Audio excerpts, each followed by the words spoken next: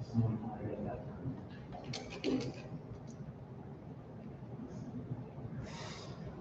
1, 2.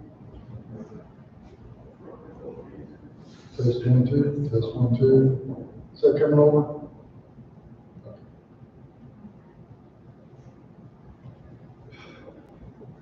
Okay, good morning, folks. We'll go ahead and get started. I know we're running about 2 minutes behind here, but I want to welcome everybody out that's here early this morning after a clear sky last night. So it's quite the feat itself.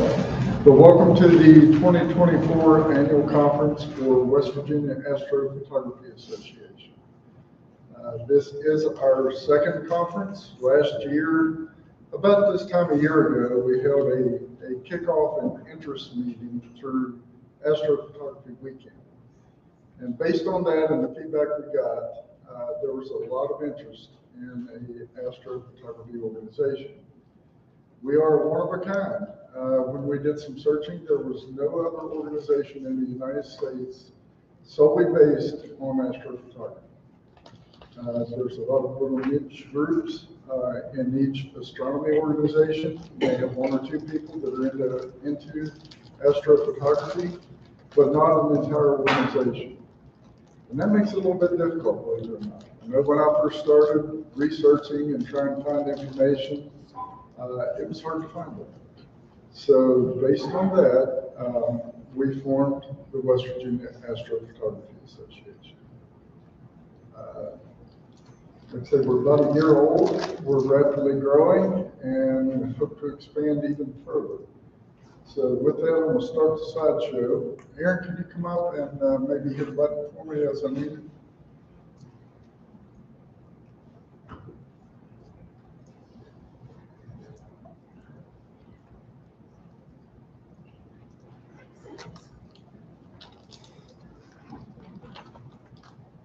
So a little bit about WVAA. This is actually who we are and what we do. So we're a group of dedicated astrophotographers. Like I said, we had recruited a core of about 8 of us together that are really enthused about outreach and education. So with that, we founded the West Virginia Astrophotography Association. Several of us hold APODs. If you don't know what an APOD is, that's an astronomy picture of the day. And again, we're driven for outreach to educate others in the science and art of astrophotography. Our purpose is to promote amateur astrophotography and astroscape photography. So let me pause right there for a second.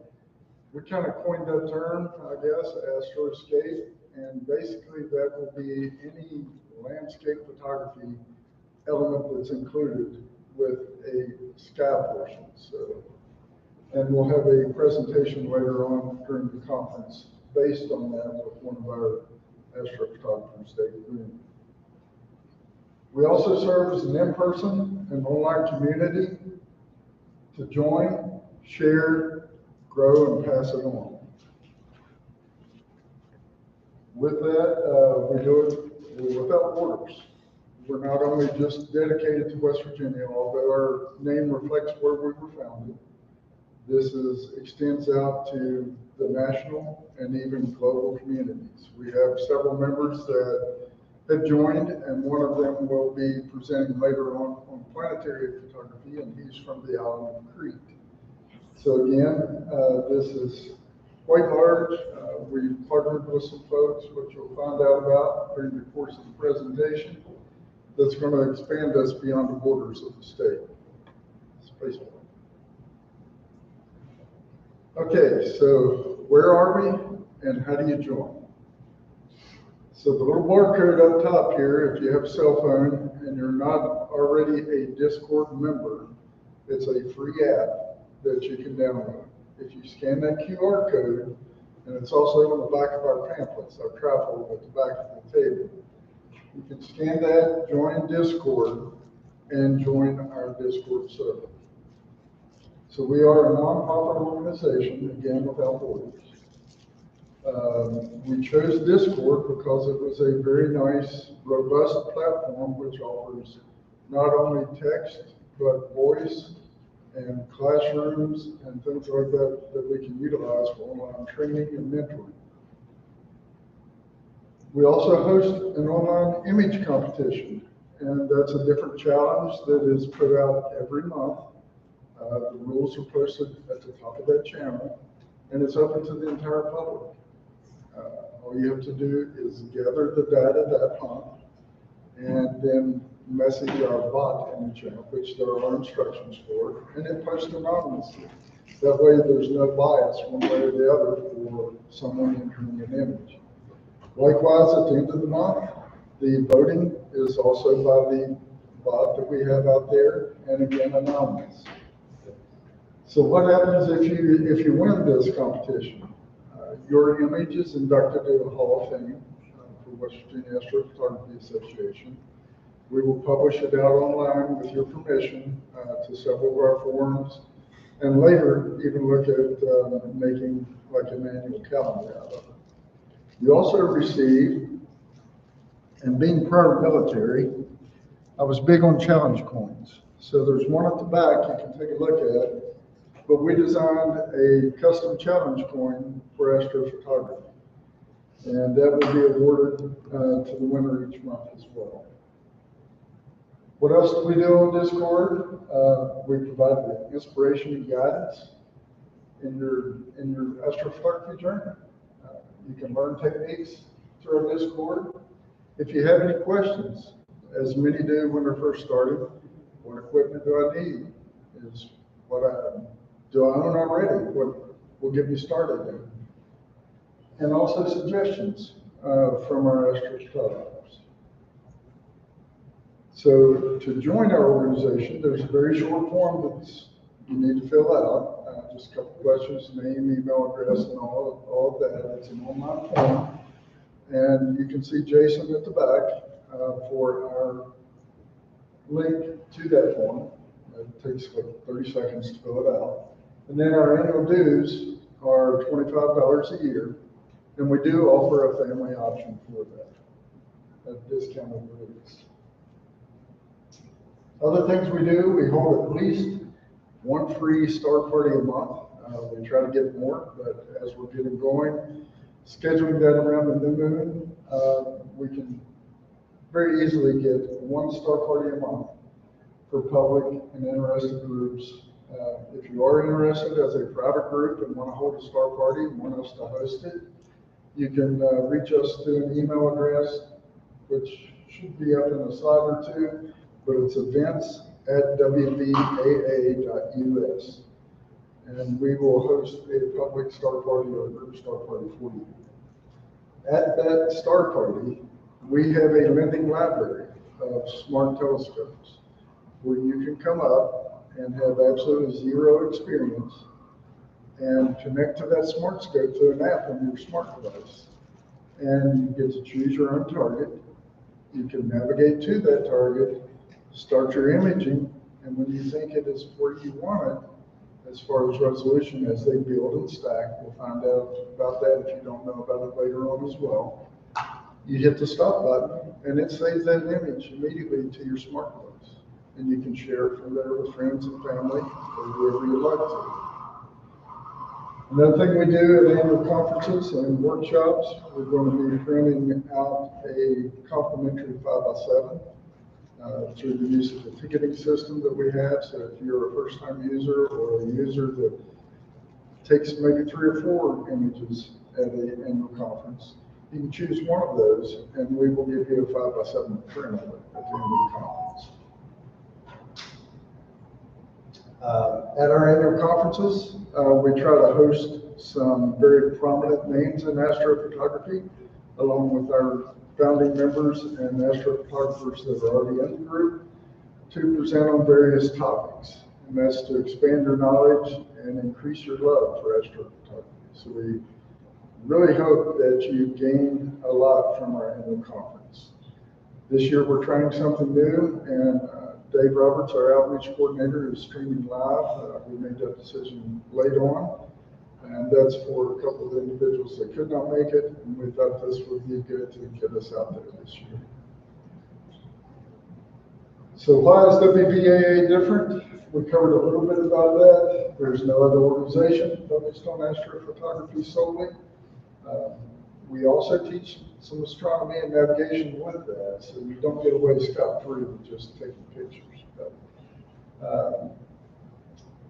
we put all that information together, made it easy to find, easy for recommendations and suggestions. A lot of that takes a lot of weeding through a lot of forms and everything else to try to glean some insight into what you may need. But we have it in one place, and some eager astrophotographers out there that are ready and chomping at the bit to help you. Again, the monthly challenge. This is a larger picture of the front side of our challenge coin. Again, custom design, kind of depicts West Virginia. Took a little while to get that one out. A little log cabin in the background, but and it's all 3D as well, so raised coins. And again, no equipment needed for star parties, but if you have your own astro equipment, please bring it. You know, join in the fun, take your own photos with your equipment, and learn how to use your equipment if you have any questions. Again, we're there to help with it. Okay, next slide.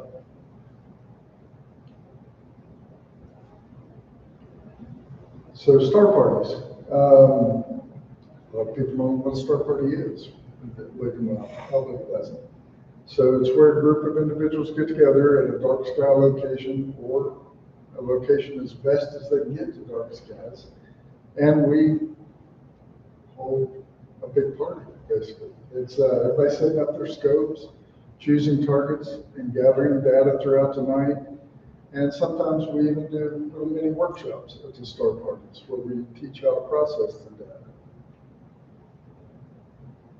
We offer free hot coffee. Our theme is coffee and stars. We also offer hot cocoa to some of the younger members or anybody that would like that. Coffee is another passion for some of us, believe it or not. We roast our own and do some high-end coffees. So come out and enjoy one on us. And you can start your journey, if you've not already done it, with one of our smart telescopes. Several partnerships. One of interest that I want to mention, Blackwater Falls here has an initiative to get designated as a dark sky site. And you'll hear more about that later on. But we have partnered with University of Tennessee. And what makes that special, they are getting ready to kick off a dark sky trail across the entire Appalachian Range. And WVAA is going to be an integral part of that. We'll be finding sites, identifying them, maybe even taking some of the dark sky readings, but we'll be providing some of the standardized educational material that we hope to get at every dark sky site. That way, anybody that's looking for a dark sky site, they know that they're going to get that level of education materials. So that is just one. We have partnered with many other people so far. Camp Virtual Tape in Charleston area. We have partnered with them, as well as Kanawha Valley Astronomical Society. And Kanawha Valley Astronomical Society actually has 3 observatories located at Camp Virtual Tape. So they have a very nice venue, a lot of opportunity for very nice skies, as well as lodging and rooms there. So both of those partnerships are very good. We do joint star parties. We recently this spring had a joint Messier marathon, which worked out very well. We do have a Messier catalog poster that we put together that was taken by members of WVAA, and a lot of those, believe it or not, were taken with a smart scope.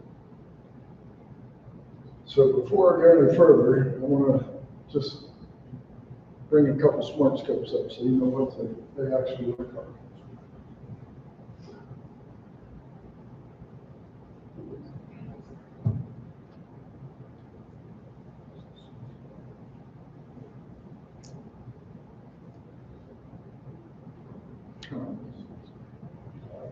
So I have two different smart scopes here, and they are small, believe it or not. Small, but packed full of a ton of features. The one here on my right is called the Seestar, made by ZWO, and we do have a presentation dedicated to that. So I got to see the review or a promo video on this before they were released. We did some research and all of that, and this seemed to be an untrue device. I didn't believe we could get a device that had that capability for the price point that they chose. And the price point for this is $500. That's a good target point for people just getting in. But this is not just for beginners. This is for intermediate and advanced astrophotographers as well. It is a great grab and go, a great travel scope. It packs about $3,000 worth of technology and gear into a $500 package.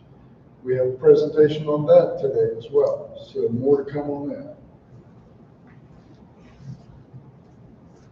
And the second device I've just recently acquired, this is a Dwarf Labs Dwarf 2, another variant of a smart scope.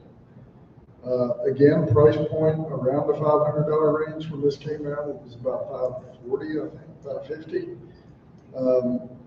And this ties directly into our partnerships.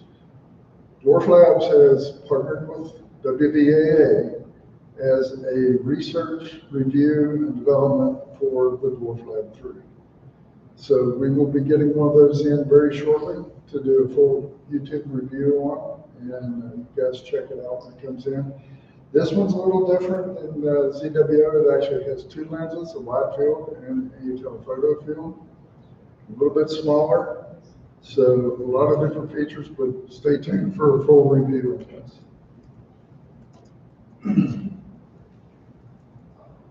More about partnerships. Is anybody familiar or not familiar with the Clay Center in Charleston? Okay. Clay Center in Charleston, Dave and I just went and cemented our partnership with that organization. So we will be doing a lot of joint activities and education with the Clay Center. And also hope to maybe do an exhibit down there at some point of some of the photographs that we take. There's quite a few other partnerships out there. We have one out right now for NASA. We have one out for Spruce Mountain Institute, and a few others. So stay tuned on those, and we'll be back. Lot to come. So this is a formal invitation, or informal, however you want to look at it. Bring your families in. It's a great family fun night. I mean, kids will have fun. They know how to use a smart device. Some of us may not. But they will love taking a picture and actually seeing what's up in the sky to take pictures of. Oh, that's it. No. Okay, some other community events that WVAA is involved in. This top left picture is a picture of Kanawha County's outdoor classroom this year. During that classroom period, it's about a week long. This year was a little bit shorter. They had some busing issues, so the attendance was cut in half. But Jason Young back is sitting there, or standing there, sitting at the back. And I did a few of those sessions. And with that, we had about 500 students come through. So that was a pretty decent turnout. And they were, it's about 15, 20 minutes of instruction and usage. They got to do live solar photography. They got to see it in action. We also had some static things up, but we did astronomy lessons based on our closest star, the sun. We also worked with the 4-H club, and they have started in Charleston an astronomy spin club, which is a special interest club. And you can see that down here at the bottom. They learned about sea stars, they learned all about astronomy. We're trained and everything, ready to utilize the observatory to give their own presentation on a target that they got to choose. They utilized the Seestars in the classroom to take pictures. It was inclement weather, so, but they took pictures with that of some of our photographs hanging up different places on the wall. So, good little activity. Festivals. One picture here was just getting set up. That was for a fall festival held at Camp Tate. So we attend those as well, and there's a few more of those in the future throughout various places within the state. And then down the bottom, you'll see the two smart telescopes. And up top, this turned out to be quite interesting. So I know a lot of us went to the solar eclipse this past year, and my plans changed about 50 times where I was going. I had 2 rooms booked, different locations. Luckily, the weather broke in Indiana, where my wife was going to be attending military school. So we drove to Indiana. And at Indiana, this is a little story I'm going to tell here. The night before, we went and scouted our location. It was going to be another hour-and-a-half drive to the center of totality for me from there, not counting traffic. And we all know what happens with traffic and eclipses. So with that, we were still on the path of totality. So I scouted around and I found a parking lot, a big, huge parking lot that was vacant. It's great. You know, I'll go park there and set up and do it. Aaron and I drove the next morning while Stacy was doing breakfast to that parking lot, and there was a massive field that I couldn't see the night before. That was probably 2,000 yards long and 1,000 yards wide. And I'm like, man, that's great. And I saw some people, workers in the truck, setting up some coolers and restrooms and stuff. And then there was a sign that comes over in, free eclipse parking. I'm like, oh boy, what we stumble into. Then the food trucks started coming in. There were 20,000 people that showed up. So we had 3 Seestars set up, the scope you see over here set up, and a DSLR set up being run by a computer. So what's everybody do? They flock to the people that have all the equipment, right? 500,000 questions, which we love. You know, it was a pretty stressful getting everything up and going, but the outreach opportunity there was astounding. So, you know, some of that went directly back to WVAA. We had people join our Discord straight from that field. Had tons of kids, tons of adults coming up. We had an iPad set up on a stand that had a live stream of one of our Seestars, and it was phenomenal. So we did make it to Indiana already. All right, so again, if you would like to request group presentations, you can email us. Here's our email address, events@wvaa.us.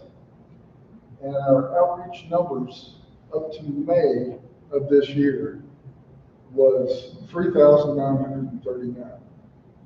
So we've kind of kept track of that. And it's a pretty good number to have just in a couple months. So looking forward to getting a ton more.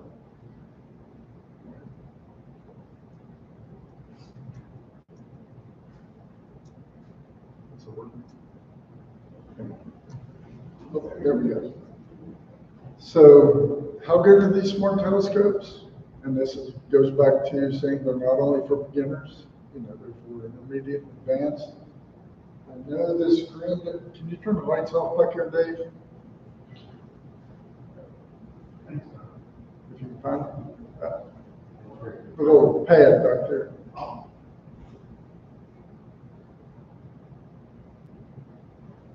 And we have all these on the computer, so you're welcome to come up and see these. But these images were all taken with the Seestar. There was post-processing done, which we teach in our workshops. But here you had the Monkey Nebula, and that was processed in narrowband through the built-in dual band filter here in the Seestar. We have Sombrero Galaxy. Of course, everybody knows Orion, Triangulum, the Crab, and Bodes. So it's impressive what this little tiny device can do for what you have into it. If you want to learn more about this, look at our Facebook page, look at our Discord, find a workshop, and we would love to have you out, love to go through everything. And if you have any questions, we'd be happy to answer those as well. Right there.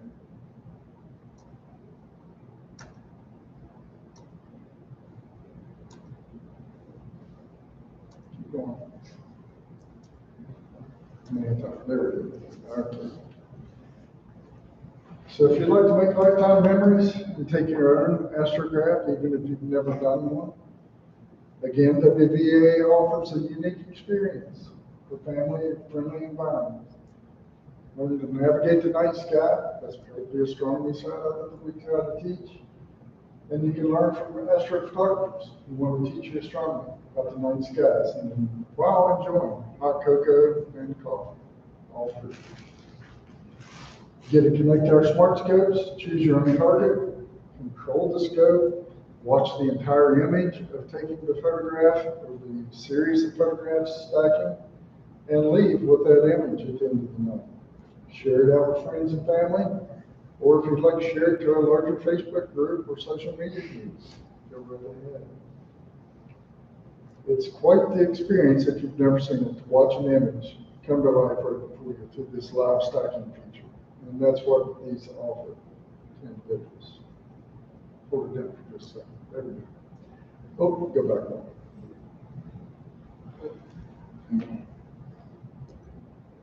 There we go. So WVAA has a pretty decent social media presence right now. We have a newer YouTube channel, which is being streamed live right now. And you can find us there at WVAA 304, or just search for West Virginia Astrophotography Association. Our Facebook page, the easiest way to do it, just search for our entire name, West Virginia Astrophotography Association. Instagram, we're known as WV Astrophotography, and Twitter is WV Astrophotos, and our web server, which is under development, will be www.wvaa.us.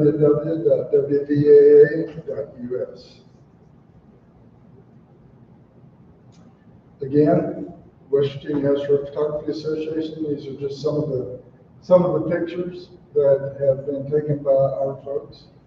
And dark skies, as we talked about how important it is, most people can't even see more than a dozen stars, especially if they live in a town. And if you take a quick closer look at this photo right here, this was at Calhoun County, which is another partnership that we are finalizing. But that is the Milky Way in the background. And it's a picture of yours truly sitting in front of it. It's amazing to see the Milky Way go horizon to horizon. So if you've not done it, get out to a dark sky center. And with that, that's the presentation of who we are and what we do. I know we're a little bit early, so I'll open up for any questions, comments, anything. Yes? Yeah, I've got a comment. I'm with the Astronomical League, and we had a conference in Kansas City. We have speakers from all around that, from all over the U.S. What I found amazing was we had a panel discussion. I sat on a panel, and when I saw the Seestar, I thought, nah, my equipment is so much better than that. Right. What we found there was a third of our audience was using Seestar for outreach. What happened then was they all came in for our astro processing. Our halls were packed with people because they wanted to learn how to process for the Seestar to do even more outreach.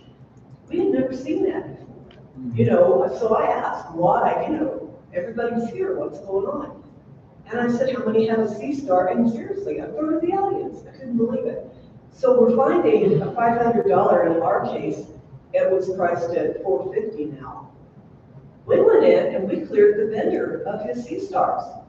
That place sold so many Seestars, it was amazing. So we have a lot of people that are just beginning to get into that. But I'm telling you, they're going to processing next. Our halls were filled with people wanting to learn how to process Seestar pictures. So that's going to be the next big thing, I think. Awesome. Thank you, Terry. So with that, just to add a little caveat to that, the processing that we teach is a workflow for one-shot color cameras, which the Seestar is. And we'll have a little bit of that later on. But there's a few differences and caveats, and we do go through that, and we teach a Seestar specific process. They are great, and what you get raw light out of the Seestar is phenomenal if you've never taken an astrograph before. But going to the next level with processing, it's not that difficult. There's a few things, a few tips and tricks, and a few different software packages that can be utilized for that. So if you'd like to learn that, please come out. And you mentioned everybody now has one and the numbers and everything. I would say probably at the clips indirectly, I sold 200 to 300 Seestars just at one event. And I'm not trying to, we don't get any kickback from it, but they're such a device that for first time people that are wanting to get into it to see if they want to go any deeper, WVAA recommends a smart telescope. And like I said, the Seestar is what we've been recommending. And I will be doing a full review on the Dwarf 3 when they ship that to us for review. And we'll go through the similarities and differences. And each one may have their own little niche. We'll find out. So stay tuned for that. But thank you for the question. Anybody else?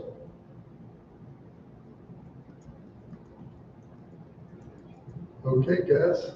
With that, like I said, we're a little bit early, but we'll take a break right now. We'll pause our stream, and everybody want to be back at top of the hour. We'll get our next presentation kicked off. We do have some administrative items that I've failed to mention earlier. For this area, of course, restrooms are just right around the corner as you go out of the lobby. We have coffee and snacks at the back, and then we have our fancy coffee, as we'll call it. And we're offering those for a donation. So if you'd like to have a latte, a cappuccino, Americano, fresh roasted beans, whatever you'd like to have right there, see one of us, we'll hook you right up with that. So. All right, thanks again, guys. We'll see you at the top of the hour.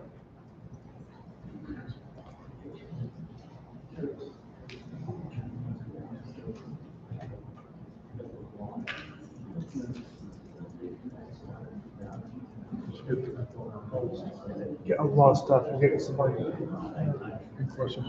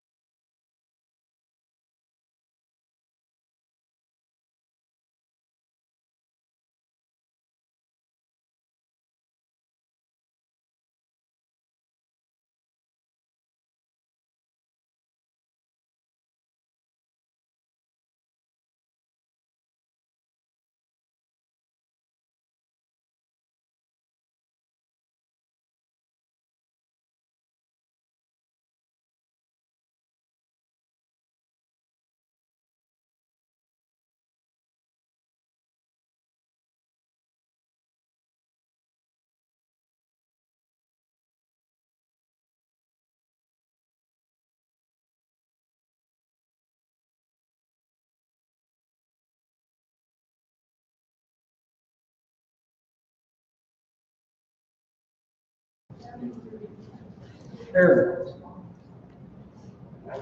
please.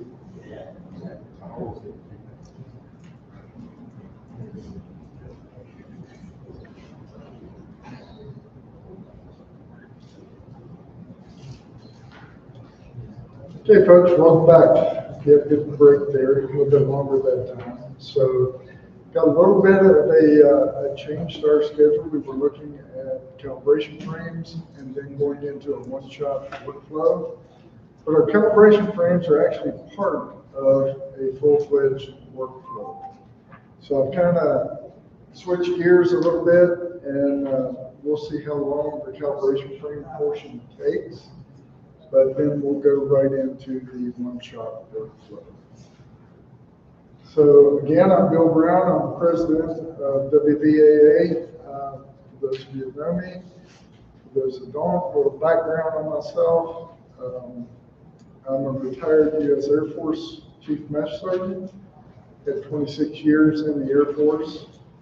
Left there, I was over the IT department. And after I left, I went to work the next day, IT again. So I worked as CIO, CSO, COO, and now I'm in the project management for CareTime. So we love our time. And in my spare time, I enjoy astrophotography and anything outdoors. What got me started in astrophotography again, I started originally back in the 80s with film. So that is quite a while back. And the first photographs I took were not astrographs, they were astroscapes. They started with landscape and extended into astrophotography. So what got me back into it is when my son became interested in astronomy and astrophotography. So we made the dive, and I started back where nobody should really start with the SCP. Started there instead of wide field. It's a little bit more difficult, but it was quite a learning curve. Like I said, information's hard to get unless you know where to go to look for it. So with that today, we're going to kick off a one-shot color workflow that I teach in our workshops. And for those of you who don't know, a one-shot color is just like a DSLR. So you can use this same workflow with your everyday DSLR camera or a dedicated astro camera. And for those of you that don't know what a dedicated astro camera looks like, there's one on this astrophotography rig over here, and it's the red device in the back.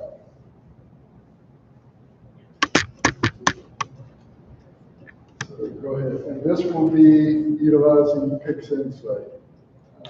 It's a post-processing software. So a little bit about the total workflow for one-shot color cameras. And that's taking it from capture to canvas. So you go through the data acquisition phase. The data acquisition, everybody thinks of taking a picture as seeing light reflected. And that's what you're getting is, and we term those as light frames. Those are not your calibration frames that we stack in with them, but that is actually photographs of your subject. But we take a series of calibration frames to go with it to go into the final integration. We also register the photographs to be utilized, and that's with the astronomical solutions. A lot of this seems big terms, but we'll go through them all. Then we integrate the photos together. We do color correction.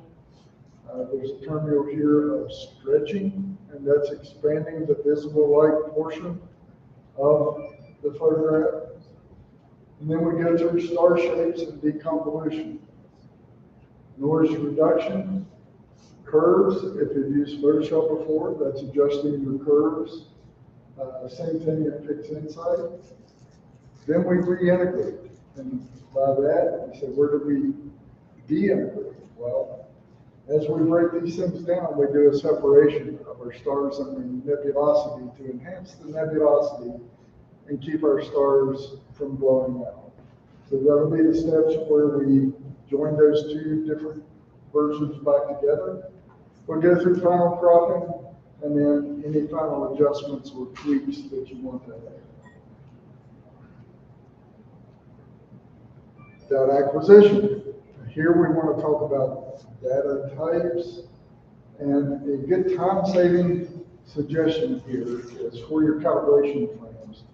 Sometimes you'll hear of a calibration library, and we'll talk about those more in depth, where you take dark frames and you build a catalog, and you'll utilize that same catalog, and they're good for about a year on the dark frames.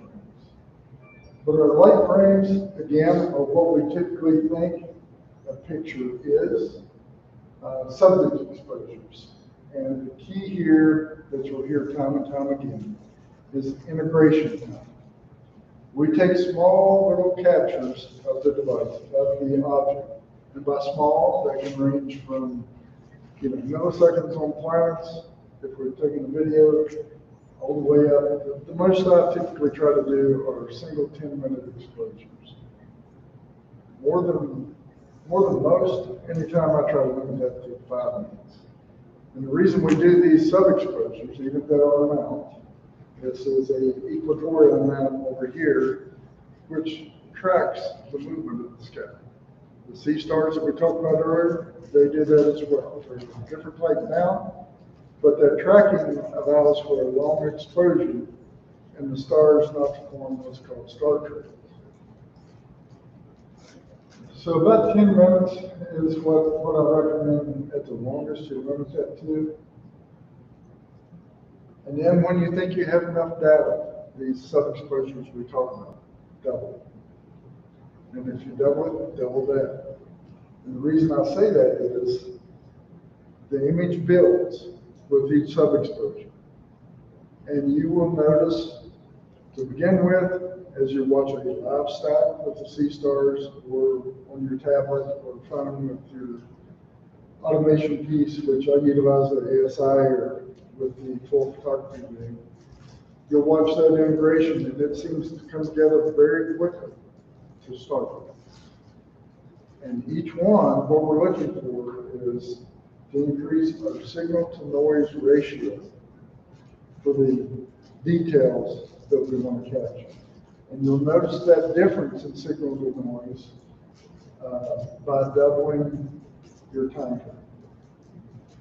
Simply 1 to 2, 2 to 4, 4 to 8, 8 to 16 exposures. And these are all 5 to 10 minutes. And the more you get, you'll hear another saying, you never have enough data. Well, that's true. You never have enough data. There are people that build data on a single subject for a year, maybe 2 years, before they finally ever finish a photograph. I've never actually finished it. So, I mean, I've got a lot of prints, I've got a lot of what I've published, but I will continue to add to this. And it just further refines the detail and reduces the background noise. In particular, what I really want to talk about is calibration frames. And calibration frames is a generalized category of frames. With that, we take dark frames. Now, the dark frames, to be specific about those, sorry, somebody have a question? I'm sorry, okay. So, the dark frame, you take that at the same time exposure, or length of exposure that you take your light frames of, and the same temperature. And that's important because that is your thermal regulation of noise. And the purpose of a dark frame is to remove that thermal noise. And that's on your sensor thermal noise, as well as any amp glow. And we will show an example of an amp glow here shortly. And this has to be redone with every different camera that you run, and with every time frame. The minimum I recommend using during a stacking process is 25 of these. It takes about that many to negate the thermal noise. Simple to take. Again, you can catalog these using 40 years. Bias frames They're similar to dark, except they're extremely short exposures. And you take those to average and remove sensor read noise. And all these are different types of noises. And by noise, if you look at a flat field or the black background in an astrophotograph, you'll notice what looks like static. That is the noise we're talking about. Again, for bias frames, you want to take for each camera you own, and these are the quickest exposure you can take with your cap on. That'll be a library as well. That one I have not changed, and I know they're good until a minimum of a year, but it doesn't hurt to retake it annually. So 75 to 100 bias frames is what I recommend. And with each one of these, you will build a master of that, and stacking all those together. So your processing speed is increased by using the master instead of each bias frame or each dark frame. One of the most important is a flat frame. And those are lighted exposures. And we take those, utilizing, pull one of these up here where you can see it. And there are various types of these. This one happens to be a battery operated light panel. And I got this one big enough to take care of my SCT as well as anything smaller I may have. So if I turn it on, as you can see, and it has different temperatures you can go through and I sort of put it on the panel twice. And that'll give me the cleanest feedback. But with that, there's also different varying levels of intensity. You don't need a whole lot. If you had 3 options, I would use the middle option for your intensity. In taking those, you can get these off Amazon or anywhere. They're called a tracing pad. There's also some dedicated astronomical flat panels that you can purchase through the astronomical shop. But I found this one to be quite sufficient for what I need. And it's not very expensive. You can get those for $20, $30. They're not too bad. These will be utilized with a regular telescope, with a DSLR, or with camera lens and dedicated astro camera. Your Seestars and your smart devices do not need that. Again, it's a very short exposure. Some cameras are specific, and you'll have to look at those guidelines from the manufacturer. The one I have on that camera up there is a ASI 2600 one-shot collar. And with that one, they recommend a 1 second flat frame. So I'll try to take those at 1 second. ASI air, if you utilize that for your automation process, it calculates for you the length of exposure needed based on the amount of light and everything else that is included in it. The target value is 25,000 ADU to start with. And what these are used for, if you've ever owned any optics, you know they draw dust like a magnet. And this will remove dust spots or any vignetting, which are darkened corners, which come onto each frame. We'll take a look at that.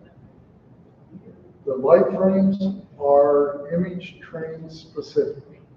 What do I mean by image train specific? So that is anything from the last optic in scope back to include the camera. So if you have a filter drawer, this one has a blank in it, but if I'm using filters to take photographs, you have to take different light frames for each filter. And the light frames have to be taken at every time you acquire data. And the rationale for that is you can't move a telescope without dust shifting. So every time before you shut down, it doesn't take much time, it's essential to take a flat frame or a series of flat frames. And I can demonstrate some differences in exposures with and without flat frames. All right, go ahead. thing. So it's kind of hard to see in here because we've got some light leakage. A dark frame, this is the example. And again, master dark frame in the library, you can utilize that many times. But if you can see these star-like spikes here, I don't know if you can see it in the back or not, that is amplified. And that happens on a lot of the cameras. Some are amp free, some of the higher end ones are.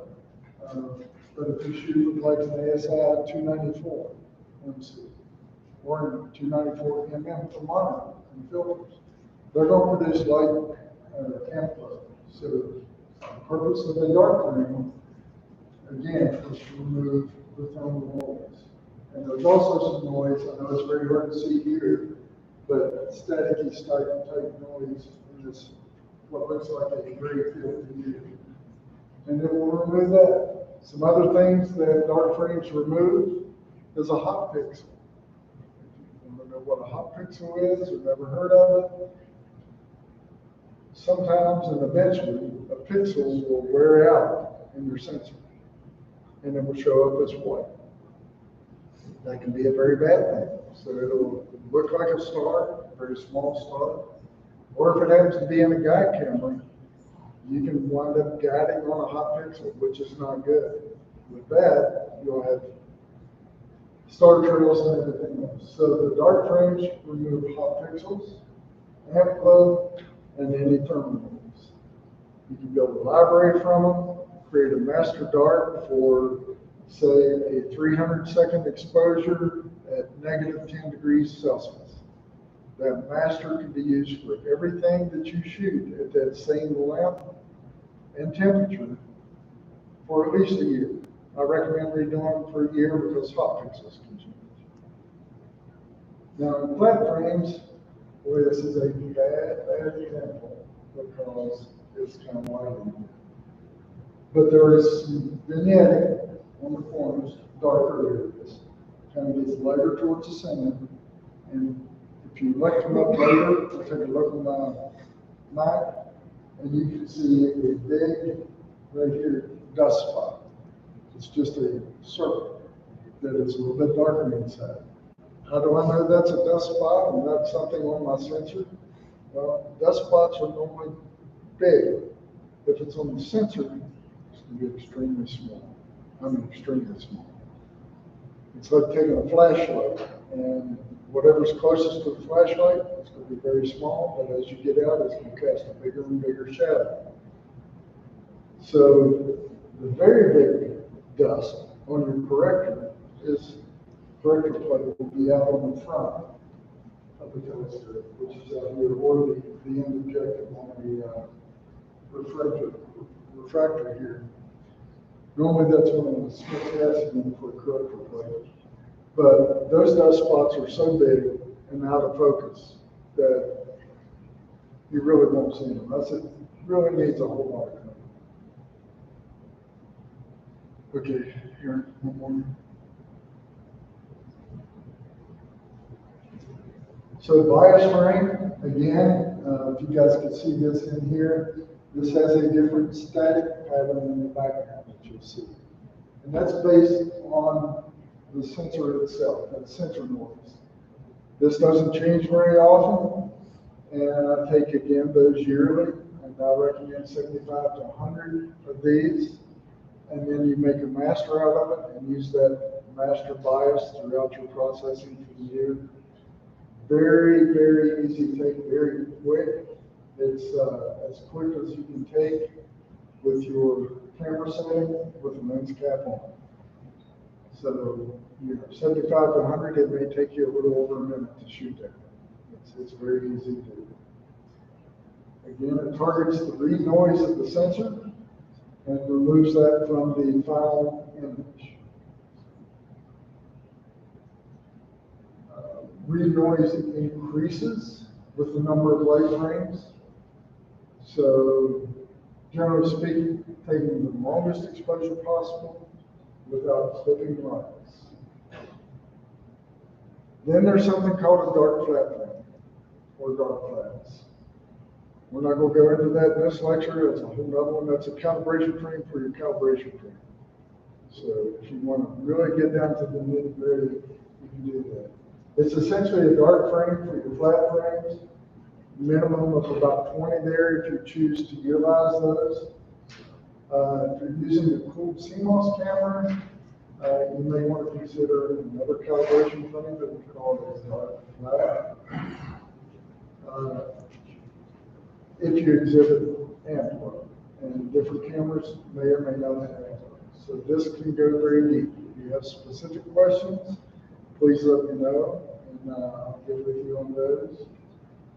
For our dark flats, they're not always required, but if you're shooting flat frames with high gain settings, I would definitely consider taking dark flat frames.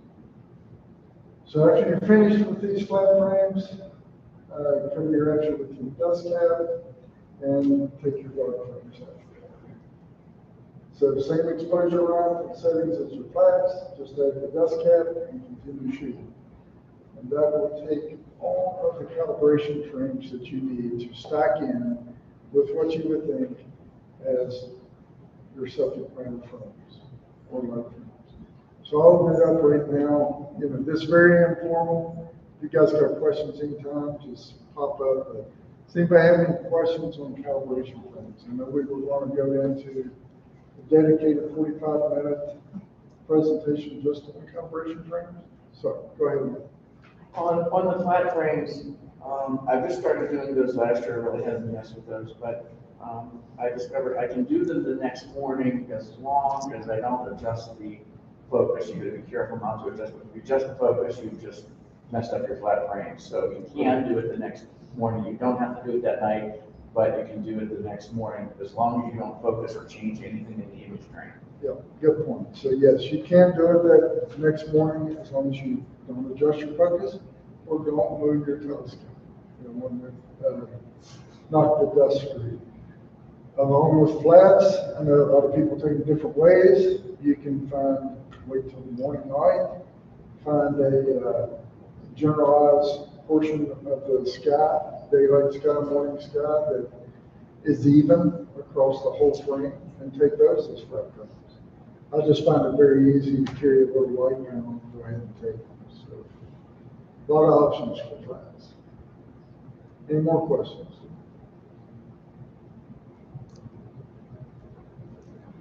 Okay.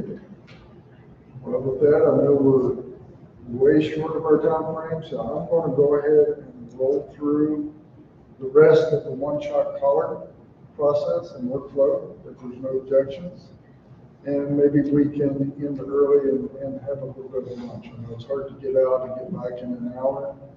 So, Aaron, if you would, go ahead.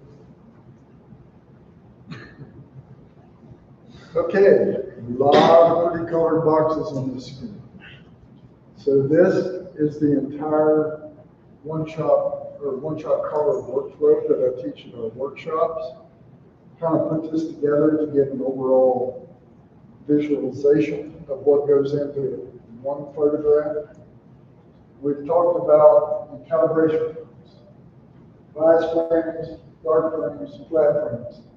Each group of those separate is then stacked together, and we have a master bias, master dark, and master flat that we talked about.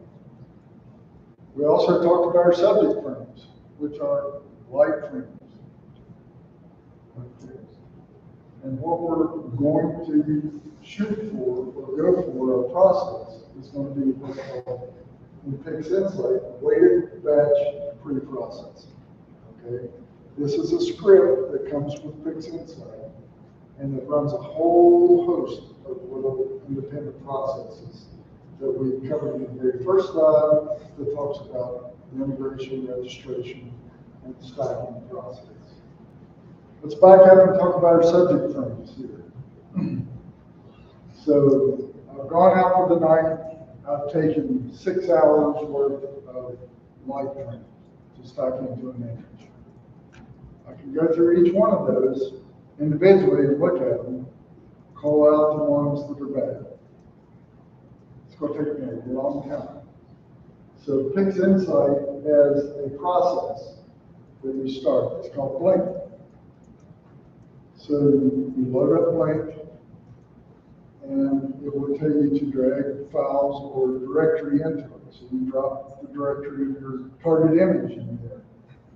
It opens up all those images and overlays them one on top of each other, just hidden by the one on top.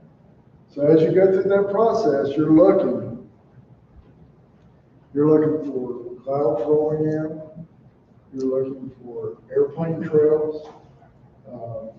Airplane trails and satellites can be stacked out, but I recommend, especially airplane trails, something very wide. You'll have two streaks and then a dotted streak in the middle. That's the wingtip lights and the underbelly light of an airplane. I go ahead and call those, not to cause any interference. Satellites, unless there's a whole host or a Starlink train, you can generally stack those out, and you won't see them in the final image. But again, clouds, what else we call something you called out? Airplanes, or a bad light exposure, like happened down here at the park class. And somebody pulls in unknowingly, bright headlights, you've lost a 5 minute or 10 minute sight, whatever you've got there. We want to call that one out. So this process, you've got objective frames, and what I do is tell it to copy everything that I'll leave in blank. I delete the ones. Everything that's left in blank, I tell it to copy that, and I create a folder called good. So then I've got these good frames. I open up this weighted batch pre-processing process, and it's got a tag for each type of setting at the bottom. So you have the light frames. I take this good frame directory, drag and drop it in.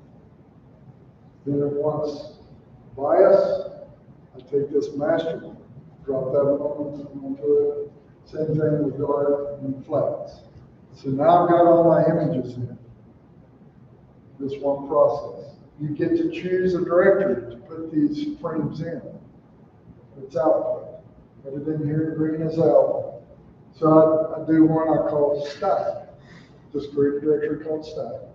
And put that directory in. You hit start, then you get away.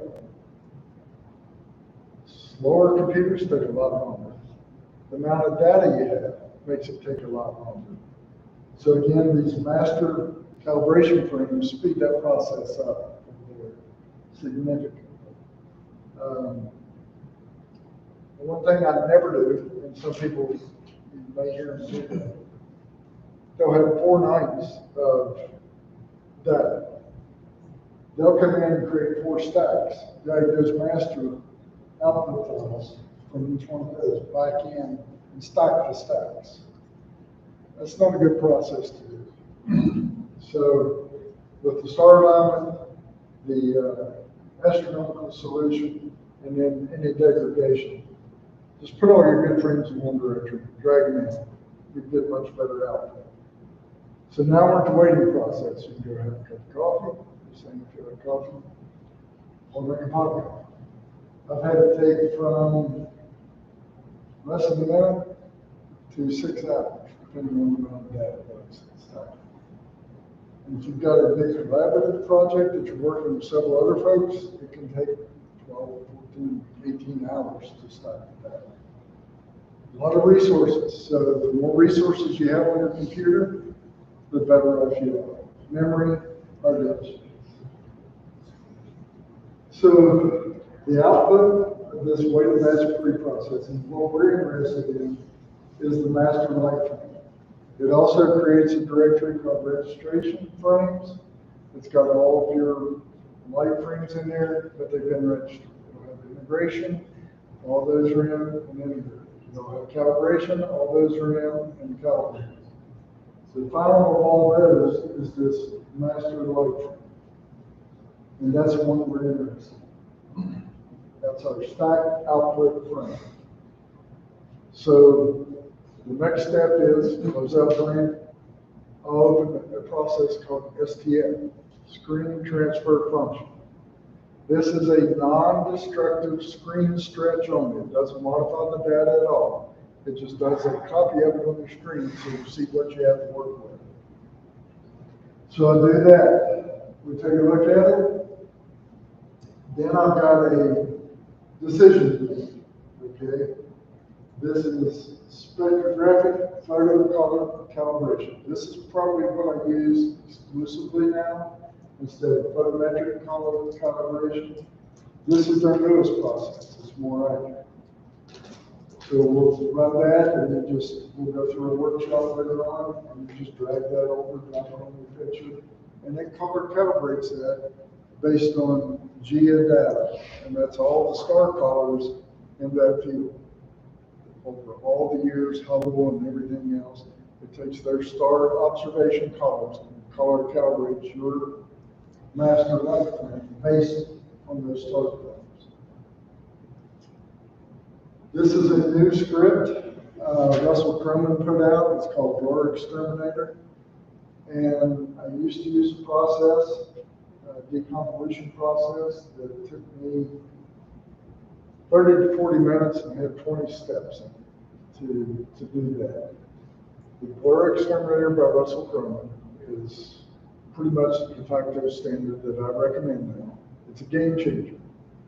So with this one script, and you have your master light frame that has been screen stretched, we haven't damaged the data yet, and color calibrated.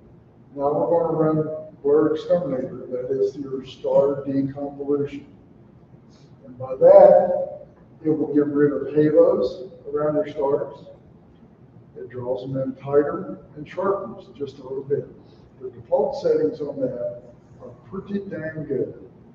So you've got several sliders you can move around to try to tweak it more. But if you want to take a look at their default settings, some of the ones I've got up here and the ones that are on the table for raffle prizes have had Blur Exterminator on it. And everything you see here up front is going to a gallery today, after the conference, is a one-shot color camera. They do great. You can get finer detail with monochromes. That's a whole other step, and adds days to your data acquisition. So Blur Exterminator, again, Russell Cronin, you run that on, you get a reduced stars, tightened up, there's no halos.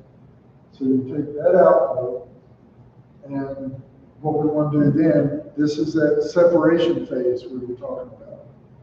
Separate your stars from your nebulosity. Two scripts. There's StarNet++. This is a free script to run. Or Russell Cronin has another one. It's called Star Exterminator. Russell Cronin, I've kind of started utilizing his wholeheartedly now. Results I find are just a little bit better with Star Exterminator for what I've shot than StarNet++. But again, that's a great free script to utilize for it. So from that step, my output is 2 frames. Okay, I've got a stars only frame, and then I have a nebulosity frame. Again, we've still not modified permanently the histogram on this or the stretching. We are still in the linear stage, which has not been stretched. So, of those 2 frames, next I'm going to focus on my nebulosity frame. What comes next? We're going to do a gradient removal step. And pretty much there's going to be a gradient for every photo you have of some type. Unless you're in 401, it's perfect seeing condition. So with the gradient removal process, we have 4 choices here. You have Blackwater, which is a free software external that is added in. You have gradient correction, which is a brand new script that PixInsight is included. We have what's called ABE, automatic background extraction, and DBE, dynamic background extraction. Each one of those has a different process to go through to do it, and some are better at certain gradients than others. We teach this in full detail in our workshops. For the most part, now I've been utilizing here lately the gradient correction that comes with PixInsight, and that has been a great improvement on their part and fantastic script to use. And it will remove, say, one side of your, you get some light pollution on one side, maybe the moon's up, and it's a narrow band or something. You'll get that gradient. Does everybody know what I mean by when I say gradient? You go from a difference in contrast. Dark on one side, light on the other, you go corner to corner, it can be several different areas. So what this does is it analyzes the gradient and totally removes it. So it's a background neutralization as well as any gradient removal all wrapped in one. So the output from that, if you guys have questions at the time, please stop. Yeah, go ahead. So these scripts that you run, and say most of them have parameters that you can adjust. Yes, Can you also get a preview before you apply that? you do. Okay. Yes. For most all of them? Or all? Yes, Okay. you can do that on every single one. Okay. And excuse me. So for those of you who have not used PixInsight, on the script screen or the screen for the process, you'll have three little icons down to the lower left. You have a triangle, which you can drag that and drop it on your picture, and it applies that script. You have a square, which is a global apply. And then you typically have a little round, you may have two rounds, but there's a round one that is hollow. It's just not a circle. If you click that, that brings up a preview of what it's going to apply. Any more questions? Okay. Moving from our gradient removal step, again, one more decision. We talk about noise extraction or noise removal right now. There's a lot of controversy around noise removal. There's a great aftermarket program called Topaz AI, and it does use AI to remove noise. The discussion on the Topaz side is, does it add data that is not actually there? I've not found it to. It just cleans up the noise. So, and there's different settings in Topaz and different methods or profiles to utilize for that. There's clear, there's standard, there's extreme noise reduction, there's several different ones. But again, it has a preview. It's an external program, so you have to save this in one file. Again, we still have to stretch this permanently. Save this one image over, and then take that into Topaz, and then save it again and bring it back into PixInsight. Or Russell Pendleton Rescue again. He has a built-in script, which you purchase as well. It's called Noise Exterminator, and it is not going to modify your data in any way as far as adding data. So again, I've been using Noise X quite a bit recently to get that done. You can apply and change the amount you would like to do, as with anything in PixInsight. It is extremely customizable and flexible. It's a whole nother language you need to learn. You can tell by whatever you know about image processing, but it's well worth it. This is the de facto standard. It's what's used for Hubble. It's what's used for James Webb. It's used for all of the scientifically released images that I know of. I'm not saying that that's the only thing that's used. Sometimes I'll take something out, use Photoshop, bring it back in. So, extremely flexible. So our output from our noise removal step will be our nebula. So right now we have a star screen that we haven't touched, we're trying to part of it. And we have a nebula. Both of those have been screen stretched, but not permanently stretched all through your data. So all this is what we term linear flowchart. So not modifying your histogram or stretching at this point. Our next step will take it into non-linear. This is where we convert it to an image you can see with your eyes without any special process.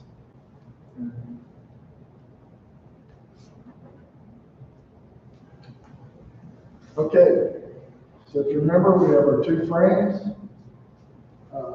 Now we'll go into what's called non-linear, where we permanently alter those frames. Let's start on the left with the nebula. So a process I like to use, you can use another one which I'll cover here, GHS.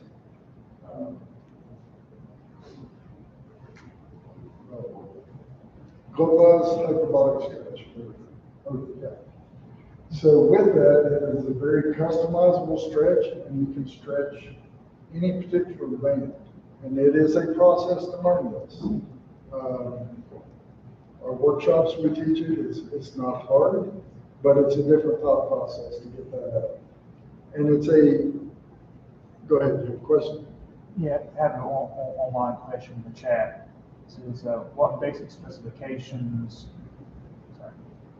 specifications should your computer have to get started in RAM, internal disk versus external drive, cost of fixing site, or version of it? Okay, good question. So let's pause for a second. The question online was the basic requirements of a computer. Of course, the more, the better. And there are minimum requirements on PixInsight's website, so I will refer you there to their minimums. I can tell you what I utilize. I've got 32 gig of RAM, a 1 terabyte hard drive. Of course, I'm running this on Mac OS, but PixInsight is supported on Mac, Windows, as well as Linux. So it is completely cross-platform compatible. I'm well above the minimum specifications. So check out PixInsight's website, and it will have those listed for you. Cost of PixInsight, I'm thinking was, Dave, do you know the current price? It's stand by.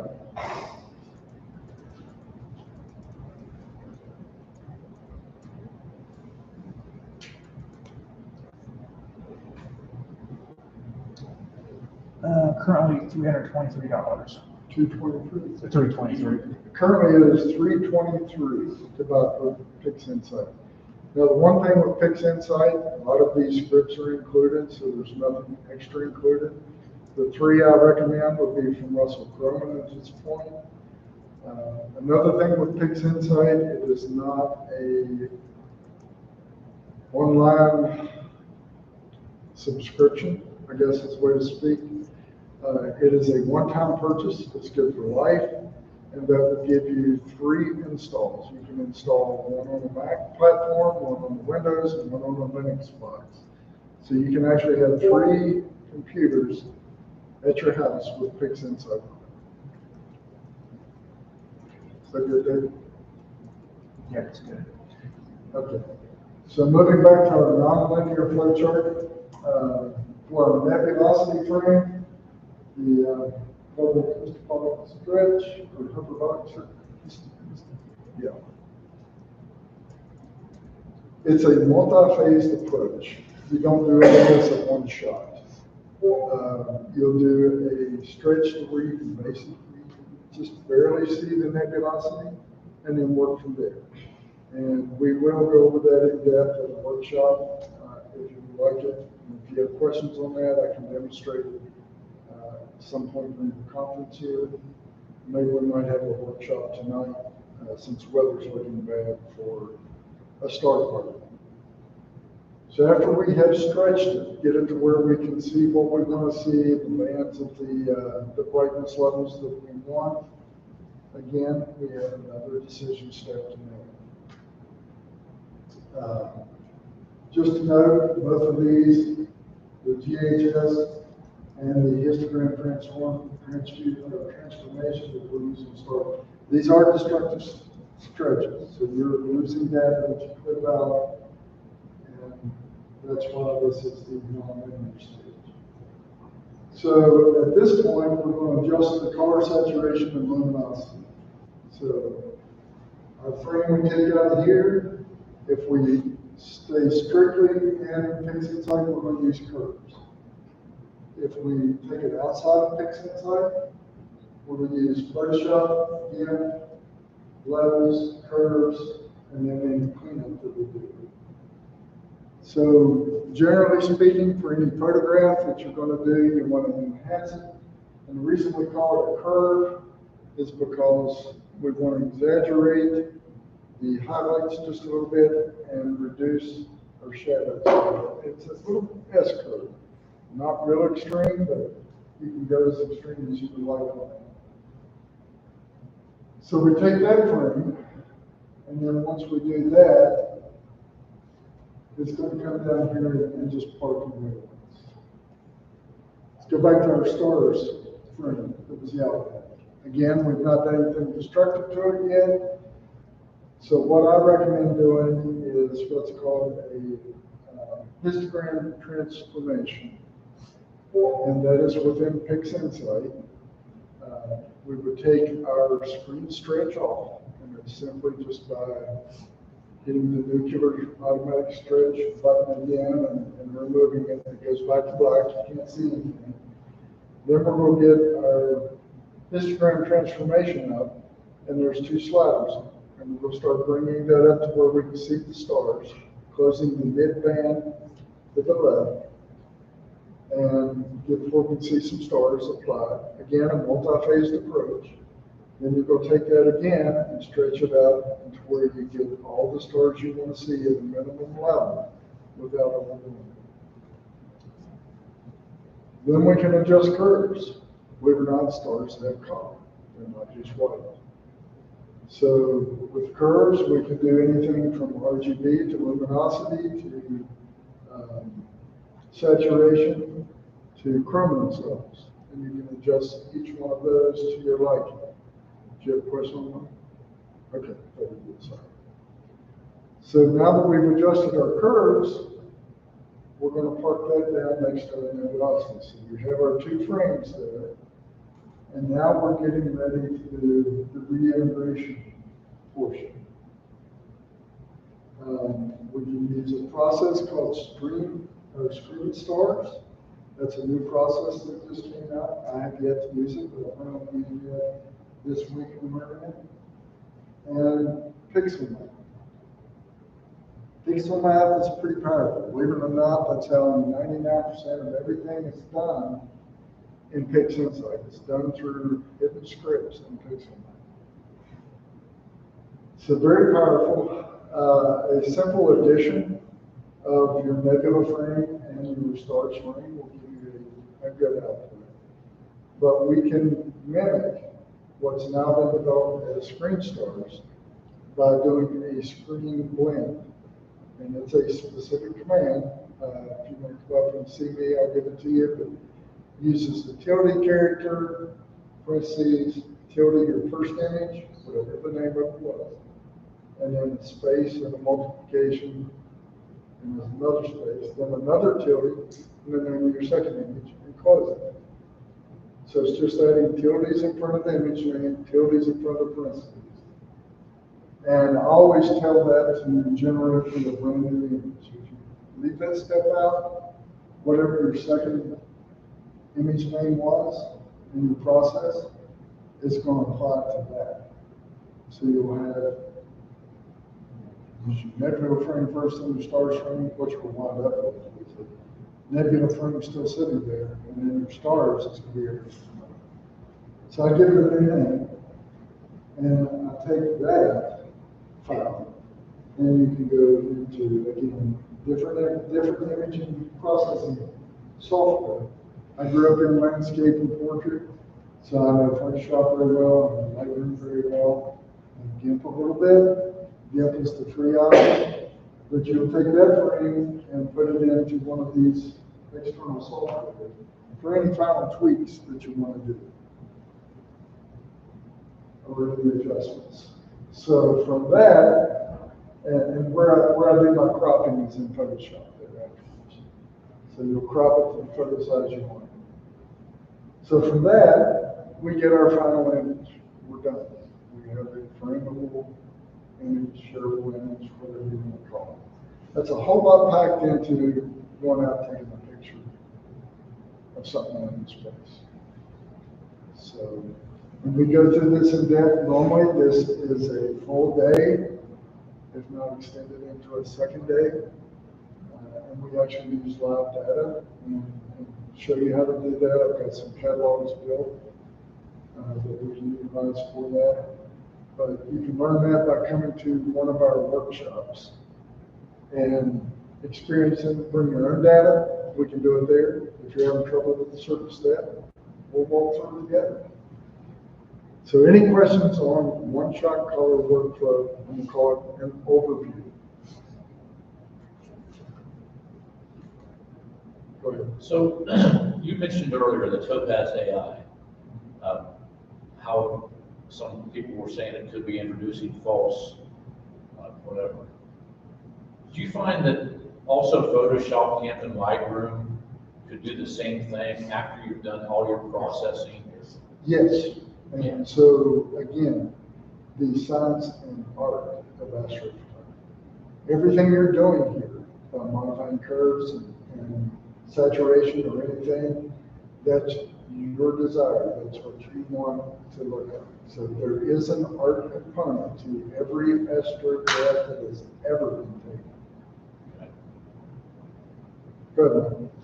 So you talked about the PixInsight, but there's also a free tool called Serial, and you can do a lot of this in Serial as well. It's a free, if you want to start out, I started out playing with Serial and to understand the concepts, and then I started working with PixInsight. I know virtually nothing about PixInsight, but I'm playing with it. So the thing with Serial is there are some online tutorials, and it's a little bit simpler to navigate. It's not as complex, and you can learn the concepts through using Serial, and then that actually helps you build on what you're going to do in PixInsight. Yes, that's not. Yeah, and it's free software. And also with PixInsight, you were talking about the speed and the kind of equipment you have. If you have a PC with an NVIDIA card, you can enable something called CUDA, which is a processing, it uses the processor chip on the video card to process the image, and it runs probably 75% faster than it's swapping back and forth to the CPU in the laptop. So you could take something that would take 7 minutes to process an image, particularly with the add-ons, yeah, the RC stuff. It will take something that took 7 minutes to do with the PC, but if you turn that on, it's 40 seconds and it's done. Right. So I think everybody heard you, Mike, but if not, I can repeat some of that. So good point. So there are other software. I'm sorry, the battery is dead in this, and that's why it's been so low. I didn't notice it's going off about a minute into when I start talking, so I'll go get another battery. But we do have a presentation on Serial. And again, that's a free software. Brent Maynard will be covering that. So thank you very much for that, Brent. So a lot of options out there, guys. And what I'm saying here, what I'm doing in PixInsight, there are people out there that totally process everything in Photoshop. You can process in Lightroom, you can process in GIMP. A lot of these are options. This was just a one-shot color workflow for PixInsight. Any more questions? I'm not even a beginner yet. Yep. So how long does it take you to go through this workflow? Well, it depends on the data, amount of data. A Seestar, let's take a Seestar image. If I take the stacked image out of the Seestar, which is what you have on your phone, and I'll process the individual files and do the stacking and all that, be done in less than 5 minutes. So it's a very quick process. The amount of data drives that and what you want. If I go back and take those individual files from the Seestar, the FIDS files is what they're known as, and say I have 800 of them, it's going to take me a while to go through that stacking process. One thing the Seestar does for you on that, it integrates every FIDS file, already has a built-in dark frame that's been included with it. So it's already done. The only thing you can do for that is stack those original files. Good question. Anybody else? Explain what a FIDS file is. FIDS file? Yeah, explain what a FIDS file is. A FIDS file is just a file format, just like PNG or JPEG or anything else. The FIDS files include a lot of metadata. It'll have information about your camera, information about the exposure, information about the location, information about the object, information about the astronomical solution, what that object is and the coordinates where it is in the sky. So it includes all that information in it. It's raw data at that point. The exposure information is all raw, and you're able to process that on your own instead of taking a pre-canned process that will spit out an image. You can tweak it a little. Okay, any more questions? All right. Well, must have been okay for an overview. Like I said, to dive down into this process, it is a full-day workshop. I invite everybody to come out. We'll be having our next workshop in November. It will be at the Summit Spectral Reserve. It's the Boy Scout Jamboree Reserve that has hosted the National and World Jamboree. So they do have rooms available. There's also bunkhouses available. There's sort of a dorm type area that we can get. And if you'd like to camp, you can camp. They have on-site meals. It's really all in one place, and it's 10,000 acres. So there may be some other folks don't know things that we will never see there. It's massive. So again, thank you very much. Appreciate it. If you have any questions, come back, and we will take an extended lunch break at this point. Our next presentation is at what time? I think. Yeah. Yeah, 1 o'clock. So, and if you have any questions on this as far as specifics for the one-shot caller workflow, come up to me. I'm happy to go through any of that with you here now while we're on break. Or if you want to catch me afterwards. Due to the inclement weather, we'll probably have a workshop tonight. If you want to come back and partake of that. If you have your own data, come bring it, and maybe we'll go through your data. So thanks again, folks. We'll see everybody at 1 o'clock.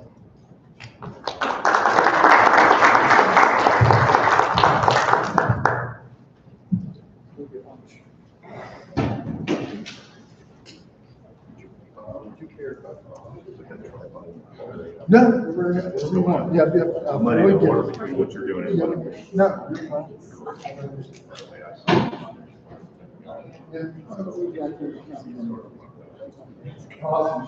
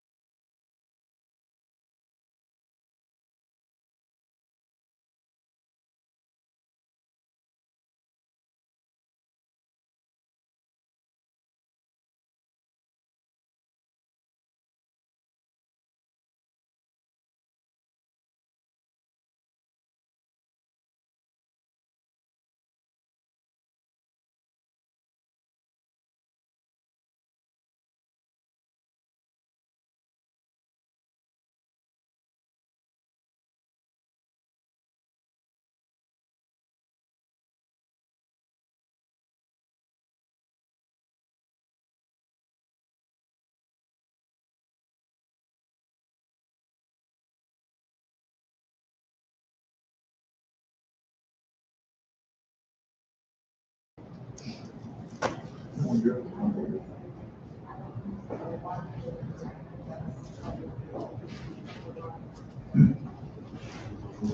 folks, welcome back. If you want to go ahead and get to your seats, if you're going to be here for this presentation, we have Cody Peterson from Astro has joined us remotely.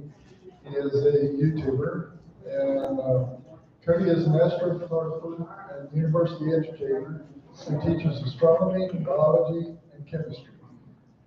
He has been intrigued by the planets and decided to study biology and botany as an undergraduate, and observational planetary science as a graduate student to further understand the dynamic processes that occur in the solar system and how life evolves on Earth. In his free time, Cody enjoys spending time with his wife and playing with his 2 children. He enjoys the outdoors, hiking, playing basketball, shooting sports, reading military history, fantasy and sci-fi, and A Night Under the Stars, of course. So let's welcome Cody Peterson. I have to apologize. I was out last night with the celestial origin way too late, and I meant to put my recording microphone in my car. I thought, I'll remember in the morning, and I didn't. So you get my default computer microphone here, so hopefully you can hear me okay. If not, just let me know in the chat. And then the other thing I have to apologize for is not being there in person. I'd have loved to have been there. I usually only teach 1 class in the summer, and it's usually at the start of the summer semester, which is like May to June. But this year I was assigned to 2 classes, and they're both the second half of the summer, so I'm just like buried with finals coming up, and there's just no way I can make it today, but I am glad that I can present to you virtually. So just to give you a little bit about me, growing up, I was never really interested in science or astronomy. I grew up in a very sports-based family, so like everything was football, basketball, golf, baseball, that sort of thing, pretty much my whole life.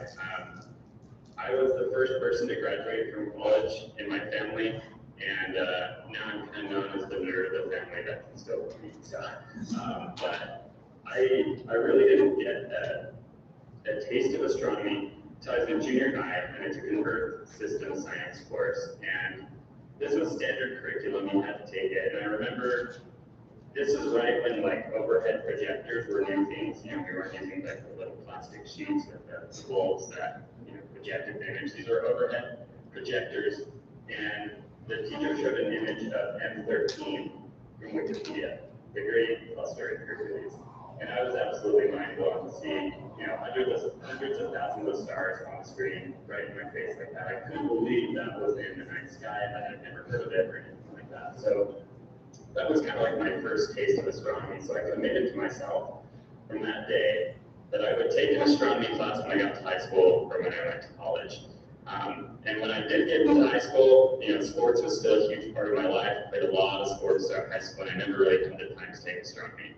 So my very first semester of college, I said, you know what, Cody, you're finally going to take this astronomy class. So I did, and I took an astronomy class in the summer, and it really changed my life. Part of the astronomy course, the assignments were to go up to the observatory, and I was super excited about that. I got to go up to the observatory. I want to say they had like a 20-inch cascade or something like that, and it was focused in on Saturn. And so Saturn was the first thing I ever saw through a telescope my first semester of college, and I was absolutely mind blown when I saw it. And so it was funny, you only had to go to the observatory twice in that semester, but I went up every single night and I started to become really good at it and teach fellow students in the class. And this was a summer semester. It was accelerated by 7 weeks, and I just ate up every bit of it, and I read the textbook from cover to cover, and I thought, you know what, I can do this. In high school I wasn't very good at math. My brother and my dad, they're salesmen. College wasn't really an expectation for my family. And so I thought, I can do this. I can, get into college, beat that imposter syndrome and do this. And so I studied biology and botany, and the reason why was I talked myself out of it, like, you can't do the math, you can't do a physics degree, you're not good enough for that. It's one of my big regrets in life. Unfortunately, I corrected that mistake when I went to graduate school. But I did love studying biology and botany because there's a lot of chemistry in that, and there's a lot to learn about life in the universe, which is one of my kind of research interests in planetary science. So that's just a little bit of my background. One thing that's kind of funny is after my first semester of college taking that astronomy class, I dropped my fall courses and I took a leave of absence. And I used my tuition money to buy a Celestron Nexstar 8SE. My parents weren't too happy about that. But it's like, dang it, college is great now, but I really want this telescope bad. So I bought the telescope, and I remember my dad and I took it out. The first thing we looked at was we opened the Celestron deep sky list from the hand controller. I had no clue really what I was doing. And we selected the wild duck cluster. Again, mind blown when I saw it, and I was just in it to win it from there. You know, bought the eyepiece kit, started buying T-adapters, all sorts of things, reading on cloudy nights, reading tons of information. It was all so new to me, and I thought, you know what? If I start a YouTube channel, teaching other people is the best way to learn something. If you can teach something, then you can learn it. And so I started a YouTube channel. It's probably one of the original astronomy YouTube channels. I want to say I started my channel in 2013 or so. And I just started making videos to help people out and also learn myself. So if you watch some of my really old videos, I am very young and the information is probably not that great, but I really enjoyed doing it and it helped me learn a lot about astronomy, and it started to grow a lot, especially during the COVID time. It grew a lot. Everyone was at home. I was trying to get some graduate courses done while I was at home. It was a challenging time, but it allowed me to get a lot of astrophotography and content done. And so my goal has never been to be like an influencer and make a ton of money or have, you know, a ton of followers or subscribers or anything like that. My goal has always just been to help people out. And so that's kind of the whole mission of my channel. That's why I'm not posting, you know, 2 or 3 times a week or anything like that. If I can find a video that can help someone out and I have the time to do it, the equipment to do it, then that's kind of the goal of my channel. So what I call it Astro Wonders. I cover a blend of astronomy topics. I know it's stupid. I've always thought of different names, but you know, once it's said, it's kind of said. So that's kind of like my background. But one thing I realized when I finished my degrees, my undergraduate degrees, I started teaching labs at the local university, and I realized that I loved to teach. And with my YouTube channel as well, I just love to teach and help other people out. So that's why I decided to pursue a graduate degree. You know, I had to get some extra math done, and before I was accepted to the University of North Dakota. But I studied observational planetary science and specifically asteroids, and it was a really cool experience for me to get my master's degree in that. And then I've been teaching lecture at the university for about the last 6 years. And I teach astronomy, chemistry, and biology. So I'm kind of like a jack of all trades in that way, but I just love teaching astronomy because it reminds me of all those experiences that I had as a student. And it's pretty amazing. Taking a general education astronomy course really changed my life, and now I'm pretty much fully invested in astronomy. So that was a long introduction. I apologize, but hopefully that kind of gives you a background into who I am. And I'm going to try to screen share here. Oh, sharing is not turned on. If you wouldn't mind allowing me to share my screen. Sure, we're looking for that now. That way I can.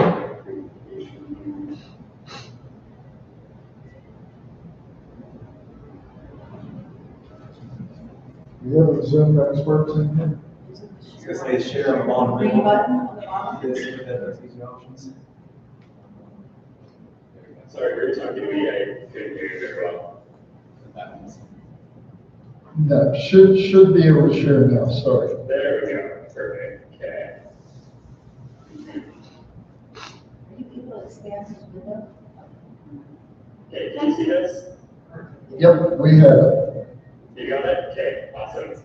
So the topic for my presentation today is science with your scope. So we're going to talk about an introduction to astrophotometry. Just a warning, technical terms, I'll try to keep this as basic as I can, and I can't cover everything on astrophotometry because it would just take hours. So I'm just going to introduce you to the process of it. But what's really cool about astrophotometry is amateurs can definitely do this, no problem. with your own telescope, which is kind of exciting. So let me go ahead and jump into it here. I included a picture here of one of my favorite asteroids, and this is 243 Ida, and its moon Dactyl. Now, I'm not going to get into how this moon was discovered when they were downloading the pictures, but they have a really cool process for doing that. So if you're ever interested, definitely take a dive into how Dactyl was found when they're downloading pictures. So anyway, we already covered about me, so that's good. So first we're going to talk about why I study asteroids. Types of near-Earth asteroids, and those are specifically what I studied in graduate school. Types of photometry, then I'll introduce you to astrophotometry, and then depending on how long I take, hopefully I have about 5 to 10 minutes left for any questions that you might have for me. So yeah, about me, telescopes, astronomy, more telescopes. I have a lot of telescopes and a lot of astrophotography experience. One thing about me for astrophotography that people probably think are really strange about is I don't process my images almost at all. I know it's very common to reduce stars or to boost things. I really like kind of like a natural look at things, so I don't process my images very much. And I mean, it makes it easy for me. It takes me about 15 minutes, where I know some people spend hours on the images, so I'll probably never get an A-pod or anything like that. But one thing about astrophotography is you have to enjoy your own style or your own images. And for me, keeping things pretty natural is how I like to do it. So again, I was a biology, botany major. I know gas, I get a lot of heat for that from my colleagues a lot. That's okay. Plants are amazing, by the way. And Mark Watney from The Martian was a botanist too, and an engineer, so it's all right. I do like historical astronomy. There's some really good historical astronomy books. I got to go to Mount Wilson this summer and check out the 100-inch, and that was pretty awesome. And then in the future, I might do some variable star photometry as well. So, I have 13 members in my immediate family, 11 children that I have. 2 of them are hominids, and 9 are telescopes. So this is my favorite child. This is the Celestial Rossa 8, fantastic telescope. I've been using it for years and really enjoy it. And this is kind of a common theme. Stay away from my telescope or you get hurt. My kids are very careful around my telescopes because they know they're sensitive, delicate instruments. But yeah, so I have 2 kids. My wife Tristan is awesome, very supportive of me, which is really great. And she's learned a lot of astronomy herself just from being around me. So graduate school, again, did my master's degree at the University of North Dakota. They have 2 16-inch McCask grades and a 5-inch refractor. What's cool though is they have a human space flight lab, and they get a lot of NASA funding for spacesuit design and planetary surface suits. Dr. De Leon, the department chair over there, he got a NASA grant for 3D printing spacesuits, and I believe he was able to patent the first one just recently. So really cool research that goes on there. And then this is their observatory out in North Dakota. So, okay, all right. So why study asteroids? Well, first of all, they help you unlock clues to the evolution of the solar system. Some of these are pretty old, and so you can kind of see how the solar system evolved and where it's going. Another thing is physical properties are needed for future mission considerations. So if you have a really quick rotating asteroid, rubble pile, it's not very dense. Obviously, it's going to be pretty hard to land on something that's a rubble pile. And so studying asteroids and getting as much deep data as possible on these objects is just important if we're looking to explore the asteroids or even send human or robotic missions to them. The other thing is they're a large source of extraterrestrial resources. So harvesting these in situ would basically bring mission costs down and enable further exploration. So if you were to explore an asteroid, be able to harvest those resources, you could actually expand further out. Launching off an asteroid does not require a lot of delta V, and so if you can harvest what's already there, it's really handy. Space mining. So 16 Psyche is a pretty cool asteroid. I actually took data on this with the Origin a couple nights ago. I wasn't able to process it in time for you all, but that is a prime example for space mining. It is a metal asteroid, and so tons of precious metals probably just litter the whole thing, and so there could be some issues though. The 1967 Outer Space Treaty prevents property ownership in space. So like if a company wanted to claim an asteroid or something like that, it's kind of challenging to do. And then you also run into supply and demand issues. If you're going to bring back a ton of platinum all at once from 16 Psyche, you know, does that drive the cost down, and then you're not earning as much? So you kind of have to, if you're a business, you kind of have to weigh like how much platinum should we be bringing back to maximize profits. And then the last thing here I didn't even list, which is crazy because this is what I did. We want to protect the Earth, right? So planetary defense is a key reason for studying asteroids, and I can't believe I forgot to put it on here, but Lisa mentioned it. So, all right, so asteroids are remnants of the early solar system, as I discussed. Most of them are found between the orbit of Mars and Jupiter and the main asteroid belt. You can also get families of asteroids as well, and this basically occurs when you have like a big asteroid and maybe another one runs into it, and they basically tear each other apart. And then you get tons of little asteroids from those knitting parent bodies. So like the Hungaria asteroids, there's lots of those, and there's lots of different families of asteroids, and a lot of them will have like the same characteristics because they came from the same parent body that was disrupted. And then there are asteroids that approach Earth. And these are known as near-Earth asteroids. There's currently 4 orbital classes for near-Earth asteroids.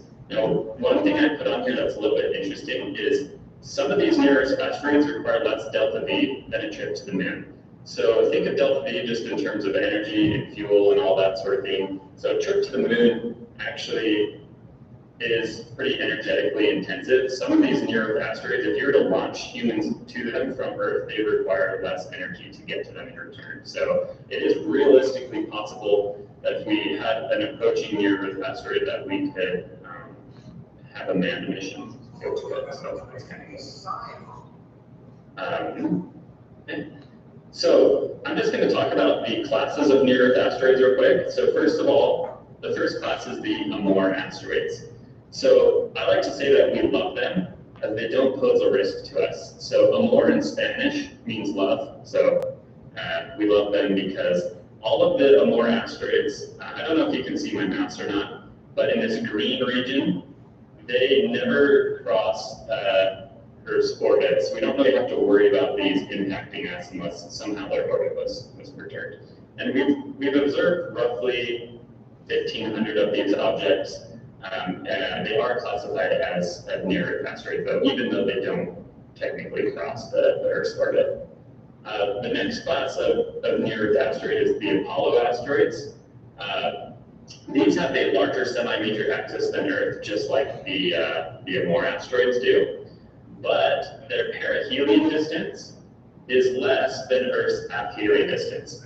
So perihelion is when you're closest to the sun, and aphelion is when you're furthest to the sun. So the Apollo asteroids, when they're closest to the sun, they actually cross inside Earth's furthest distance from the sun. So they are Earth crossing, and they are classified as potentially hazardous asteroids, or PHAs. And a big difference between the Amor asteroids, roughly 1,500 observed. The Apollo asteroids, there's been about 11,000 or so observed. I'm sure that number's gone up, but roughly about 11,000 as of like 2022, 2023. So the next is the Auton asteroids. These have a smaller semi-major axis than Earth, but their aphelion distance is greater than Earth's perihelion distance. So they're also Earth crossing. So what this means is they spend most of their time inside the orbit of the Earth, but when they get furthest away in their orbit at aphelion, they actually cross Earth's closest distance to the sun. So again, these are Earth crossing. Now, Apophis, some of you may have heard of this, is a prime example. A lot of scientists were freaked out that it was going to hit Earth within about a decade or so. And this was about 20, 25 years ago. They were able to constrain the orbit enough and find, okay, in like, say it's like 2028 or 2029, we'll be safe. But it will cross inside Earth's satellites, which is pretty crazy. And then I think it comes back around in the 2060s or something like that. I'm pretty sure that we have ruled out an impact as well in 2060. But beyond that, We're not terribly certain on it. So odds are it wouldn't happen by like 1/1000th chance. But this is a pretty big asteroid, 340 meters diameter is really large. So if this were to impact the Earth, you would have significant regional destruction. It's probably not going to be an asteroid, that would cause an extinction like on the order of dinosaurs or anything like that, but local regional disaster for sure. So fortunately, we don't really have to worry about it for now. And we've observed roughly about 2,000 Autumn asteroids. Now here's an interesting class of near-Earth asteroid. This is the Atira asteroids. These were named after Atira in 2003, and that's kind of the crazy part. This asteroid is 163693. So there's basically 163,693 confirmed on-record asteroids before we discovered our first Atira. So these are pretty new. They have a smaller semi-major axis than Earth, and their aphelion distance is less than Earth's perihelion distance, so they do not cross the Earth's axis, so we don't really have to worry about these. And we've only observed about 30 of these. And there's also a provisional subclass called Atira, and these orbit entirely within Venus's orbit, actually, and these were first observed in 2020.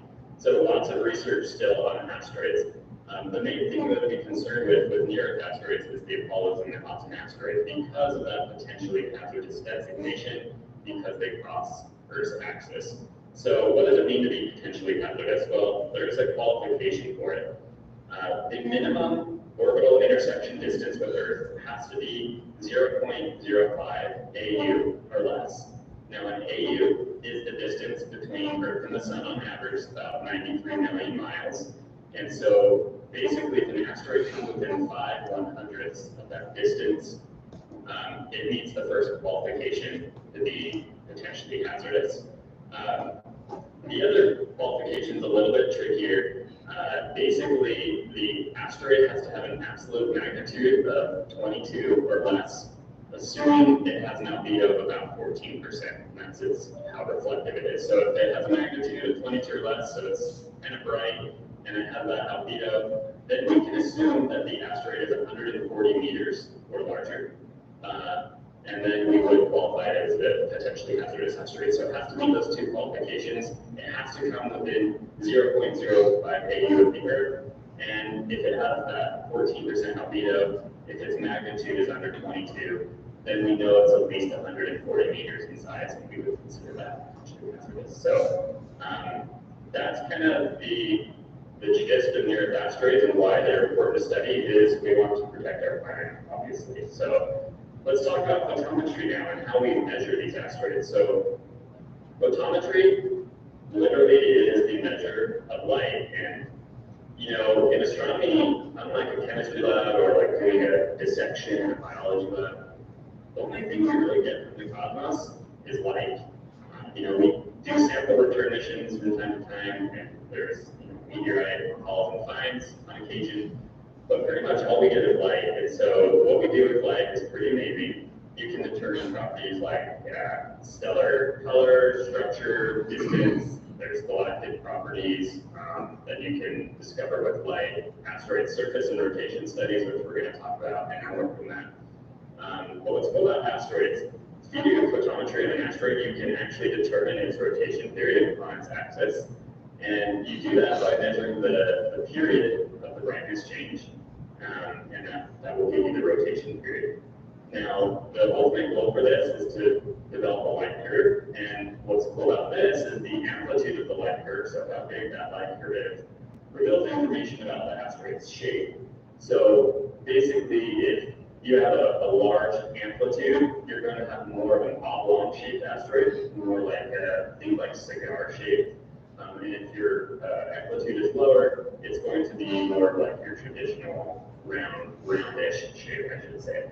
So, now let's talk about types of photometry. Now, the first two types of photometry I'm going to cover, these are pretty complex, so I'll just cover them briefly, but relative or false sky photometry, this is usually a professional technique that's used. So what you do is you observe targets and then you calibrate them to some standard stars. And the standard stars can be several degrees away in the sky. And the tricky part about this is if you observe your targets, like your target asteroids or stars or whatever kind of photometry you're doing, you have to take into account extinction, scattering, and air mass. And air mass, what that is it's basically how thick the atmosphere is. So if you're observing an object on the horizon, the air is typically thicker than if you're looking up towards the zenith. So you always kind of want to have an air mass below 2 when you're observing asteroids if you can manage it. And then basically what you have to do is you have to transform your results to that standard system. And you also have to account for the differences in your equipment and the standard equipment. So you can kind of see why this is more of a technique that professional observatories use, because there's a lot of calibration and standardization that has to be taking place. So it's a really good technique if you can perform it in photometric conditions. That is really high, dark, dry skies. Those locations work awesome for all sky photometry. So again, this is more of a professional technique. I'm not really going to focus on it. The next technique I think is even more complicated. So this, what you do is you basically measure the brightness of an object and you compare it to a black body source in an actual lab. And you're going to consider those your calibrated standard stars.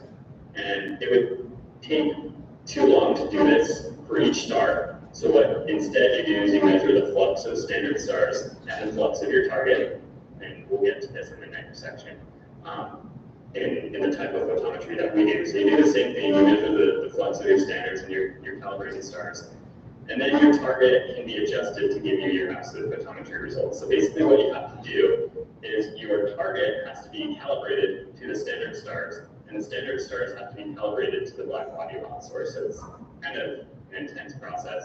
But the Gaia Space Telescope uses this method, and it's extremely precise. So again, not going to be typically used by amateurs, but if you do absolute photometry, it's very, very accurate and precise, which is great. Okay, so here's the type of photometry I use and type that hopefully you get to use. It's aperture and differential photometry. So again, this is great for amateurs. Professionals also use this. What you basically do is you compare the flux of the background to a nearby target object when you're using aperture photometry. And the aperture is placed on the target. I'll talk about this soon. And then you have the annulus on the background. So if you've ever done any like image processing in AstroHJ or PixInsight or any of these programs, you'll have like a cursor with a circle on it, and that's basically the aperture. So for aperture photometry, you just put the circle on your target. It compares the change in brightness of your target. You know, the asteroid is rotating, and as it rotates, its brightness changes. So that circle basically just checks the change in flux of your asteroid, and then it compares it to the background. So you have another circle called the annulus, and that's on your background, and it just measures those changes. So it's a very simple method of photometry. Now, what I like to use is called differential photometry, and this is going to be the focus of the rest of the presentation. And this is where we compare the target object to non-variable comparison stars in the field of view.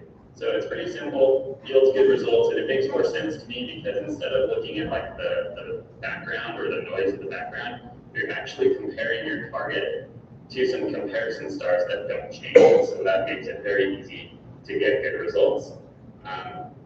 The big limitation though is it's best if you do aperture or differential photometry on bright objects. So the signal is strongest in the center of the star, and as you go outward, it weakens.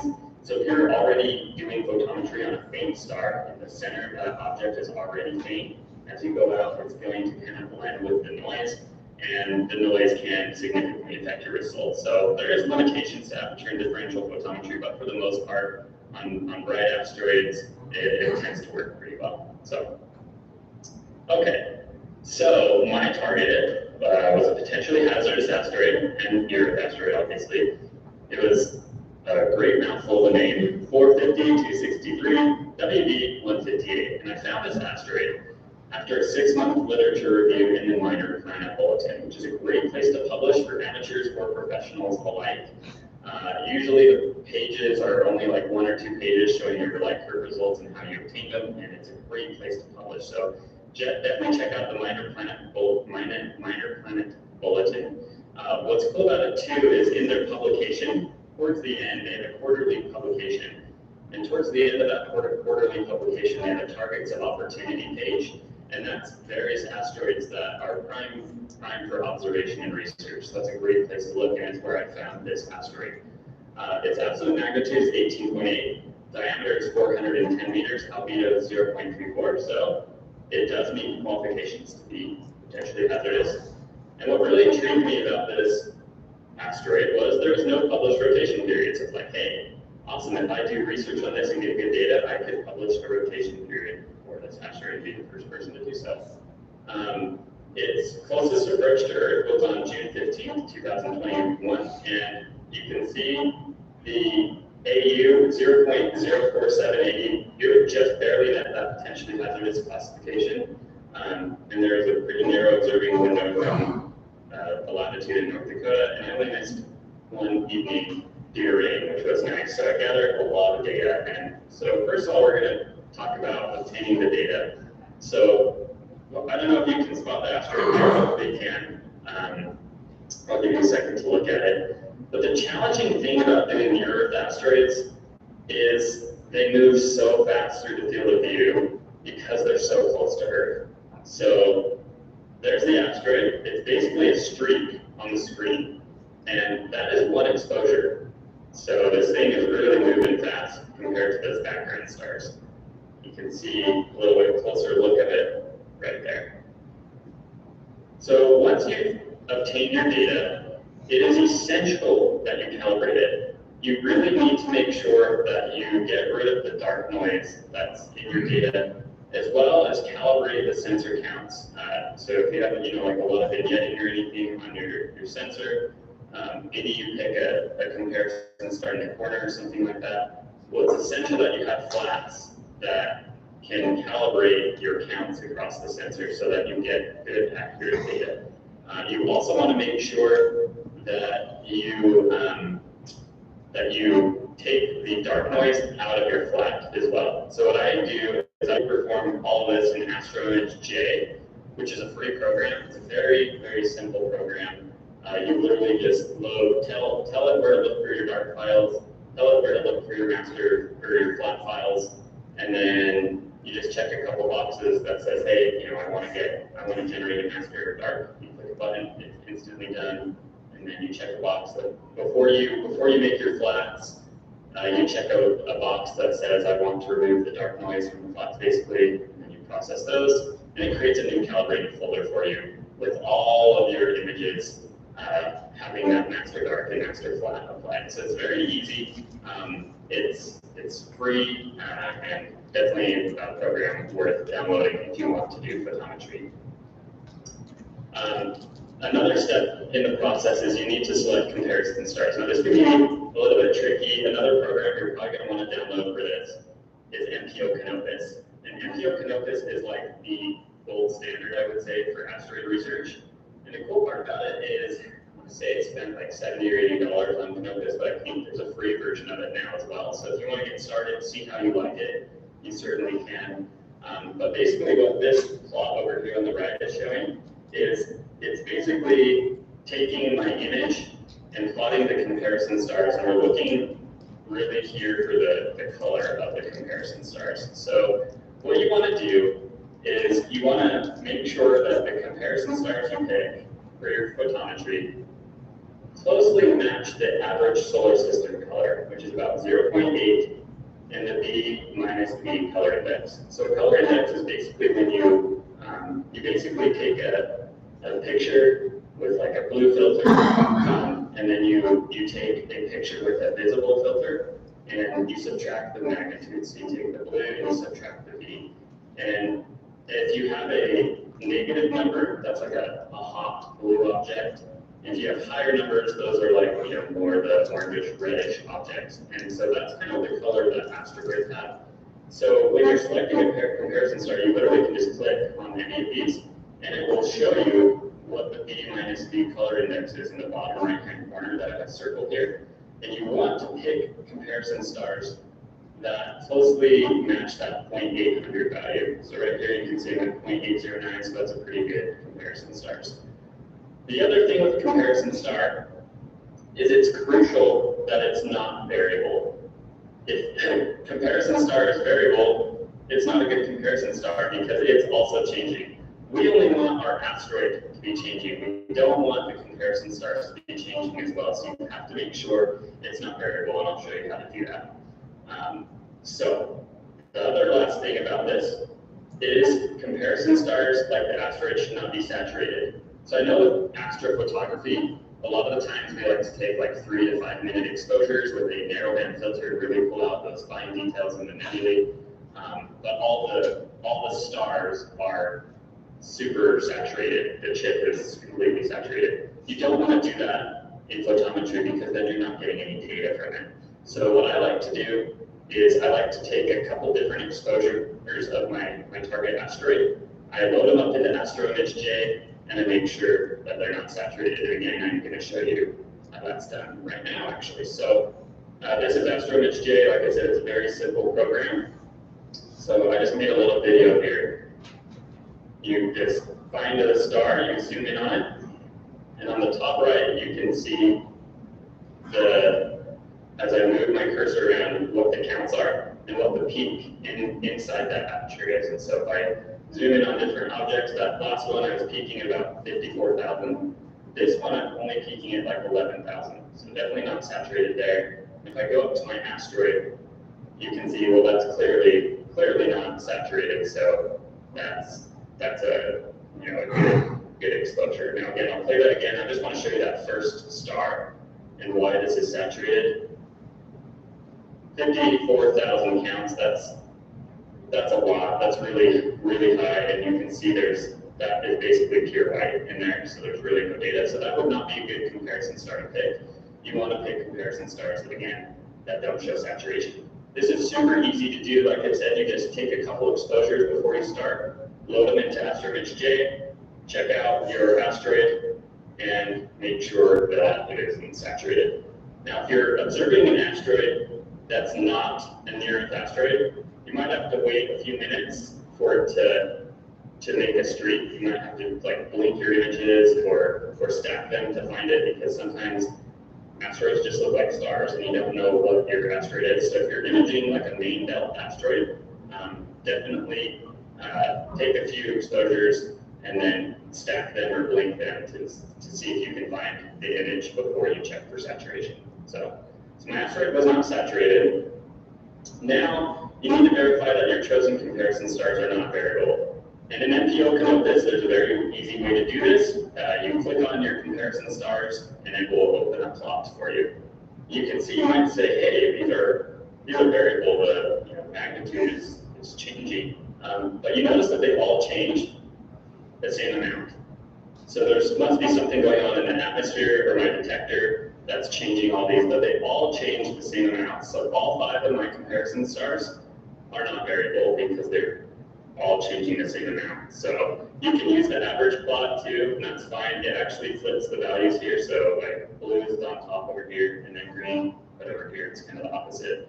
But yeah, this is a good way to check for variability in your comparison stars. And you can see that these look pretty linear. If you were to draw a line across here, these look pretty good. So first thing we did, make sure that the target asteroid was not saturated and that the variable stars closely match that B minus B color index of 0.8, and that they were not variable stars. So once those 3 things have been done, we can do star subtraction. And this is something that MPO Canopus does that always just fascinates me. It's pretty amazing. You have this light curve photometry wizard in here. And basically what you do is you type in, your latitude and longitude or your observatory location and what asteroid that you're observing. And what it does is it will actually draw a line of where the asteroid is predicted to go through your field of view. And if any stars appear on this line, we need to subtract them so that they're not accidentally included in our photometry data. And so if there's like a bright star on here, you can just get rid of it, and it will basically remove that star from the counts of the asteroid. It's pretty amazing. So if the asteroid's going to cult any bright stars, this is where we can get rid of them. So again, really just cool program. Okay, so next what we do is we set the apertures for the asteroid and the comparison stars. Now, near Earth asteroids, this is a pain because they're streaked. So I have to make like an oval shaped aperture here, and then gathering the background noise. And you want to try to not get stars in the background here because it's basically going to average all this out. So you want to make the outer ring or the annulus as small as possible. I exaggerated a little bit here so you can see it, but I mean, sometimes it's unavoidable to get started, but you want to not have that if you can. And then you want your target to have all the data inside there.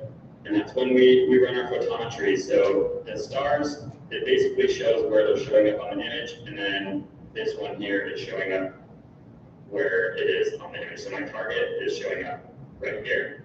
Now the big pain, like I said, with near-Earth asteroids is they're very streaked. But the other pain about near-Earth asteroids is you basically have to get a brand new set of comparison stars every 4 to 5 images because the asteroid is moving so fast through your field of view. You're going to have an entirely new field of view in like 4 or 5 images. So for my data, I had over a dozen photometry sessions that I had to do because I had to keep picking new comparison stars like every 4 to 5 images. So it took me a while to get through this data. But if you're observing main belt asteroids, and that is absolutely what I would start with, you should just have one session of photometry because over the course of one evening, you will have all the same comparison stars because your asteroid will stay in the same field of view. If you're observing near asteroids, you might have a couple sessions based on how close to Earth it is, but if you're observing a main belt asteroid, this is much easier because you don't really have to worry about the asteroid moving out of the field of view in one evening. So I would definitely start with main belt asteroids if you're going to do photometry. Okay, so next we perform photometry. You can see my comparison stars that I have selected. What's really cool about MPO Canopus is there's an auto button. So basically what you do is you tell MPO Canopus where your comparison stars are. You look to see if they're variable, you do all the things that I previously discussed, and then you have your target stars. And when you hit auto, what it does is it goes through all the images that you've taken for that night, and it automatically tries to find those same comparison stars and target, so you don't have to go through each one and pick what they are, because that would take a while. Now, sometimes it can't find it. With near-Earth asteroids, that's not uncommon. Like you might have to go through and select them because they're moving so fast compared to the target. But with main belt asteroids, you basically just select your comparison stars and your target, hit auto, and it pretty much nails them all. It's pretty amazing. So it saves you a lot of time, and it will do the photometry for you, which is pretty cool. It'll show you change in the flux of the target asteroid compared to those stable comparison stars. So what to expect? So the end goal is to make a light curve. And a light curve is basically a measure of the magnitude and period of the asteroid. And most asteroids are going to have a bimodal light curve. This is a really standard, good-looking curve that I decided to put in here from Franco et al. This asteroid is 909 Kola. And you get a light curve that's bimodal because asteroids are oblong in shape. They're not perfectly spherical. They don't have the mass to crush themselves into a sphere, and so they're not uniform nice shapes. So you get these bimodal light curves, and that essentially happens because you're looking at the wider portion of an asteroid, and then as it rotates, you're looking at the narrower portion, and then it rotates again, and you're looking at the wider portion, and so you have this bimodal light curve where you have two distinct peaks, and then this just repeats. And what's really cool about this is this bimodal light curve shows you how fast the asteroid is rotating on its axis. So this one, really good light curve, 8.714 plus or minus 2/1000th of an hour. And then you can also see the amplitude as well. So higher amplitudes, like I said, are more oblong in shape, and lower amplitudes are more round and uniform in shape. So this one, light curve difference between these two peaks isn't that high, the amplitude isn't that high, so probably a fairly kind of uniform shape. Now, don't think like perfect circles or anything like that. Asteroids are very strange looking bodies, but there are some that are far more oblong and some that are kind of more round. So that's kind of the whole end goal of light curve photometry, is just to produce a really nice looking bimodal light curve like this and give you the rotation period. And that's kind of the research goal in a lot of these, is to find out how fast they're rotating and their amplitude. So here's a light curve that I did with a few other graduate students in 2020 of 199 Nicholas. And I liked to show this specifically for a couple reasons. And the first is this giant error bar that you can see right here. So this was basically like 2 or 3, maybe 4 images before like rain and clouds came in and ruined the night. So you can see when you get a lot more data points, your error bars are shorter and you can be more confident in your results. When you don't have a lot of data points, you get really large error bars.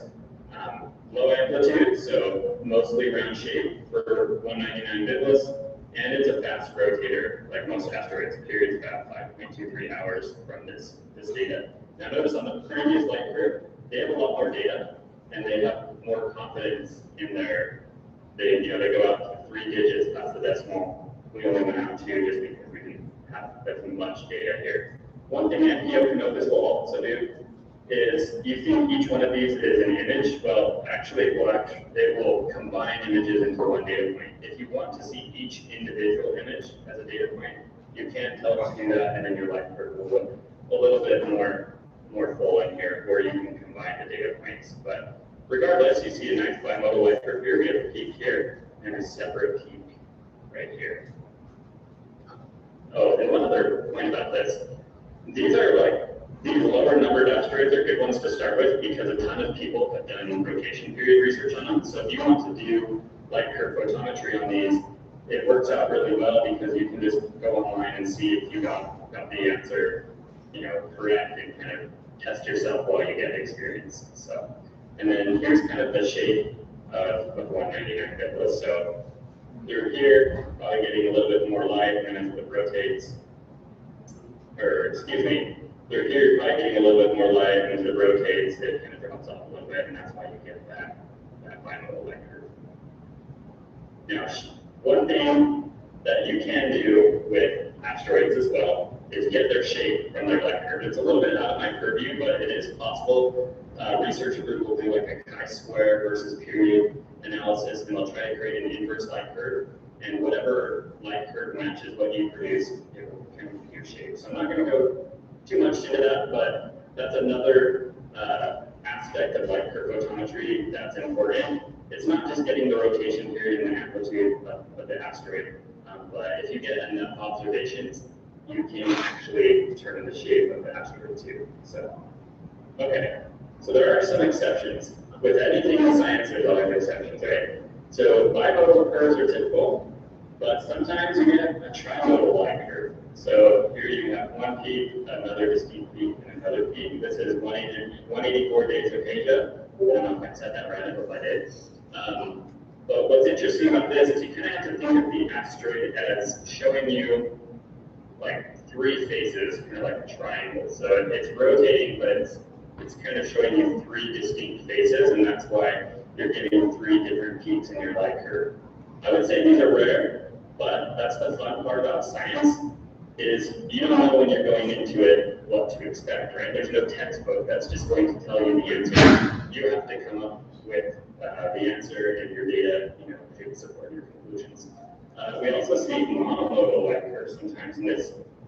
This is when asteroids are rotating pole-on, maybe. So maybe you're observing them at such an angle that the pole is just kind of rotating towards you, and that's it. So you're just going to get that one peak. And then maybe you observe the asteroid a few months or years later from a different phase angle, and maybe it's bimodal at that point, like normal. So the angle of which you observe the asteroid also matters as well. So again, these are exceptions. I wouldn't say these are the rule, but with light curves, you can pretty much expect a bimodal one, but if you don't, it can make it a little bit exciting. So my results, most asteroids have a rotation period of 2 to 10 hours. So for my results, I was getting rotation periods of 17 hours and large amplitudes indicating an oblong shape. But the thing is, these light curves were not very good fits. And you can see how many different kinds of data I had on these, and they just weren't good fits. I wasn't satisfied with what I had here. And so what I did is I reached out to Dr. Peter Krabeck from the Czech Republic. He's like an asteroid master. And he had a lot more data on this than me that was pre-printed or pre-published. And he gave a rotation period as 1,500 hours, or 62.5 days. So like I said, most asteroids rotate between 2 and 10 hours. The asteroid I chose basically had a 1,500 hour rotation period. So there's things that you just are not going to expect that they happen. So if that's the case, I only captured 4 out of 62.5 days of rotation. So I made this graph totally wrong. Like I said, the fit wasn't very good. But if you look here, this is where all my data was.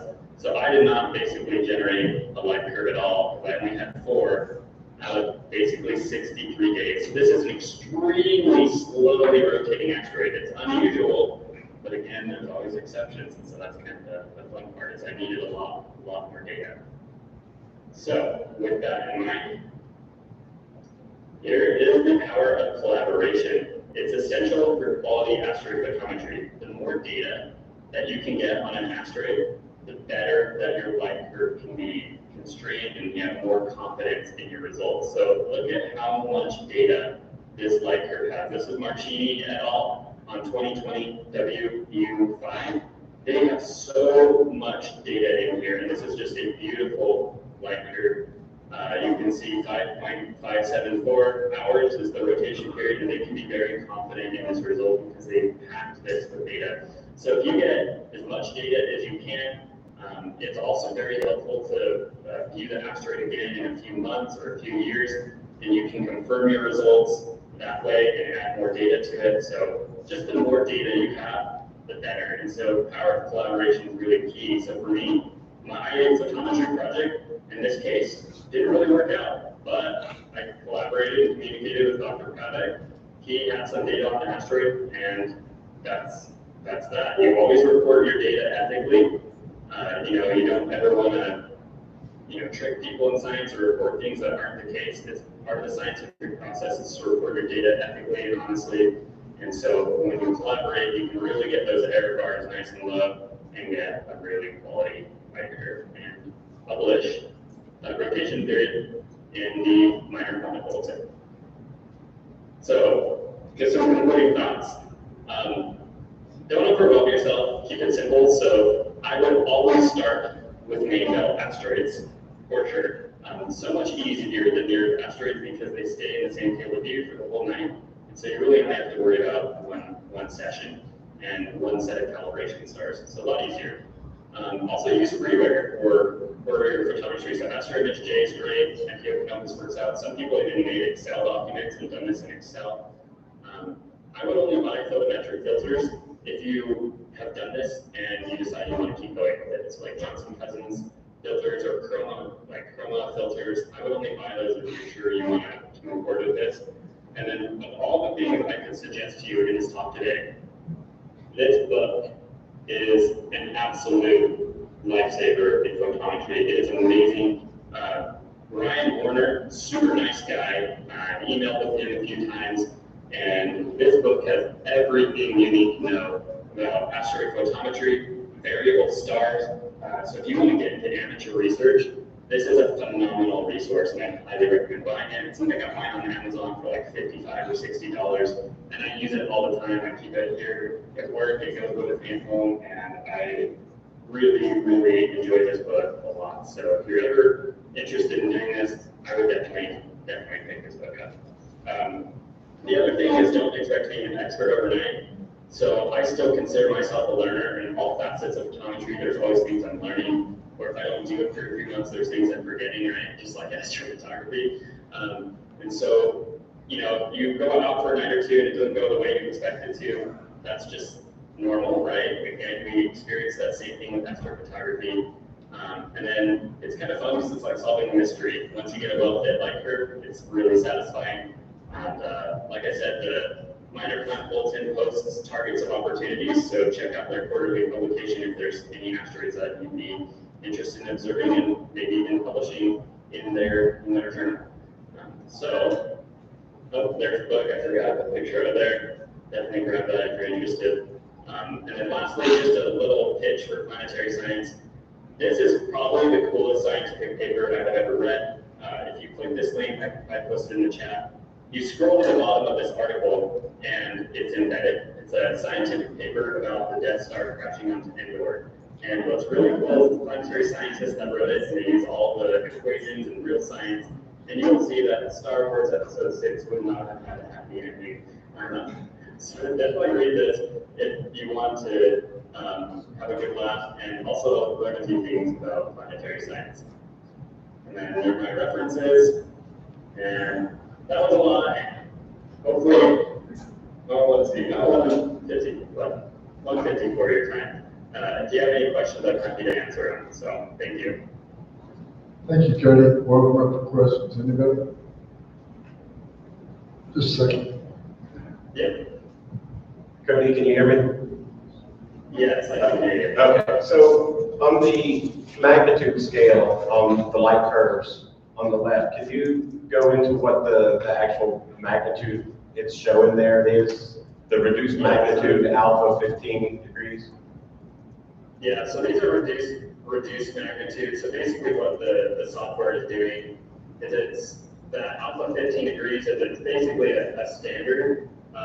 Because we're looking at asteroids at different angles and different distances and that sort of thing, they reduce the magnitudes to kind of like a standard scale, so that when you report this with these graphs, they all kind of have the same y-axis here, and they're not standardized, I guess you could say. So that's probably a bad answer, but that's essentially what it's doing, is we're standardizing that plot so that when we report those asteroid light curves, they all have that same reduced magnitude there.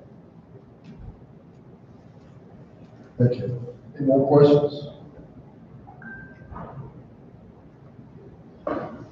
Okay, Cody, doesn't look like there's any more. I do have one question. Can I'll follow up with you and get a list of the software you recommended, and that way I can publish it on our Discord? Yeah, absolutely. I would love to do that. And then I'll also send you Brian's book as well, which is fantastic. Awesome. And again, I know I don't have the time to, but if you want to program me the question on the axis here, guarantee it's in this book too. Like, it literally covers everything. So if my answer wasn't as satisfactory for you, well, which it probably wasn't, like I said, I'm always kind of learning more on light curves and how to do it, but definitely check out his book because he literally covers everything there is to know about light curving. So yeah, I will definitely do that. Not surprised there's not too many questions. I know it's a complex topic, but like I said, just keep it simple. Try not to work yourself with it. Start with like a main belt asteroid or two. Maybe just take a night of data, calibrate it, run through the software, and see what you get. And if you like it, then you kind of got your feet wet and you're ready to go with it. So. All right. Thank you very much, Cody, and thanks for being part of our conference. Yeah, sorry I can't be there.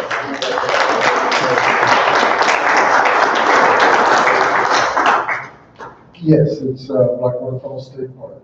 Awesome. Sounds amazing. I hope you all have a great weekend and see some more talks from other folks. And I appreciate you inviting me. So have a great weekend, everyone. Absolutely. Thanks again, Cody. Thank you.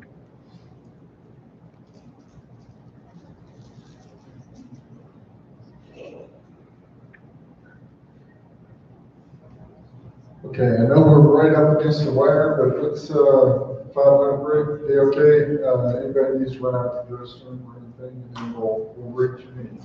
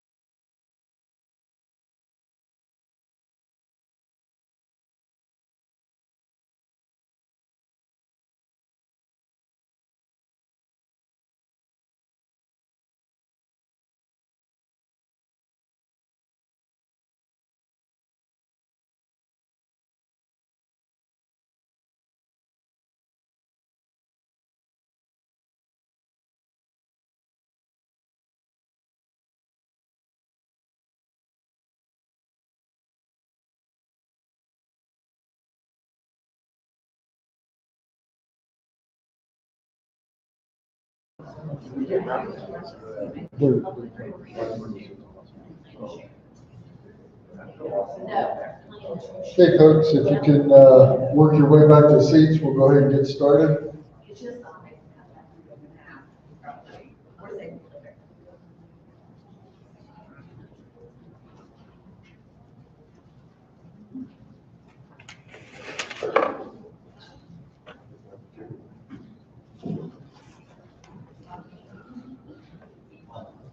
So our next speaker will be Jeremy Baumgartner from Insight Astronomy, and he's going to speak to us about photographing a total solar eclipse. Jeremy Baumgartner started his love for astronomy at a young age. He got his first telescope when he was 9 from a Sears catalog. The first thing you remember seeing through the new telescope were the rings of Saturn, and it's been hooked ever since. Jeremy studied astrophysics at Penn State University, but later went on to be a music degree from Middle Tennessee State University and a law degree from WVAA College of Law. During his last year of law school, his passion for astronomy was rekindled, and Jeremy decided to open Insight Astronomy located in Bridgeport, West Virginia. In addition to running a store, Jeremy is the director of observatory operations for the Central Appalachian Astronomy Club and is an avid astrophotographer. So give a hand to Jeremy Baumgartner. Thank you all. This is actually a presentation I was going to give here last year. Unfortunately, I got a severe eye infection on the way here and had to turn around and go to the hospital and went completely blind in my right eye within 24 hours. So I didn't miss out on this for no reason. There's a real reason. So we're going over kind of what I was going to do last year about photographing the 2024 eclipse, but a little updated about what we actually did and the results that we got. So there aren't any more total solar eclipses coming up in America, which is unfortunate, not for a few years, but there's one in Iceland in 2 years, Iceland, Greenland, and Spain, and then one in 2028 in Australia. I've talked to a few of you planning on going. So we'll talk about what we do for any eclipse. So this one, preparing when and where. So the total solar eclipse only crosses a very narrow swath across the Earth. It's the path of totality. And looking at this last one, it looks great because we're here in West Virginia. We just drive a couple hours over to Ohio or maybe Pennsylvania, and we're on the path of totality. But that's not the whole story. So in our planning for this, you can't photograph what you can't see. So cloud cover. This was a 10-year median of the cloud cover over the United States, path of totality, on the day the eclipse is supposed to happen. So you can see up where we are, Columbus, Pennsylvania, 80% cloud cover usually. April showers in the Ohio Valley usually aren't good. So we looked down through Texas, where we originally wanted the plane to go. One of the members that was going with us has family down there. We're going to fly down, but that kind of fell apart early on, so we were without anywhere to go. So the week coming up to it, looking at cloud data, we saw that Erie, PA was actually going to be just 22% cloud cover, which was great. So we booked a place up there at a campground, and we kept looking at the cloud predictions. Within 5 days, which was 2 days before the eclipse, Erie was a 70% cloud cover. So we canceled our booking there, didn't get our deposit back. We looked for other places to go. So this was the prediction 2 days before the eclipse, trying to find somewhere in America that we could easily travel to go see it. The best place was probably up in Maine, Vermont, this area, but it was a shorter length of totality. And the closest one we found, looking at Indianapolis, was only about 22% cloud cover predicted. And then the day before was 29%. So the day before the eclipse, how do we find somewhere to go? We went to the Chamber of Commerce for the county that we were going to, just outside Indianapolis, and started calling all local businesses there to see if anybody had room for us to go set up. And we lucked out. So just south of Indianapolis, about 15 miles, right off the interstate, we found a place that was almost on the dead center line.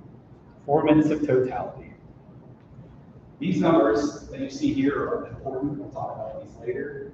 These are when all the events happen during the eclipse, partial, total, and then exiting as well. But we found a place to go. It was actually a winery, which was pretty cool. Set up in the front yard, right off the interstate. It was only $15 to set up. Most other places that we found were like $100 just to camp out in the middle of the field. So it worked out very, very well for us.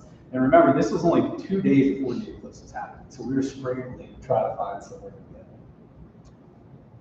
So, in a total solar eclipse, you have to decide actually what you want to photograph. So some people just want to do wide field stuff. Some people want to get partiality, totality. So you need to decide what you're going to photograph.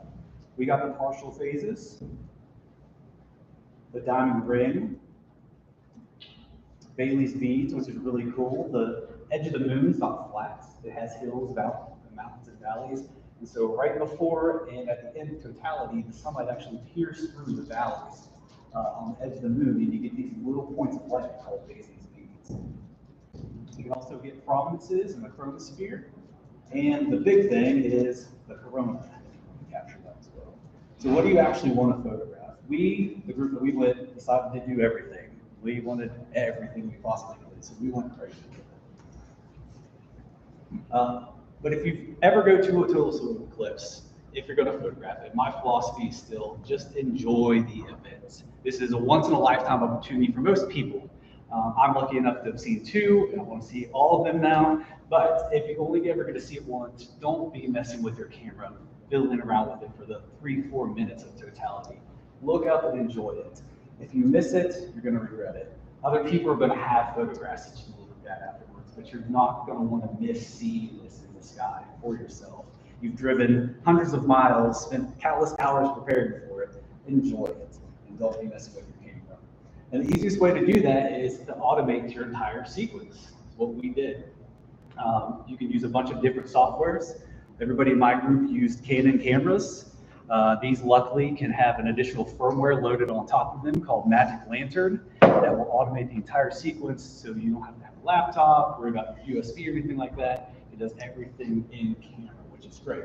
There are other softwares available, Clips Orchestrator, Backyard EOS. I know some of you that use those programs as well. So what kind of equipment do you need? So safe solar filter. So what we did was actually take Bader Mylar filter, just a sheet of it, cut it into squares, sandwich it between some stock paper, and then added a holder that could go directly on any camera that we use. So we made sure that it fit everything that we had. You can order glass filters from other places or ones that are specifically made for yours, but that's the way we went. Make sure that you're using good solar filter, not ND filters. It can harm your equipment and your eyes. And even, you guys should know this, but if you don't, even after the partiality starts, the sun's not fully covered, it's still bright enough to damage your equipment and your eyes. So please do not take your filters off until totality.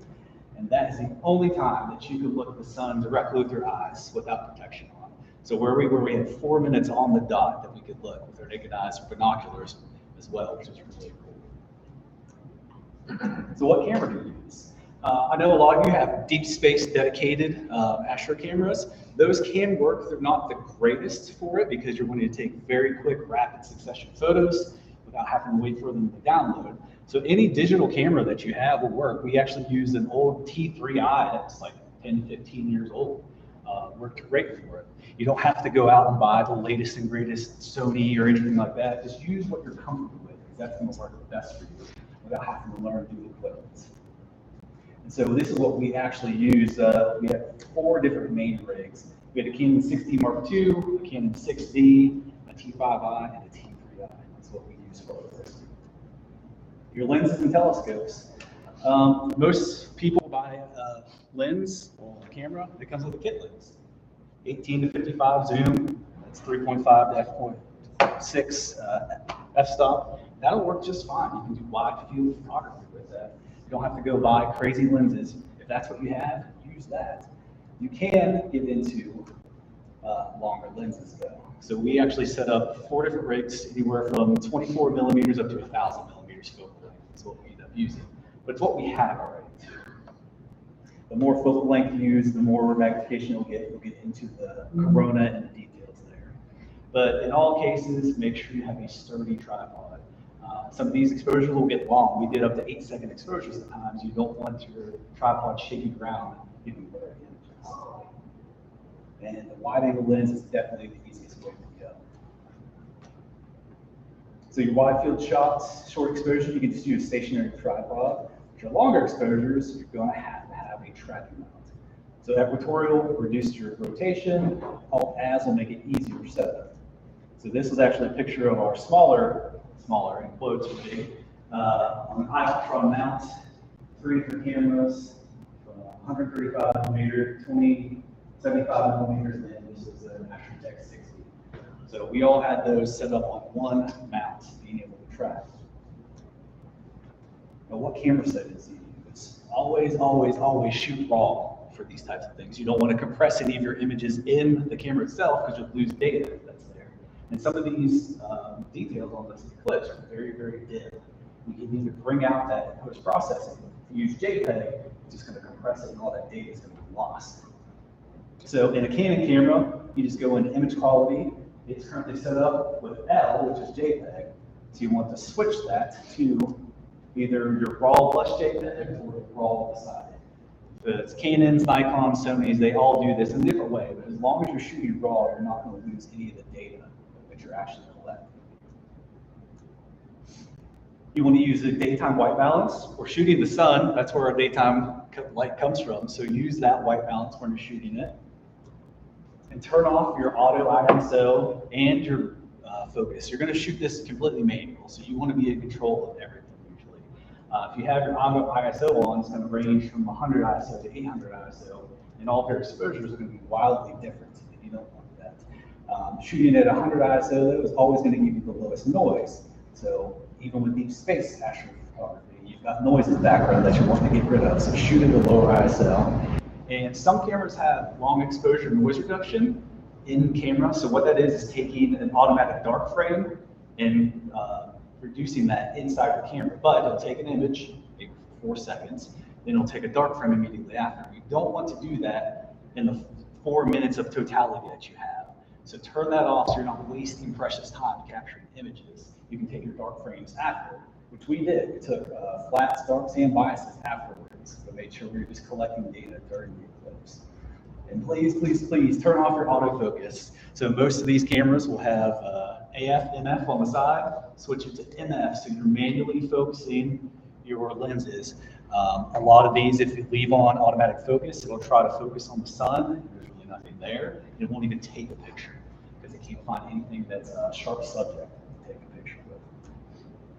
So your field of view, we've got different framing. Do you want to get the corona that's way out in the sky, or do you want to zoom way in on the sun and get the prominence in there? And that's going to depend on the lens, the telescope you use, and the camera you use, whether it's APS-C, crop sensor, or full frame. So this next slide we'll see is actually a representation of what it looked like with an APS-C camera, different focal lengths. You've got the APS-C at 300 millimeter, 400, and 500. Your sun and the corona, which actually extends way out here with longer exposures. So it just depends on what you're wanting to capture. If you want to capture the corona way up here, go with a much wider 300 millimeter. If you want to zoom way in, get these details in here, much longer focal length. And we ended up doing 1,000 millimeter focal length on a full frame. It was our longest one that we got into. So preparing the setup, this was where we were. That's facing north, so south was out this way, but we're looking at the highway. We actually had a Seestar there, which was amazing. There were about 50 people that were there as well. They could see it on the iPad. Then our smaller rig with the 3 cameras, and then the big one. We ended up having a Takahashi TOA 130 with the Canon 60 on there. And it took some amazing shots. And Jim, who's also here, back up with his stuff as well. And Brent was a little down further as well too. This was our rig in 2017 from Tennessee. We had 4 shorter focal lengths set up. But if you're using your mounts in equatorial mode, you're going to have to polar align it. So the eclipse happens during the day. How do we polar align? We were lucky enough in 2017 that we were in a locked facility. There were only 10 people there, that they locked it overnight. So we went the night before and set it up. Polar aligned on Polaris, made sure everything was great, and left it overnight. That was not the case this year, and usually isn't the case. So setting up in the daytime, we couldn't set up where we were the night before because it was not locked up. Didn't want to leave thousands of dollars worth of equipment there, and it was cloudy the night before, so we didn't have an opportunity to polar align the night anyways. So what you'll use is your compass or an app on your smartphone to be able to show you where north is, but you have magnetic declination as well, so you're going to be off a certain amount of degrees. We were actually 6 degrees off of magnetic north where we were. And a great software that we use was from NOAA. It's actually a magnetic field calculator, just a website on your phone. We can stand in front of it and it shows exactly what the declination was. Let's move it. So all of our tripods up exactly north. Brent was using a C8 and his was so good it stayed dead center the entire time. So an easy way to set up a polar alignment during the day, even if you're just doing solar observations now. So focusing is the hard part. But if your camera has the ability, you want to use live view. So during the partial phases, you're going to have your filter on the camera still. That way you can focus and see the sun. But you'll have that on. Make sure you're centered. Turn on your live view. And on Canons, it is the button right next to the viewfinder. But you're going to want to zoom in as well. So there's a digital zoom on Canon cameras, Nikons. We'll zoom in, and then hopefully, the last 2 eclipses, we had sunspots we could actually see. The black spots on the sun are a great way to focus manually on these. If not, you can use the outer limb of the sun to make sure that's in focus, but it's a little more difficult if there's no sunspots. And we taped our focus down too. So the heat of the day is going to cause flexure from your telescopes, your cameras. It's going to slowly, usually change your focus. Also, just gravity itself, the cameras and telescopes slowing. We made sure our focus was taped down so it wasn't moving at all through partiality into totality. And again, autofocus lens, turn it off. We're doing manual focus for all of this. Another thing is right before totality, it's the biggest event. Make sure you're focused again. 10 minutes before, we went through every single telescope setup and made sure it was still focused and refocused if we had to. 2 of the rigs were good, 2 of them were out of focus a little bit, so we had to change that to make sure we caught everything during totality. Once you remove the filter from your camera for totality, your focus won't change. I know when we have internal filters, like with a filter reel, those will actually change your focus depending on which one's in there. Removing this from the outside will not. So you don't have to worry about refocusing once the filter is come off. And one thing, by viewing your DSLR screen on the back, if it's bright outside, you're probably not going to be able to see it. We actually brought a shroud to put over to darken it a little bit so we can see on the back of our LCD screen. It gets pretty bright out there during the eclipse. So you've got all your equipment, but what do you do with your exposures? So this next slide is going to show what you should do based on your ISO, your f-stop, and all that for eclipse high in the sky on your day. And they show you the different phenomena. You've got your totality with Bailey speeds, the corona, and all that. So what we're going to do is pick your ISO. You usually want to shoot at a lower ISO, but depending on how fast your camera can take a picture, so if it can't go down to 1/8,000th of shutter speed, you might have to switch up your ISO. So for this one, we pick a 200 ISO, for example. Read down to your f-stop. So an f8 lens or telescope. And then once you read across, it tells you what exposure lengths you need for each different part of the totality. So in the partial phases leading up to totality, all your exposures will be 1/2,000th of exposure. The diamond ring picture would be 1/250th. Bailey's beads would be about 1/8,000th of a second exposure. And you go on. We usually step up about 1 stop each one. And your corona is the outer atmosphere of the sun. You get into the larger radius. So 1 solar radii will be another distance away from the sun at big the sun is, getting up all the way up to about 8 solar radiances away, which you get up to 4 seconds long exposure. So it's a huge thing to be able to accomplish all these different exposures, especially if we want to do it manually. We're going to be sitting there clicking stuff. So we want to automate all this to make sure we can get it and enjoy the show ourselves. So I talked about the numbers that we saw earlier. There's 4 that are very important, and they're called C1 through C4. It's a contact. So when the moon contacts the sun. So C1, partiality begins in UT time. So 1717 and 11.8 seconds. We had to have our location and time down to the second, knowing when these things were going to happen. Partiality is not that big of a deal, but the totality is. So where the fun begins is contact 2, when the sun is fully eclipsed by the moon. Things happen right before that as well. So 30 seconds before totality, we would remove our filter so we can prepare for these next shots. So 15 seconds before totality happens is the diamond ring shot. It's actually just a slightly overexposed shot of Bailey's beads before they're just beads themselves. And then 10 seconds before is when you get into the Bailey bead shot. So there's a lot of preparation to get ready before totality happens. Our totality was 4 minutes. So we shot all that over and over and over until totality's ended at C3, your next time that you need.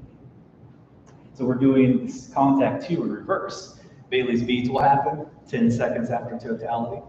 The diamond ring is 15 seconds after that, and then you replace your filter after that, so you do not damage the equipment. And then C4, partiality ends and the eclipse is over. Just under 3 hours total time, 4 minutes of totality. So how did we automate all this? We lucked out using candid cameras. Magic Lantern is a script that somebody's it's a firmware that sits on top of your candid camera. And then there's a script inside called Eclipse of Magic. We automated everything, all those exposure times that we saw, all the contact times inside the camera, so it did everything itself. We didn't have to worry about it. But if you don't have a candid camera, you can use automation software on your laptop.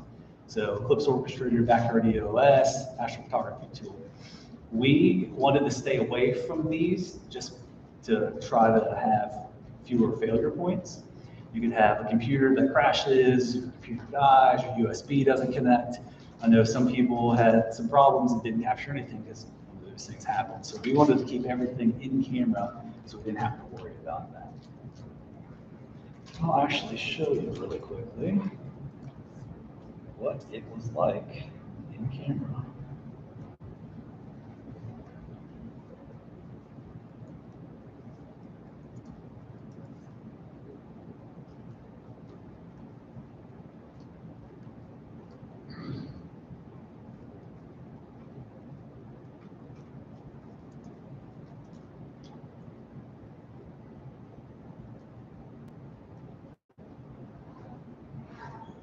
So this is about 20 seconds before totality started. So on the back of the camera, it will tell us, remove your filter, make sure it's ready. And then we would start getting into the first shot would be diamond rings.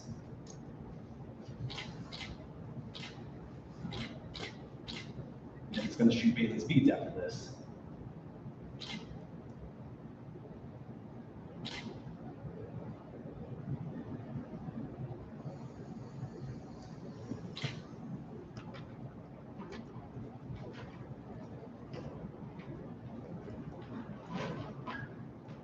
Camera just ran out of storage, but you get the idea. Make sure your camera has enough storage in it to take more photos.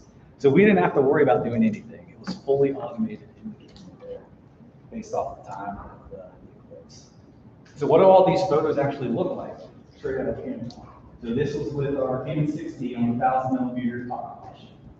So 30 seconds before, we're at partiality, 1/500th of a second. This is what partiality is.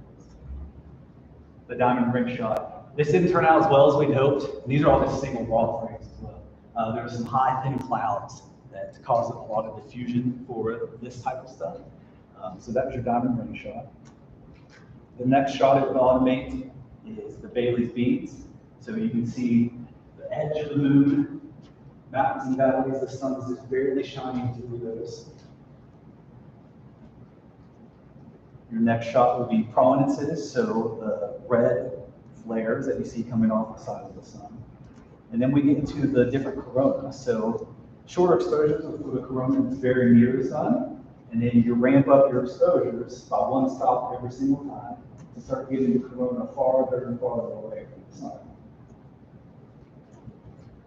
But as you can see, you start getting overexposed near the center. So we're just capturing the corona that's way out here. And when we're combining these images later, all this would be masked out so that we're just using this data out here. And the next slide is actually a GoPro video of the eclipse that we experienced. It starts about 10, 15 seconds before totality. It should have some sound so you can hear everything that's going on. You'll hear the click, click, click of the cameras in the background, and people's screens as well.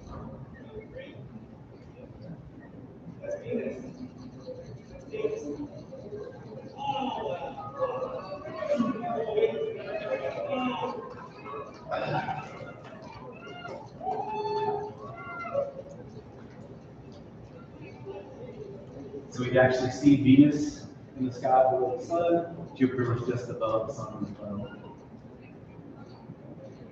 So it's crazy how quickly all the street lights and dusk to dawn lights came on around us right once it started.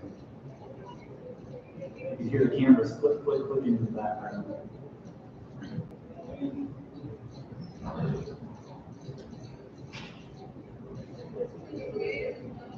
You have a 360-degree sunset all the way around you. You heard a guy go, woo, there in the background. That was Eddie, the guy that owned the Takahashi. It was his first total eclipse ever. And he got pretty emotional. I did too. It's a very emotional thing to witness in person. And if you ever haven't, try your best.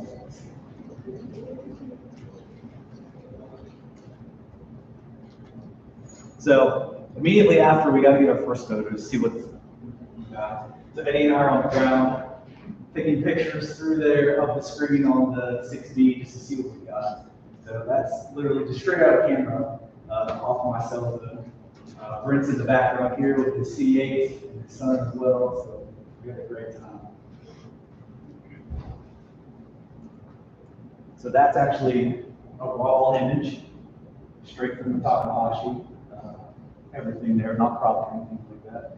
You got a huge solar prominence that we could see with the naked eye. Bailey's B's coming through here, another solar prominence that actually looped all the way around to one that kind of looked like the Mercedes symbol. Zoom in a little more, you can start to see a lot more of that detail of these prominences.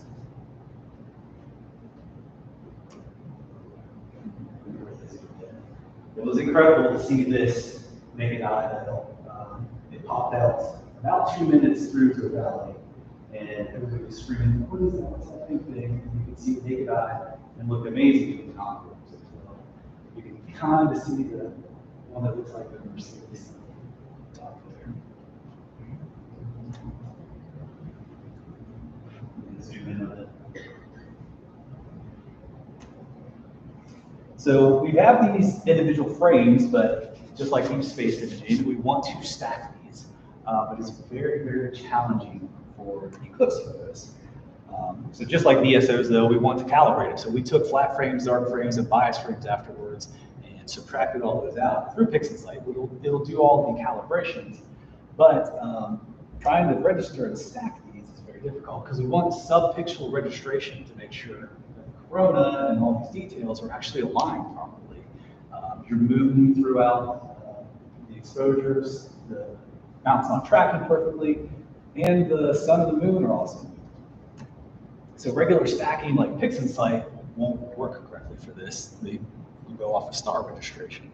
We don't have any stars in here to align it. And planetary stacking like AutoStack or Registrack doesn't work very well either because these are moving targets. The moon itself is moving relative to the corona and what you want to bring out. So this is a short video showing that the moon is slowly moving across we want to collect all the data that's outside around here. So typically in Registrax AutoStacker, you can do like a planetary disk type alignment. Well, if you do that, it's going to stack on the moon itself, and everything behind it, which you actually want to capture, is going to be blurred because it was stationary. So you can't use that registration. Then there's also the high contrast surface registration. Well, it doesn't work well for most of these pictures either because there's not many high contrast features. That really bright flare, prominence was, but it's not in every single picture. And so the Registrax software just doesn't detect it very well. So what do we do? Well, I don't know if any of you have seen pictures from a guy named Druckmuller, probably one of the best eclipse photographers. He's written papers in software to align on the corona itself. It actually creates a contour map and aligns it that way. He's written a few papers, so is his daughter, and the math's all out there, but he's never published the software for anybody actually to use. So there's a group on cloudy nights right now that's working in California to kind of reverse engineer that from his papers. And I'm helping them test out their software. I don't know enough about Python or MATLAB or anything like that to do it myself, but I've got the images that we can test it out on. And it seems to be pretty promising so far. So what can we do now? What I did for the 2017 eclipse was use this technique, Russell Brown radial blur technique, and I believe Nico Carver also has something similar to this he's done a presentation on. But what we're going to do is manually align these pictures in Photoshop, which is prone to human error. You zoom in on a pixel and you're like, well, should this be over to the left one or the right one? You're not getting that sub-pixel registration, but it's kind of the best we can do right now. So what you're going to do is take your shorter exposures and create a mask over top of whatever was blown out. So you get the detail that's out here, and you'll continuously stack these on top of each other, going out to your highest exposure and creating larger and larger, bringing the mask out. So our longer exposures, we have corona out here, so we're going to mask more of the middle so we don't get those over exposures. Once you do those, you get a complete HDR composite image that you can then process. So that's all of the images stacked from the 1/4000th of a second up to 4 second exposures. You create a unsharp mask to try to bring out the detail in the corona, which you will add back in as an overlay layer. And then that was our shot that we got in 2017 for the eclipse, full HDR from 1/4000 to 4 second exposures. I'm not quite happy yet with what I have for the 2024 one, but that was quite the experience in 2027. We've also got Bailey's beads coming in and out of totality. So 5 seconds before and 5 seconds after totality, you can get the Bailey's beads as well. So, no eclipse is coming up soon in America. I think it's another, 24 years or so. The next one is August 12th, 2026. It's actually my sister's birthday. It goes through Greenland, Iceland, and now through Spain. My sister wants to go to Iceland really bad. So we're going to go to Iceland, hopefully, to catch the next one.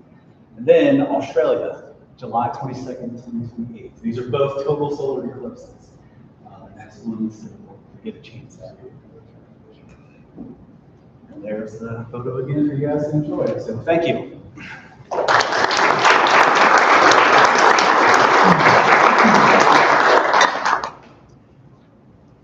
Any questions, anybody? Question, Jeremy. Yeah.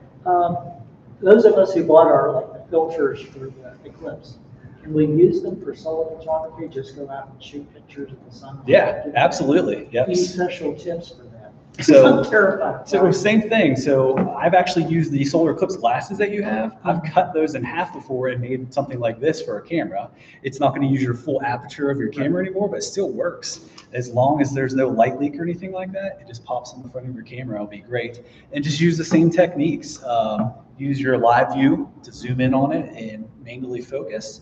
And then you can run through different exposures. For partiality, for just taking stuff of the sun right now, you're going to be like in the 1/1000th to like 1/60th of a second and just see what you get. But yeah, those are perfectly fine to use as long as no light's getting through. Just make sure it's sandwiched in between. Absolutely. Yep.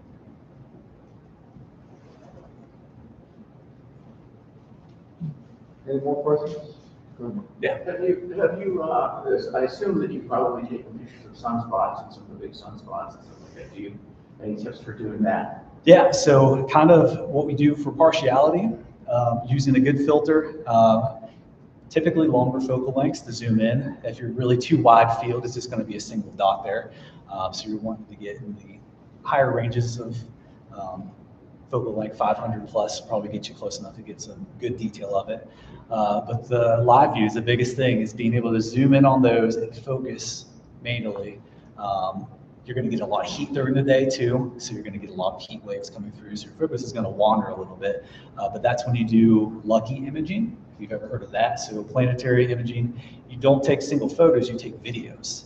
And you take those individual frames of video and stack those together to get better shots. We couldn't do that with the total eclipse because we had to change so many exposures. We only had 4 minutes. With the sun, you have all day to take videos and get the best shots you possibly can with that. So what is the minimum lens that you should be able to use to do that? Is it I have a 400. Oh yeah, that should get you close enough to see some sunspots, absolutely. Yeah.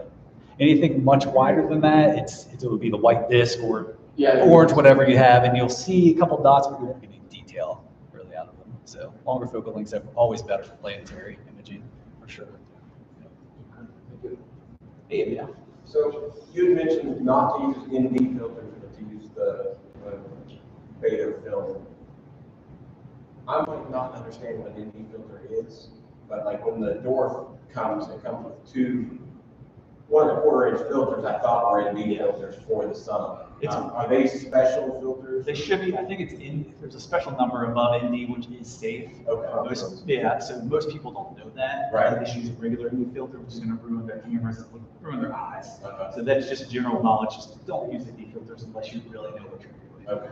There is a certain amount above, but you can't use safely though. So if you get one that is above, can you put it in a filter wheel and allow the sunlight to come through multiple sets of glass in a Don't like do a that. triple? So like with the, there's a solar filter, what is it, Chromastar or something like that attaches on the back of the telescope. Most of the time you need a front filter to reduce any of the UV, IR stuff that's coming through, unless it's a small enough telescope that doesn't do that. But you still need a rejection filter on the back to get rid of all that light. It's like a magnifying glass. Right. It's going to go in there. Yeah, it's going to cook it. So unless you have that special filter on the back that removes all that UV, IR energy, it's going to ruin your stuff. So you've got to have a front protection usually, unless you've got that special one on the back. Yeah, it's Star is what it is. Yeah. It goes on the back. Unless it's above 90 millimeter, you don't need a front filter. 40. Yeah, so bigger than that, you have to have one.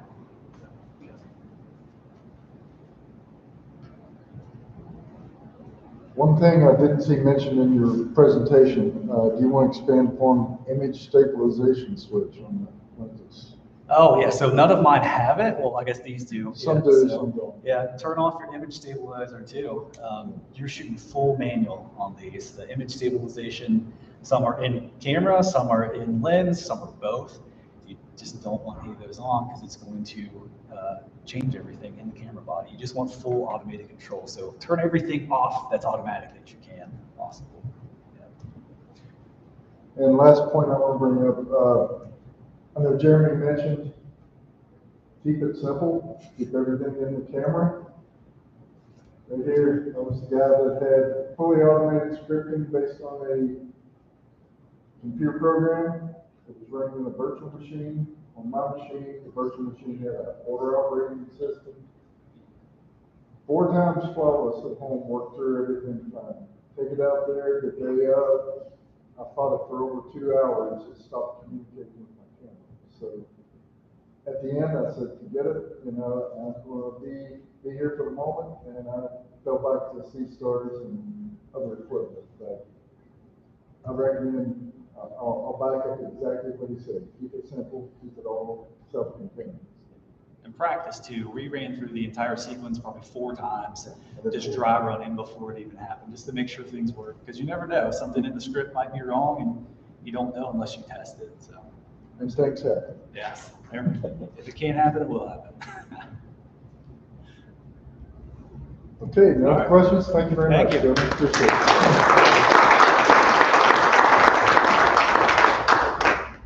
Okay, folks, we are at 2:45. Let's take a 15-minute break and resume on the hour. Couldn't believe that. Oh, I know. So in 2017, when we were in Tennessee, a guy beside us was just trying to click away on his camera on a tripod. Oh,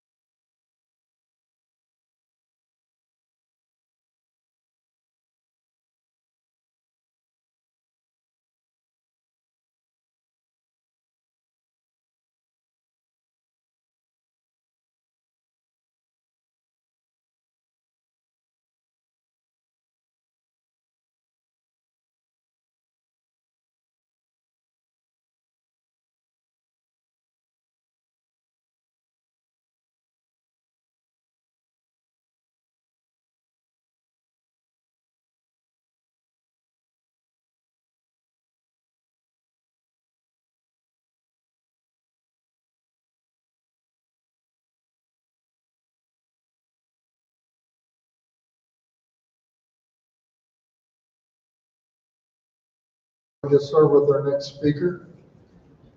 Our next presentation will be on the imaging and recording the aurora, and that will be brought to us by Terry Mann. And Terry is currently Astronomical League Secretary.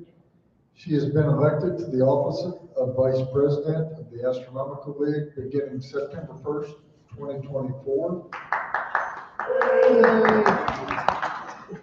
And Terry is the chair of the Great Lakes region and serves as trustee of the Astronomical League. Terry enjoys astroimaging. Her first image was of the moon when she was 8 years old. She appropriated her father's Polaroid camera, I like that word, appropriated, to take the picture. From that point, she has fought aperture fever. It's a lifelong battle. Terry holds a Bachelor of Science Management from Indiana Wesleyan University. Let's give a welcome to Terry Mann.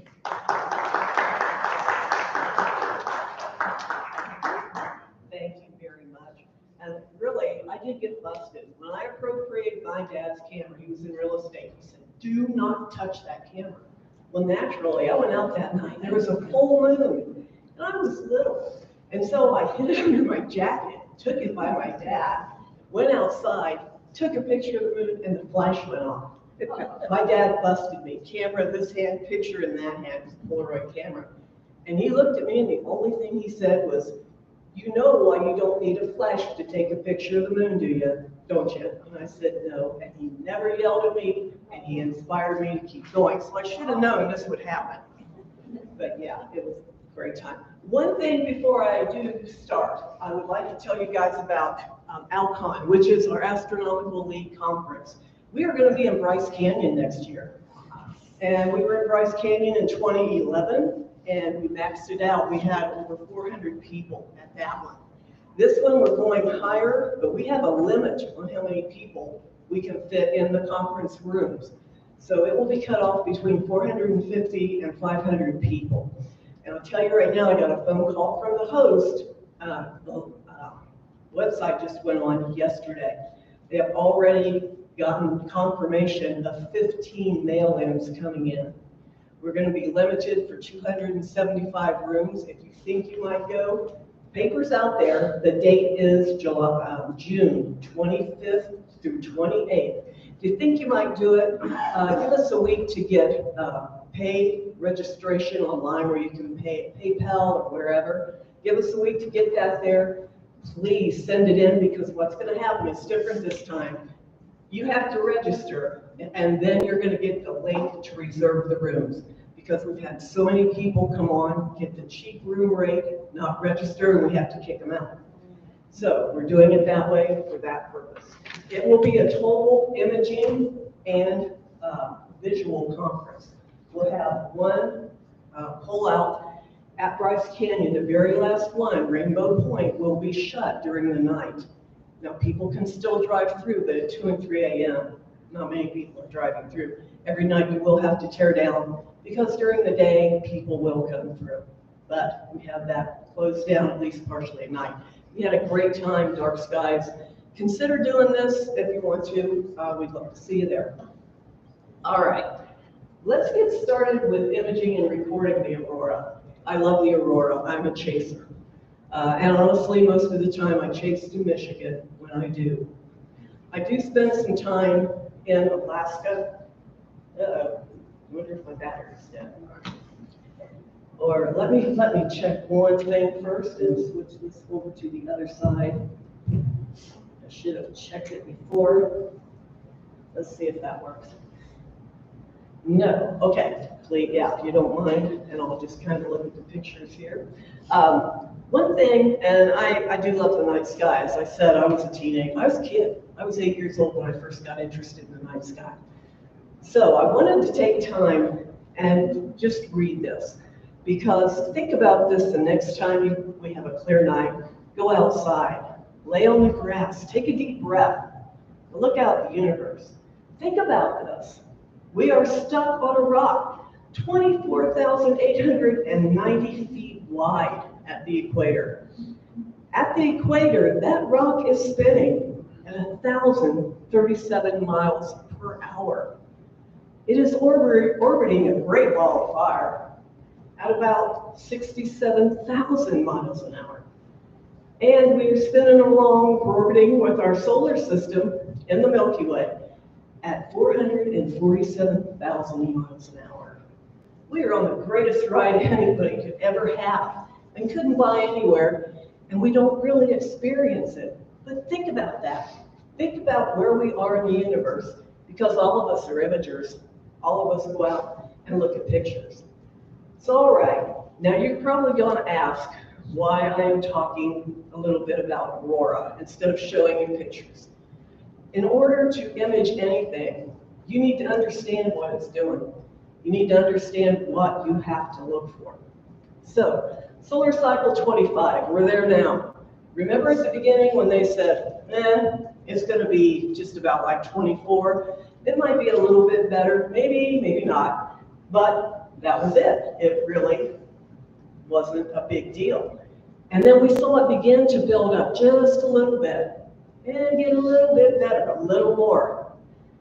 And now everything has kind of just broken loose. I can't believe everything that we have seen with the sun.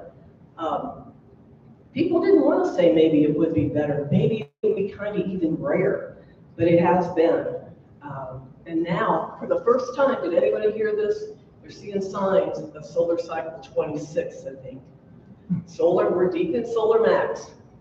So if you're thinking you're going to see the aurora, or you want to go somewhere, Norway, Alaska, wherever, I've been saying for the last 2 years, this is the time to think about it. Think about going, because it will be incredible.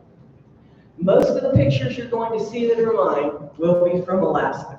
There's a couple from my backyard. Now look at this, the sunspot, the spotless days of sunspots. I remember those days when I was thinking, oh my gosh, I haven't seen a sunspot. There's no chance of aurora for weeks. And now, look at what's going on. We had a superstorm, an auroral superstorm. How many here saw it? How many here imaged it? How to use cameras or cell phone camera? Yep. I'm amazed. I am totally amazed how well cell phone cameras are doing this now. I didn't use my cell phone. I went to the Mackinac Bridge. Lifelong dream. I wanted the aurora at the Mackinac Bridge. So, I want to go back one more.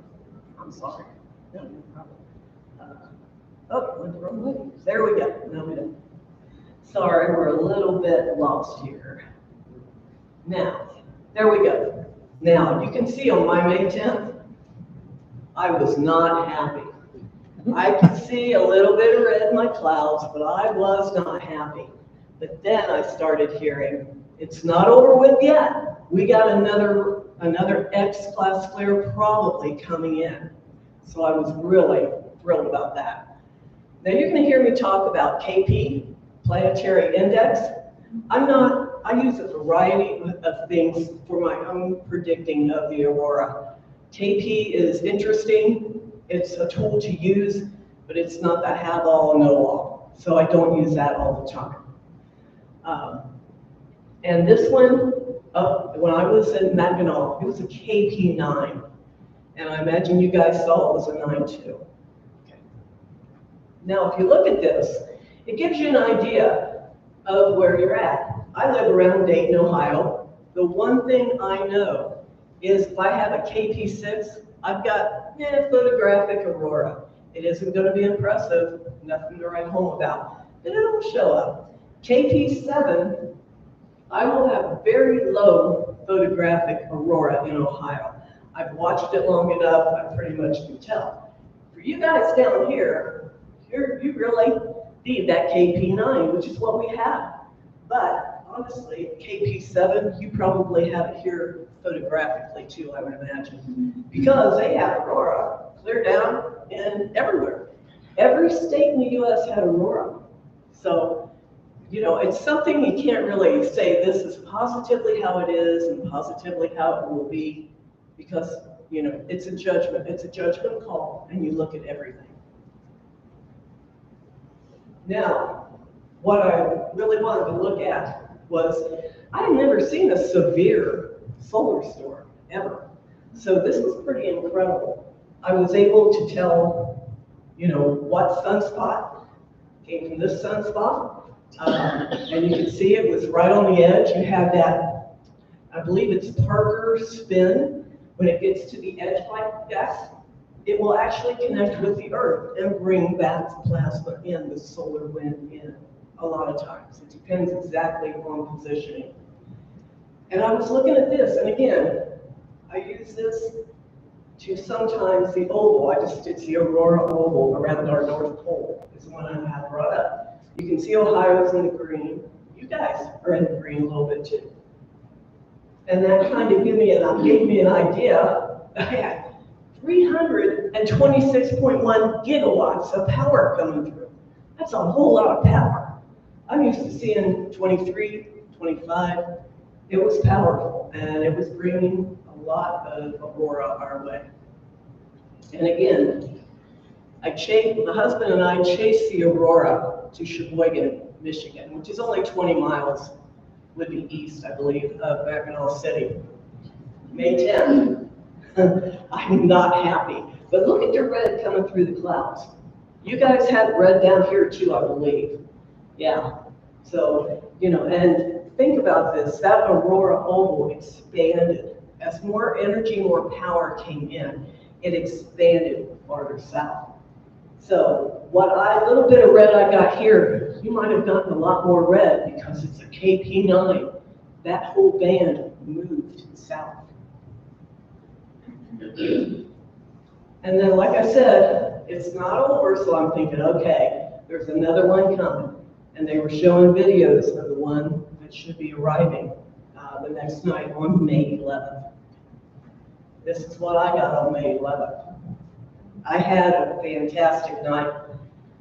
It's a dream shot because it's something I always wanted to do. And the aurora was incredibly active. You can see KP9s, KP7s. We have a lot of energy hitting us.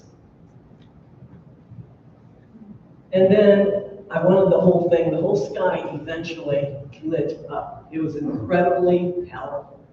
And the one thing when I'm talking about imaging here, I have learned over the years of doing this, when you see aurora and you see a dark spot in the middle, you have to increase either your ISO or your exposure. And many times you can bring out deep red, deep purple.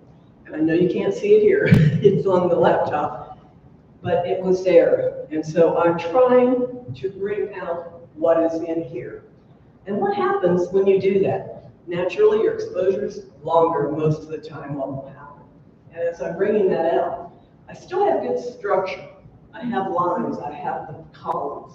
All of that is still there. But you can see up here, it is all kind of fuzzy. Aurora is not easy to shoot unless you can find it when it is fairly calm, when the light is all coming in at once. But the problem, and it's not a problem, it's a good thing, you have power and energy in different parts of the aurora. You see how bright it is here. It is powerful. It is moving very quickly. Up here, it's dim. It's moving slowly. It is finding the balance between the ISO and exposure. And how many times have we all heard that? That is typical. We always have to find the balance. And it's the same with the aurora.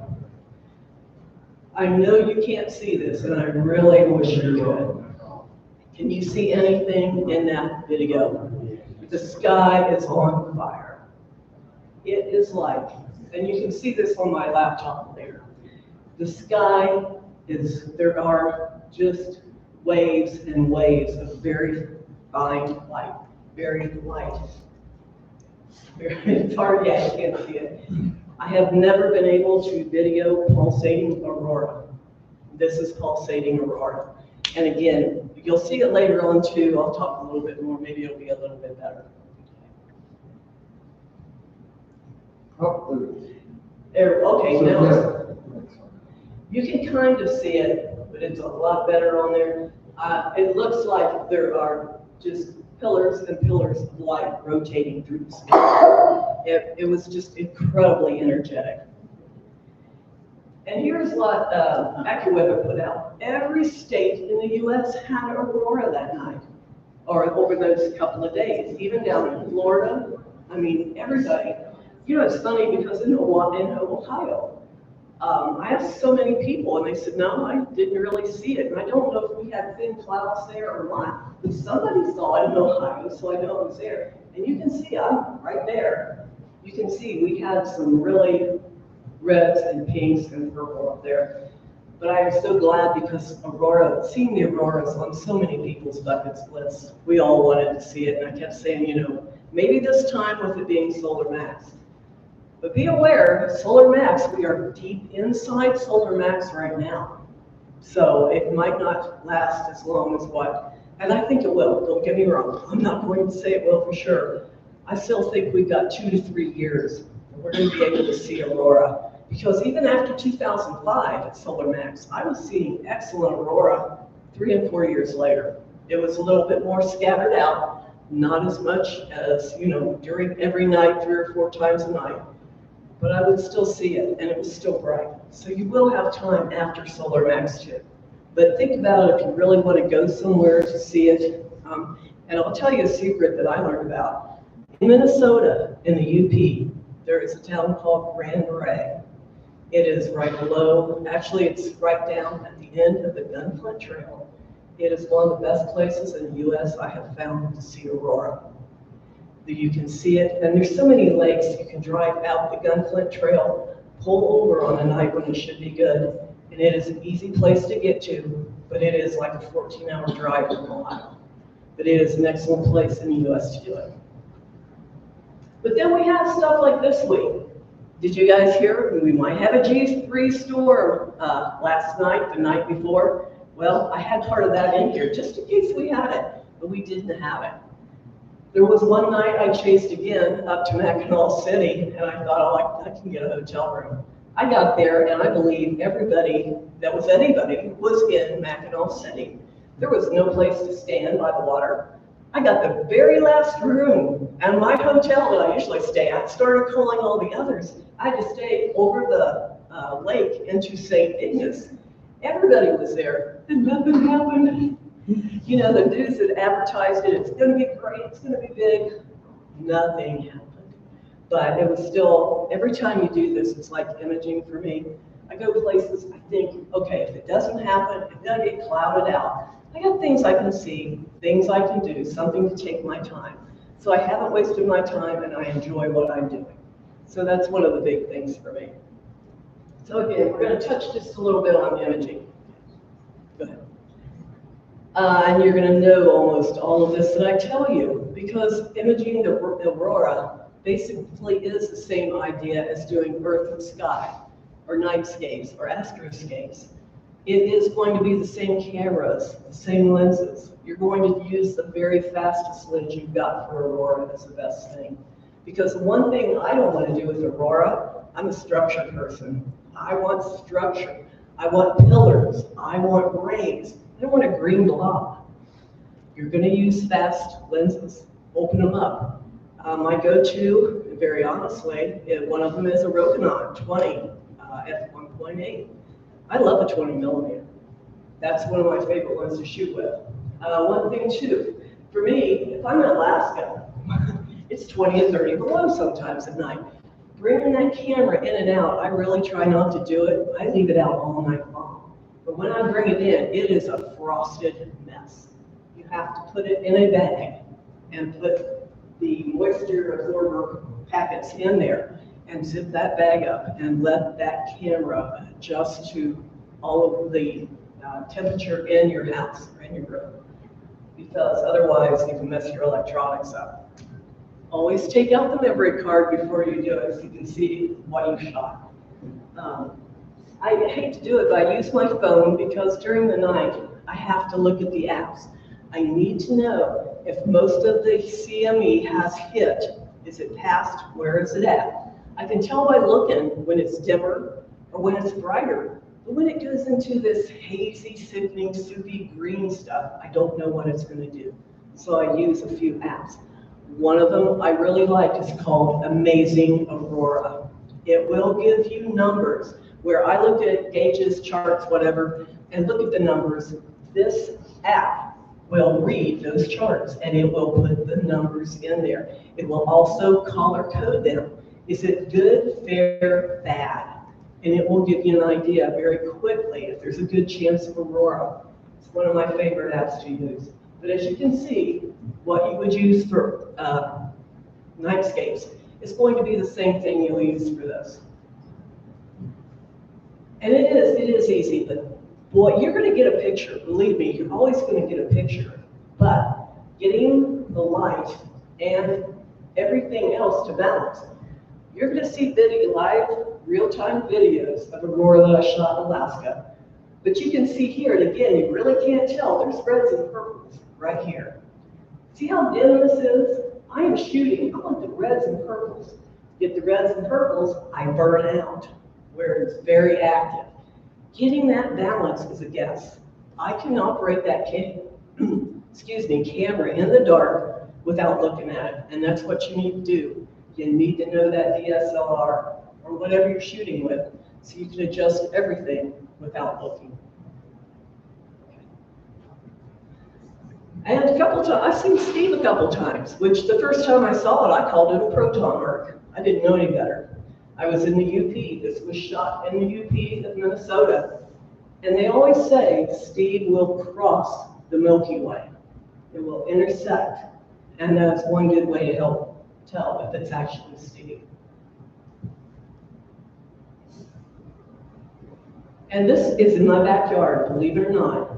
I say Dayton. I live in a very rural countryside, about 40 miles west of Dayton. And my skies are about a border 3. But one night in 2003, I got up and I turned on the TV and everything was so hazy. And I thought, what's going on? I thought, well, they said we might have aurora. I went outside and it was the weirdest thing. I could see this green and it was sparkling. It was icy. I've never seen it like that before. And so the first thing you do, you get out a camera. If you ever question if it's aurora, take a picture. You can delete it. It's no cost. Not like it used to be in film days.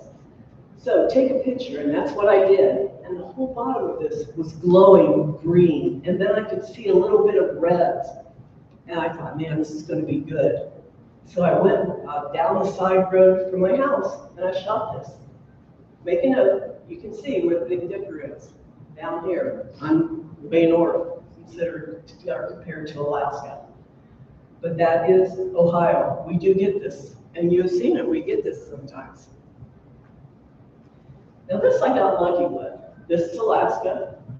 The quiet arc is coming up. The very beginning of that oval. It's beginning to show. And in Alaska in March, 9 p.m., start looking for aurora to the north.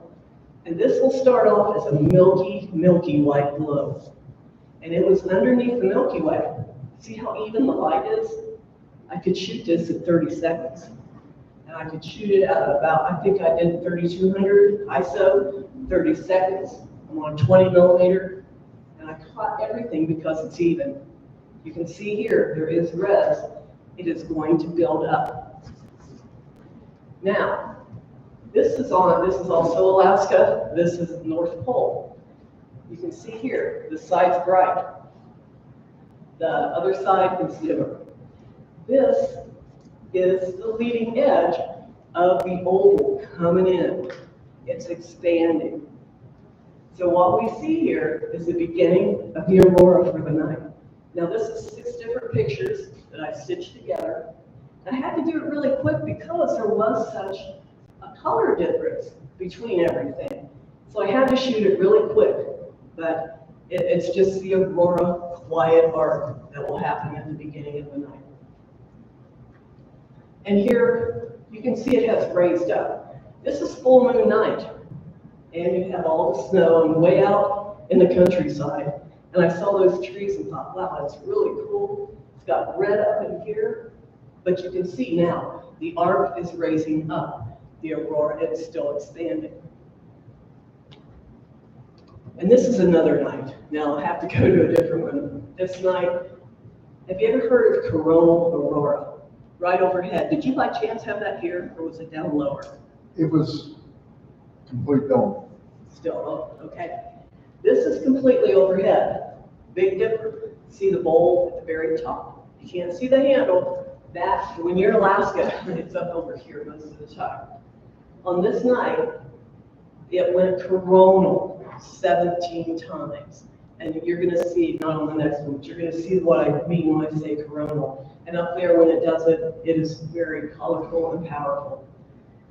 But again, I don't want a green blob. I am shooting, this is really active. This is about a 3-second exposure at 2000 ISO. It is moving, it is bright, I can take that exposure down. The smaller I can make my exposure, more structure I'm going to get. And that's what you need to get, to not have a blur of color. Again, same thing, but you can see, got a little nitrogen fringe here, and I'll talk about that in a minute. I burned it out here, getting the reds up there. And it's hard to balance. During that time, I was taking picture after picture after picture. I have an intervalometer hooked up. I kept my ISO the same. I could put it on ball. I'm controlling with my thumb how fast or slow I'm taking that picture. I want control because I can look at it as it comes up too bright. I gotta, hold it down less time. Gotta shorten that exposure. I do it with my hand because I look all over. I can watch the sky, and that's part of the secret of knowing what you're doing. And again, nitrogen fringe here. This is blue. It is beautiful. What will happen is you'll get nitrogen that comes down to interact with our air. This will travel the whole bottom, and you'll see it just buzzing like this, and it is sparkly. It is beautiful, and it's considered nitrogen fringe. It can be lilac kind of pink, kind of purple, kind of blue, and it's incredible to see. You just, it's about that time you drop the intervalometer and just go, wow, this is incredible. But it is, you can see, again, I've got very faint aurora. I'm trying to catch that structure, but this is active too. This is probably more like a 5-second shot, and I want that red. I really like the red. And then we get fun. You never know what you're going to catch in the aurora. Always, always keep shooting. I can't see these figures until I look at the pictures later on. These are super, super tall pine trees down there. They're at the top of a mountain. This is my ghost. You see my ghost? Hands are up, eyes, he comes down that way. That's my Halloween ghost. I didn't see him. This guy, I consider him to be sort of like an Indian chief. Headdress, eyes, mouth is open, auroras to the front. I call him North Wind. Okay, and the nose is right here. So eyes, nose, mouth, aurora. He's my North Wind. And I did not see it. And within seconds, and I mean 2 or 3, he's gone. My frame before, my frame after, he's totally disformed. But I got him there. This is Clary Summit. This is a ski lift. This is huge, and there's nothing to compare size to. It's always going to look different, but keep shooting.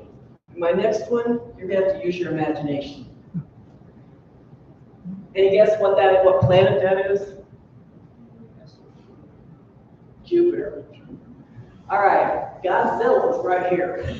That's my Godzilla. Okay. Now, do you see the snake?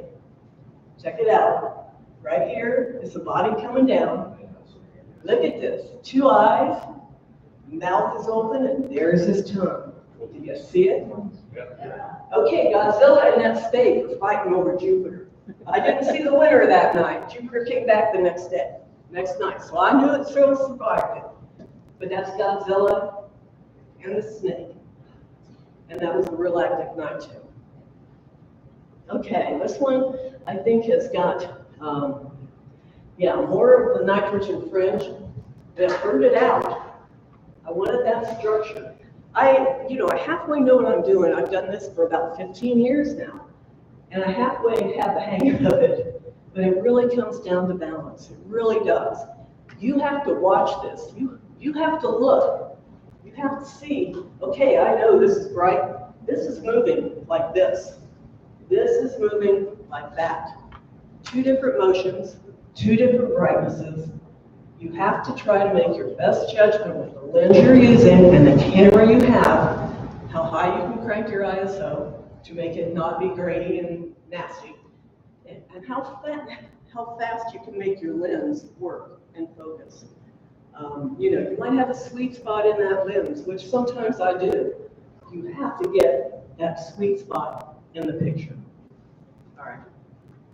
This is coronal aurora. Big Dipper, right here. Straight overhead. And I'm telling you, I did not do a massive amount of adjustment on this. This night was the same night we saw it, just all color over the cabin. Same night when it went coronal 17 times. It was so active that it was amazing. And this is more. It gives you a different idea.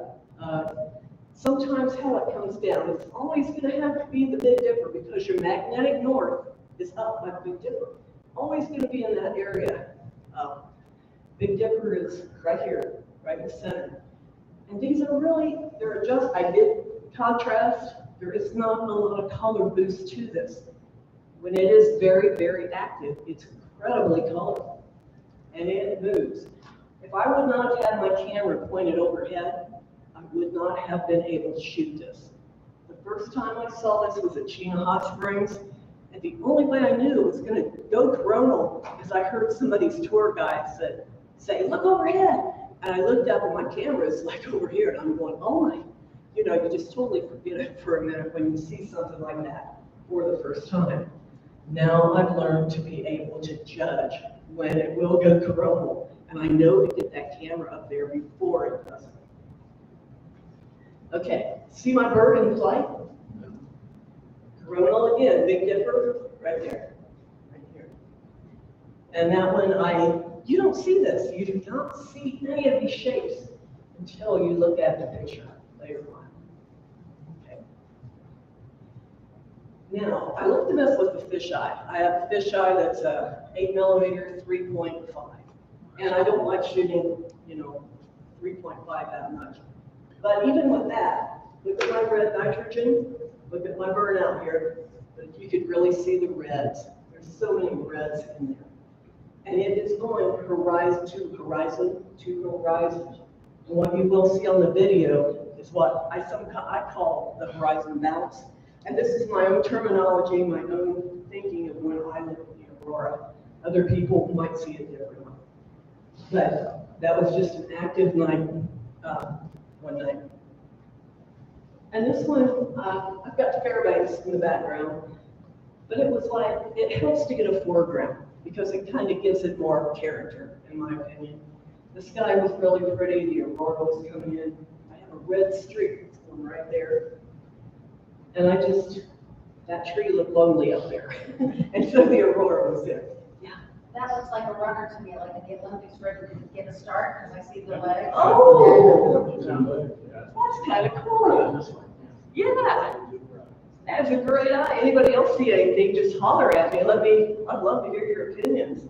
That's great. You're right. That is cool. It's running over Fairbanks. Yeah. Okay. All right. And what's really cool, you'll notice this is sunset. This is sunset to the north. And this is more northeast. But when the sun rises and sets, the pinks, the purples, the blues that come out are incredible. This one I liked it because this was moving so fast, I could hardly believe it. It was just twisting up and down the sky. It was amazing. And it was right after sunset. I mean, it was 9 p.m. probably when I shot that. And it was just so active. But sunsets and sunrises are beautiful. And this is, I love this one. I've never been to the Arctic Circle. So one trip when I was there, I wasn't about to drive it myself. I went with a tour of 8 other people. And we came upon a place called on the Dalton. We're on the Dalton. I call it, it's one of the mile 48 type pictures. This is right above the Yukon River. When the wind blows and the moisture's in the air, it collects on the trees.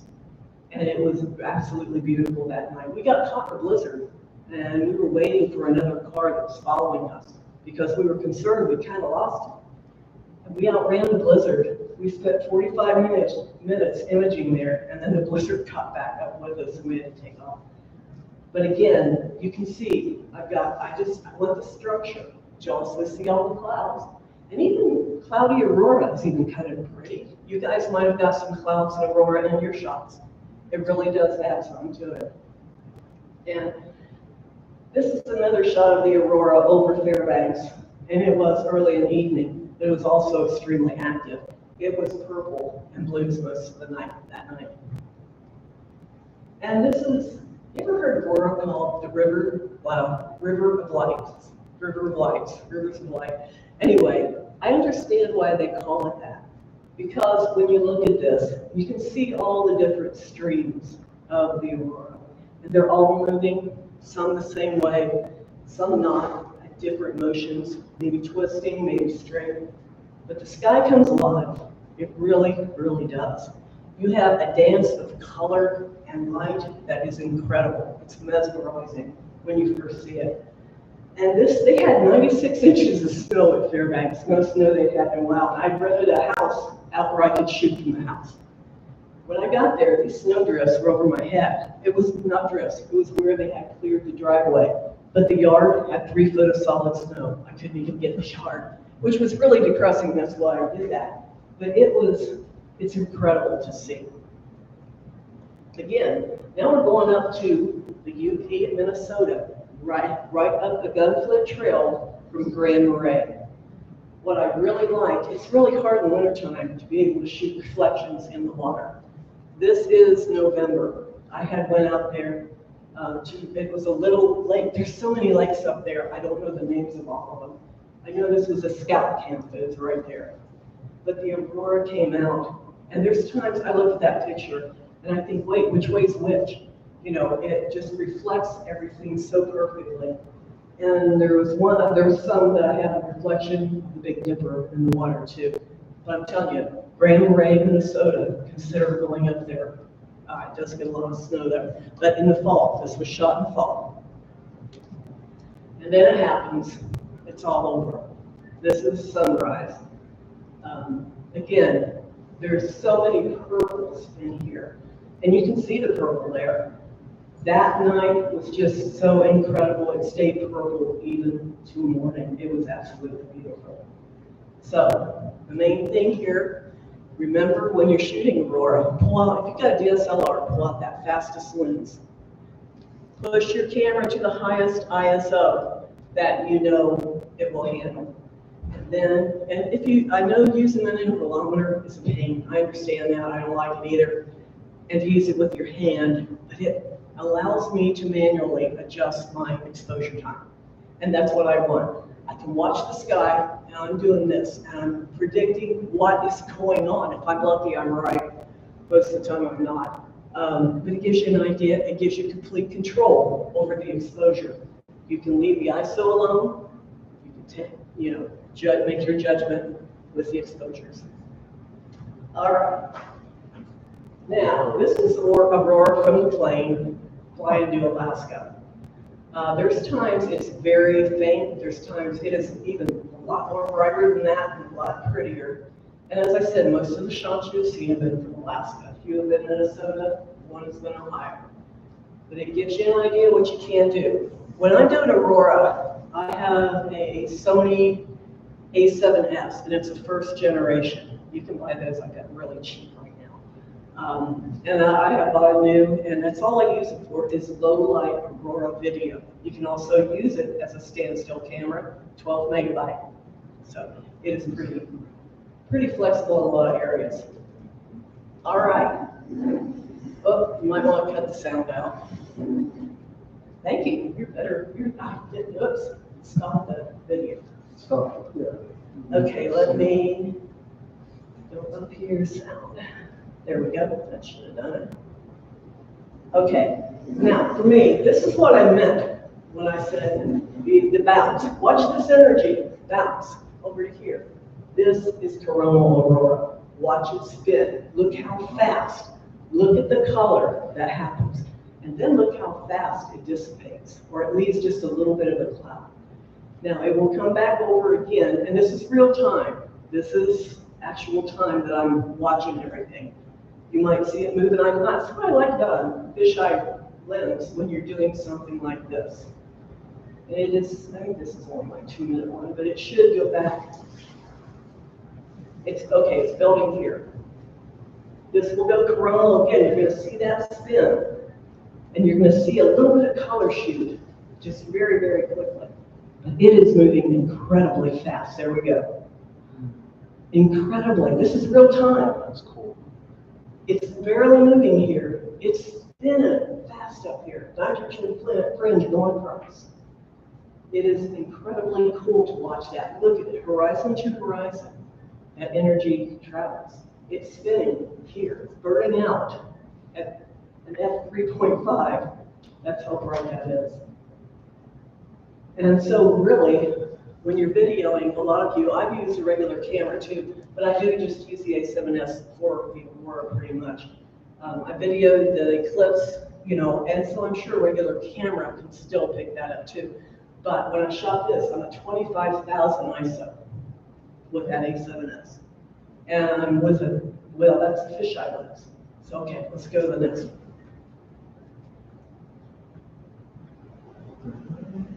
That's good. Okay.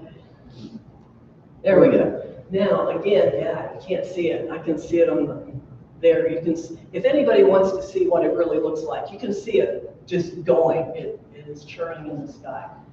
This wasn't, like I said, I'd only seen pulsating aurora twice before this.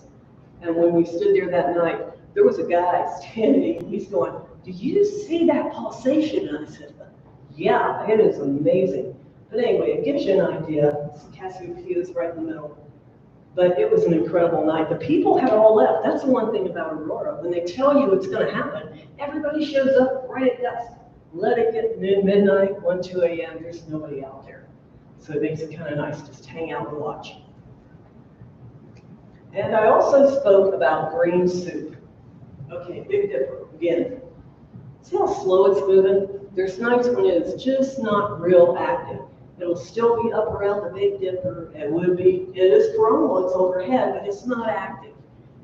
And the sky just kind of is green all over, and you're thinking, this is, you know, you want color, you want structure, you want all of that.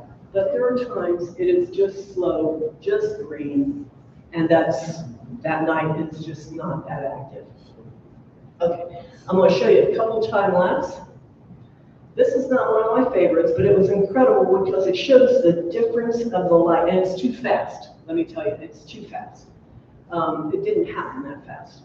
But you can see it's dim. Man, all of a sudden, everything brightens up, and so there's a big difference. That was shot all night long.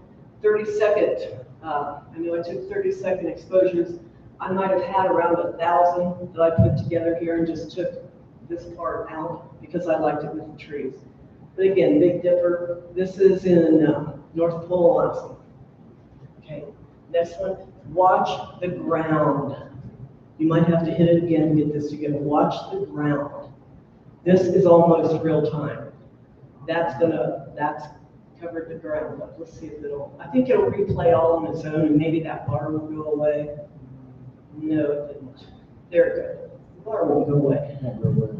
Yeah, the ground is turning green from that. This again is an all-night 30-second exposure, all night. I just set it up on the deck and let it run. But that's one of my favorites from the time lapse. Okay, what I'm going to do here is same thing. There we go. This is real time. This is another incredible night. You're going to see exactly what I saw as I fell down into the snow and watched it. And this is where I'm going to end, and I'm going to leave this play in the background. And if anybody has any questions, I will gladly try to answer. What exactly is the difference between aurora borealis and a Steve and a star? Aurora borealis and what? Like the Steve and a star. Oh, the Steve. Steve, no, I can't explain Steve altogether. You need somebody else. It's not Aurora. It is definitely not Aurora.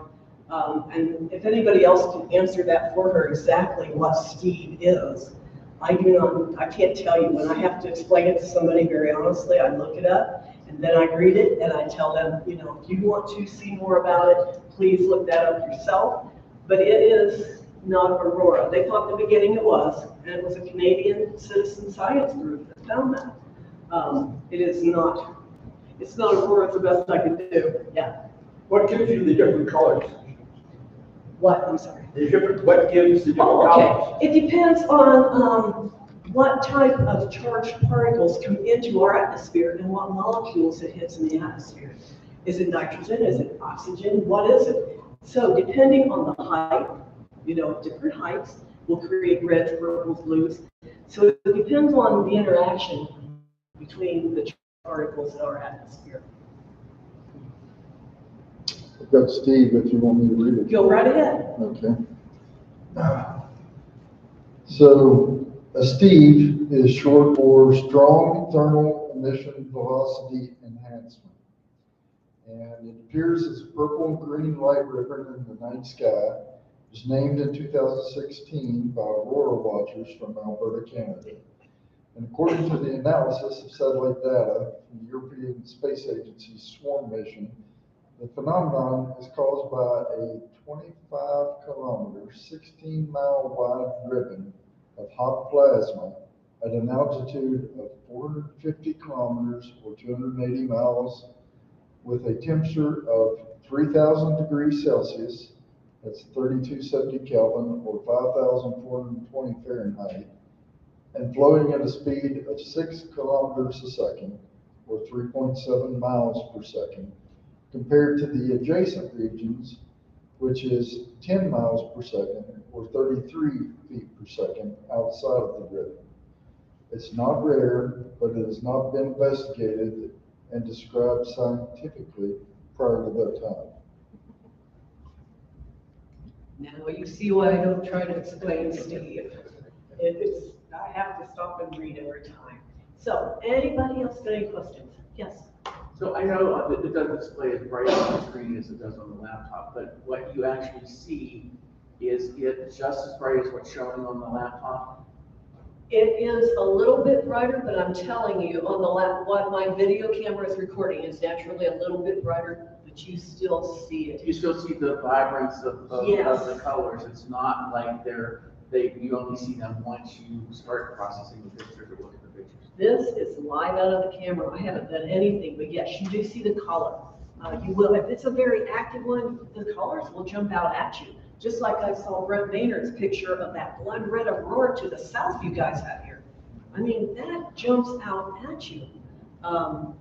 Yeah, there's times the camera will bring out a lot more color than my eye would have seen, but a lot of what I'm showing you, as such as this, I saw. But it is enhanced a little bit because that is a camera taking that exposure.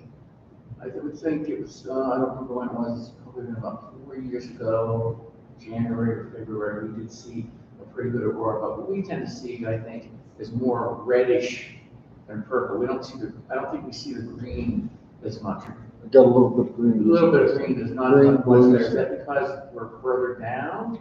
Or is it just, we just happen to see the red at this time? Usually what it is when you look at aurora, you're going to see green on the bottom edge. It's about roughly 60 miles up. Oh, wow. He's showing me a great picture. Yeah.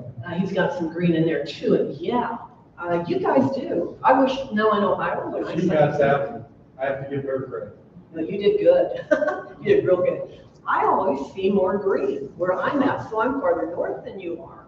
Maybe you're seeing what's probably higher, maybe. I have to stop and think about that. Because, yeah, you've got green at the bottom, red at the top, which is what I've ever seen from the Hagerstown area, it's always been, when we've seen it's always been more reddish, not not so much green, I don't even really. Maybe next time I ought to come chasing down here where you guys have red and purple. Oh, wow, that is incredible. We had red to the south. I think where we were looking, That's, this was directly north, but we had a deeper red to the south Wow. and the purple to the west. Is that taken with your phone? Yes. Oh my gosh.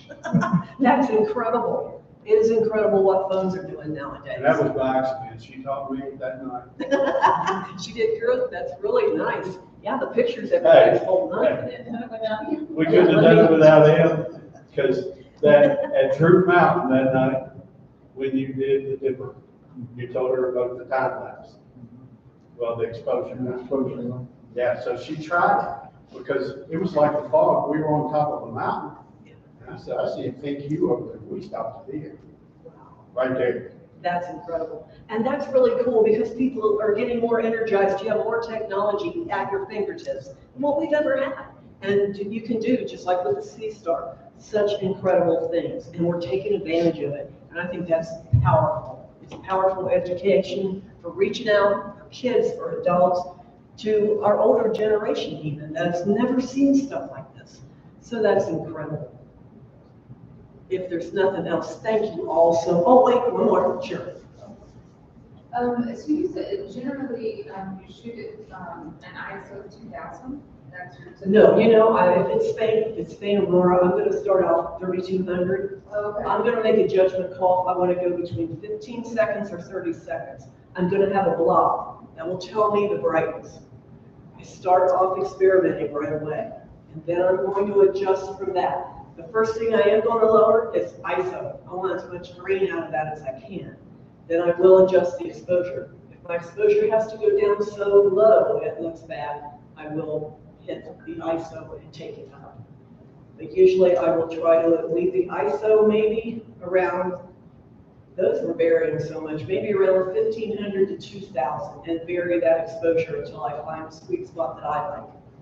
And then I try to balance it out from then on. So it really is, you need to really work with all this and, you know, as much as you can and just do the best you can. If you look at it and the stars in the sky are brighter, which they should be, but if the aurora is the same color or the same brightness across, it makes it so much easier to judge this.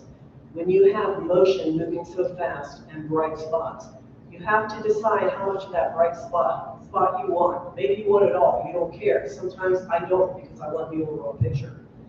But I really like to try to even it out as much as I can, but you're probably always gonna have a little bit of burnout somewhere. So you just start off with 3200, start off at 20 seconds, 3200 at 20 seconds. Take a picture, look at it, see what you have. Start adjusting your exposure. If you can get your exposure fairly low, definitely lower that ISO. I have shot at 800 ISO when it was so bright at 3 seconds. But that's when it was so bright, the whole sky was alive. All right. Anybody else? Thank you. Thank you.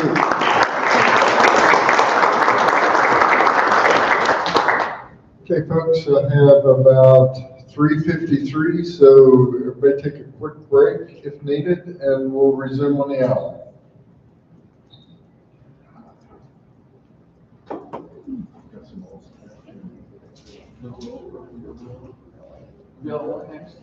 Yes.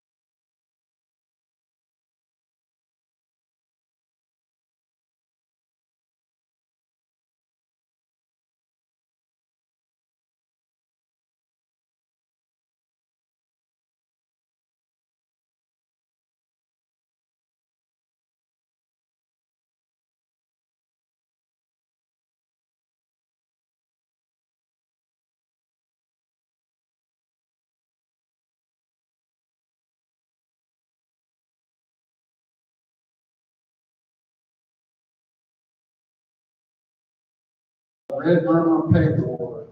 And Red River was a sponsor of one of our raffle prizes, and it's one of the two only papers that have profiles and everything built for the Epson printers. So a little bit about Mike. Sorry, I thought I had my phone laying up there. So Mike's first memory of doing any astronomy was in the 70s. It's when he went outside to look for a comet. Comet Kohoutek.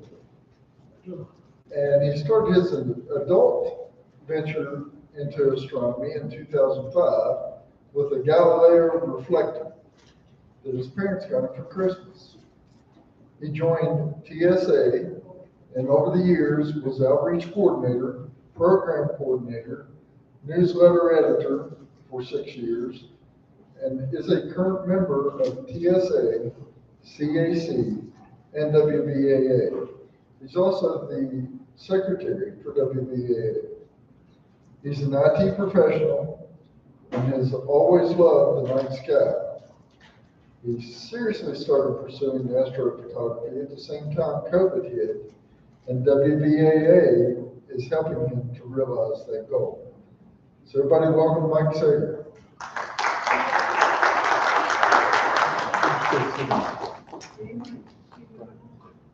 Thanks. This is a presentation that I obtained from Red River Paper. For several years, I had tried to print my photos, regardless of whether they were astro photos or regular photos, and I was never really happy with what I was able to print on my home printer. I had HP PhotoSmarts. I had one of the very first Epson tank printers, ink tank printers.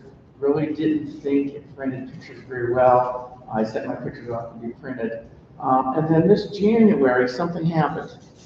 I came down to a WVAA training conference that Bill, one of our first ones that we had, and he was telling me about a printer that he had, or Brian's got as well, and it was the Epson P50. He brought some pictures with him that he printed off, and they were amazing for being printed on a home printer. So before I left that day, I went on to Amazon and I ordered it. Got a printer, printed some pictures that I had, not astro pictures, just on regular paper, some old photo paper that I had. They were amazing. And I had talked to one of my friends from that does photography, and he recommended getting some paper from Red River Paper. He said they are very, very helpful. Tell them what you want to do with the print. They'll tell you what papers to get, and they are, their prices are really good. The paper's really good, and so I did. I wrote a letter after I printed a couple pictures, and the president of the company wrote me back and said, "Hey, we're happy to have you as a customer. Anything we can do? Here's some suggestions on what paper." And I said, "Hey, I've got this conference coming up. Would you like to donate something for the conference?" And they said, "Sure, we'll donate $200 gift certificate." And then I also asked them, "Could you do a presentation?" And they said, "Well, let me know when the presentation, you could do the presentation." And they said, "Oh, sorry, we're not going to have anybody to be able to do that, but here is the presentation that I've done, if you would like to do it." So this is the presentation that they provided us. So we're just going to step through this.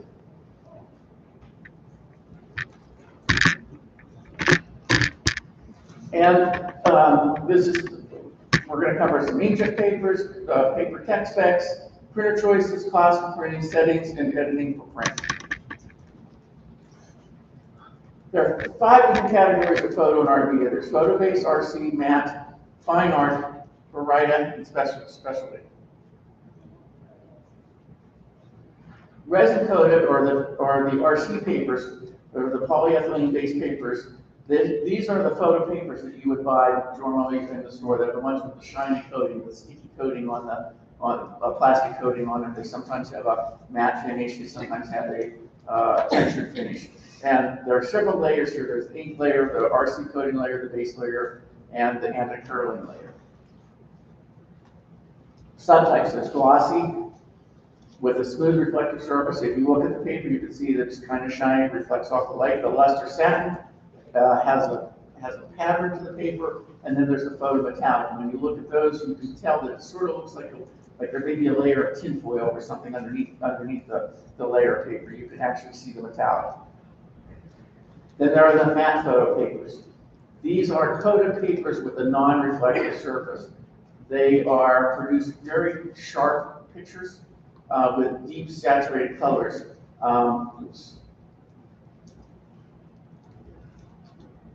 There's multiple ways to this, and they're generally the lowest cost inkjet media paper. When you print on a matte paper, to me it looks more like a velvety print, a very velvety picture.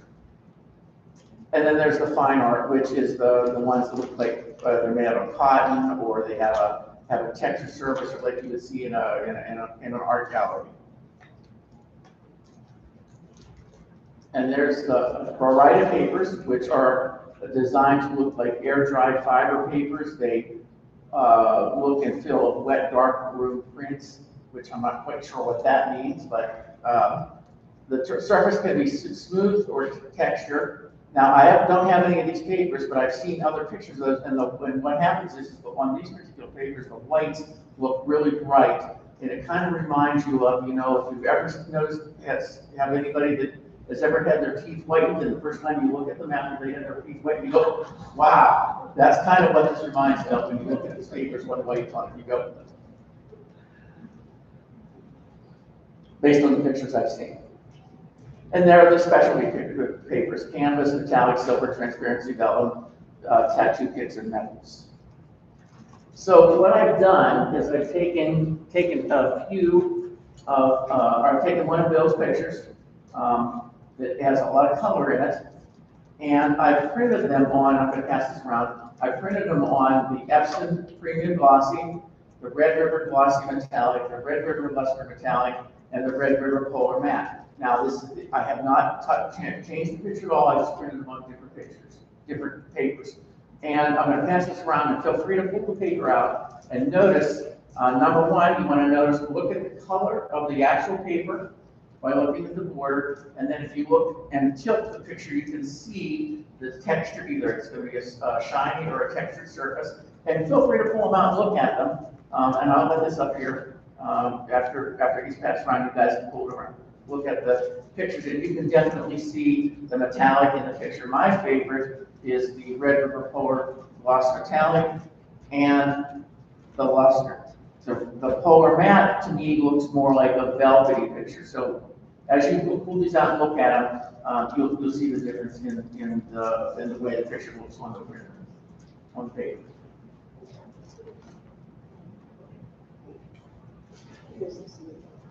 Now, there are different kinds of paper ways. Generally, they're measured in GSMs, which is, and most companies use the bond basis. There's weight references. There's a GSM is 90 is copy paper, 170 is brochure, 260 is RC paper, and 300 is watercolor and cardstock.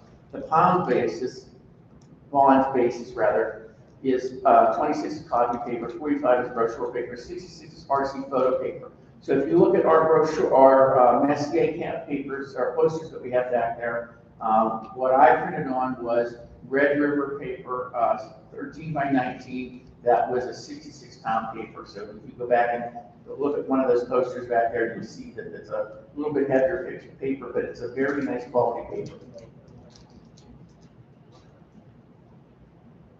Thickness. Mils of thousands of an inch. Copy paper is roughly 5 mil. Typical photo paper is 10.4 mil. Typical cotton paper is 15 mil. Brightness versus whiteness. Brightness, the paper's ability to reflect light. Whiteness is the quality of the reflected light. It refers to the shade of paper. Photographers are more concerned with whiteness. The shade of the paper, warm, natural, cool, makes a much bigger impact on the final image than brightness. Papers have optical brighteners that are added to help the paper look lighter, called OVAs. OVAs make the paper look clean, bright, and bluer. and it would blue or white. OVAs burn out over time when exposed to UV light. This causes the paper to return to its natural warmer shape. OVAs are in most photo ink papers. These papers will yellow slightly over time like most photo lab prints. No OVA papers, which are the fine photo papers, the papers that are advertised as having a 25, 35, 50-year archival life, have no OVA in them. OVA content is not related to ink fade. It only changes the base color of the paper. So the paper itself will yellow or change color, but it doesn't have anything to do with the fading of the actual image. Cost of inkjet printing. Red River conducted tests to determine the cost of the print of a typical photo. The focus was on the cost per print, not the cost for a certain amount of ink. In general, inkjet printers are more cost effective than photo labs for 5x7 or larger. Inkjets offer an intangible savings of time and flexibility. You choose when you print and how many you need. Red River Paper, if you go to their page, they have a whole lot of information on their website, and they have a resource out here at cost of printing, and you can go look at the different types of sizes of paper, the different types of paper, and see what it costs for printing, for using that paper. For example, the posters of the Messier posters, Red River paper, I got 100 sheets of Red River paper for $144. That's 13 by 19 photo paper, which means it costs about $1.50 per sheet of paper, which is very good price for paper and has a good quality paper. If you go back and look at those Messier posters, I think they printed out fantastic for being able to print on a home printer and that was with the 8550. There are some inkjet printer choices. Now, I was originally looking at some of the more expensive printers, the $2,000 printers, and I had actually texted Bill and said, what do you think about the 9,000 or whatever? And I thought, hey, this is great, until I went to look to see what the price of the ink was. It cost $480 for 10 cartridges. I mean, and they're just the little tiny cartridges. And that's a full kit. That's a full kit. That's every collar. It's a shirt collar change.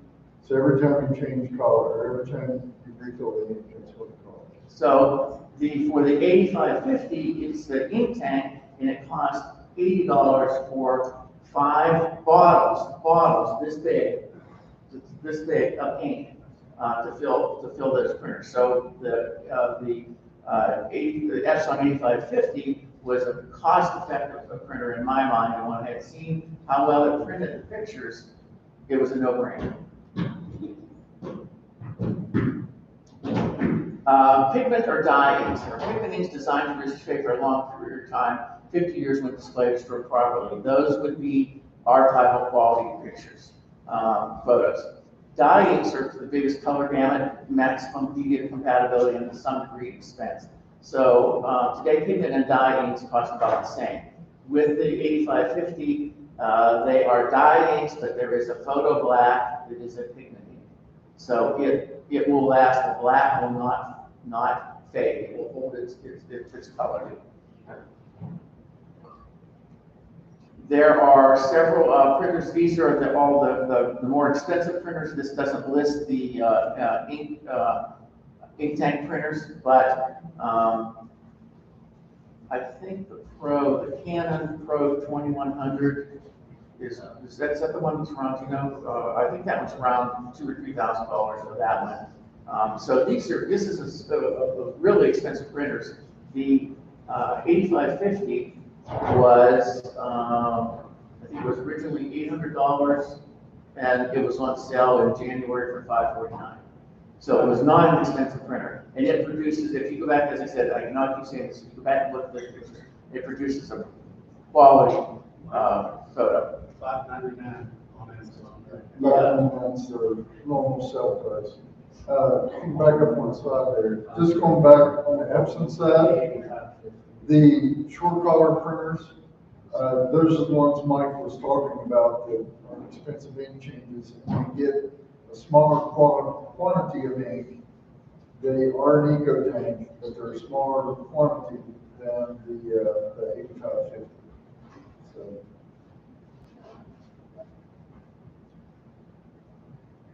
Choosing an ancient printer for just about any simplify your decision by asking 4 questions. What is your budget? What's the maximum size you really need? Do prints need to resist fade 20 years or 50 years? Is black and white output critical? The 8550 will do black and white as well. So Red River Paper, what's nice about them is their customer service. You can call them and tell them what printer you have, and they, as Bill mentioned earlier, they do have printer profiles for each of their papers and for the printers, different printers, and they will recommend what paper prints or what paper to use that works best with your printer for whatever you're doing, whether it's landscape, portraits, astrophotography, or whatever. They are extremely helpful. They want your business. Tips for better print quality: monitor printer settings, printer care, and feeding and editing for print. So, one of the problems that I realized once I started doing some astrophotography and tried to print my photos was that what I was looking at on the screen and what I printed were 2 entirely different things. It looked beautiful on the screen. I printed it out, it looked like you were looking at my pictures through a pair of dark sunglasses. And the problem was that my monitor was not calibrated. So one of the things that you have to do is calibrate your monitor with a tool, and one of our raffle prizes is a Spider calibrator tool. And what that does is it hangs in front of the monitor, and it measures the colors off the monitor, and it measures also the ambient light, and then builds a profile for your monitor based on your light to give you closer, it's not exact, but give you a much better representation of what the true colors are going to be that the monitor is displaying. If your monitor is too bright, your colors are going to be washed out, and it's going to look really good on the monitor, but when you go to print it, it's going to be way too dark. The purpose of creating a color profile is to set the brightness, it sets the contrast, and can even take ambient light into account. The monitor, there's 2 bright results in prints that are too dark. Excess brightness gives you a false impression of the exposure and shadow details of the image.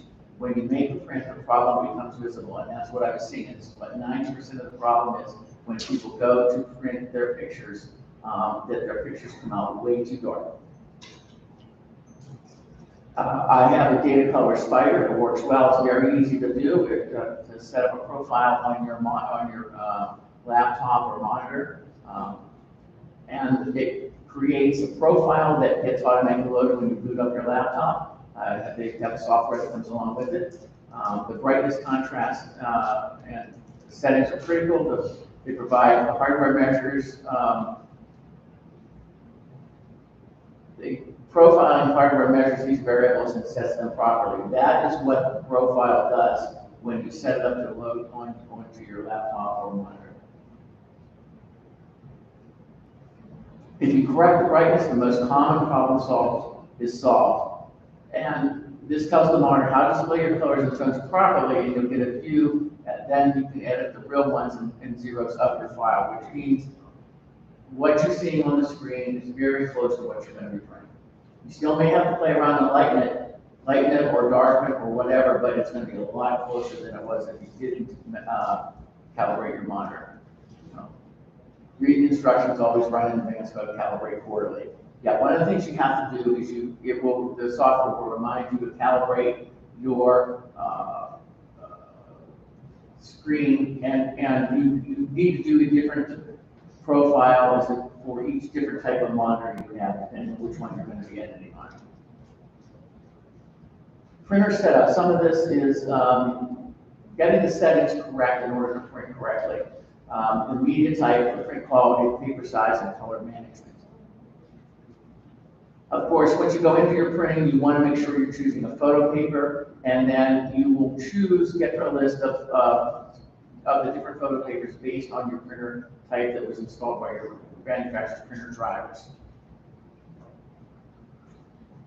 You certainly want to choose the correct photo paper, the photo paper type, photo paper pro luster, or whatever it happens to be. So what Red River Paper does, and they're very good about this, they create different profiles. You can download them, and they will tell you, okay, if you're doing polar metallic papers, on your general media paper setting, your media setting, you're going to choose ultra premium photo glossy paper with that particular one. If you're doing a polar matte, you're going to do premium presentation paper matte. So they give you the chart, so you don't have to figure it out yourself.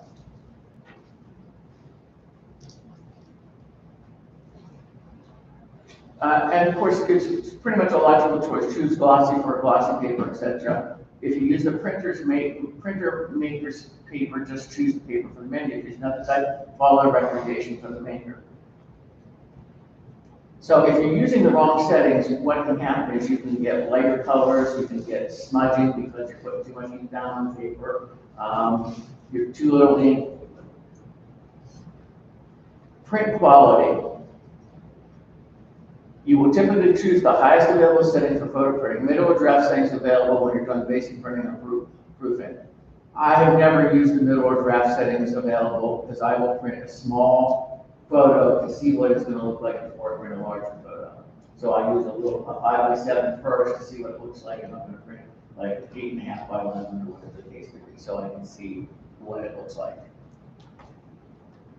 Paper size is important, avoiding wasted paper, double check before you print. On the 8550 that I have and my printer, I have made the mistake of not checking that and going to print and letting it go print, go to the printer and find out I printed a quarter of the page and stopped, or printed a half the page and stopped, or I printed way over to the left or right side just because I had the wrong setting there. Now the printer will come back and tell you there's an error if it's able to detect what paper you have in there. The 8550 will do that, but I did have a problem printing some of the posters because I forgot to change it from 8.5 from 11 to the poster size, and for some reason it didn't stop. It just printed half a page or a quarter of a page and stopped.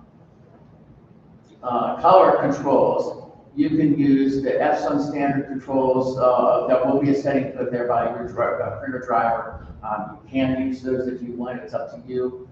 Printer drivers come with management software. You can use them or turn them off for advanced.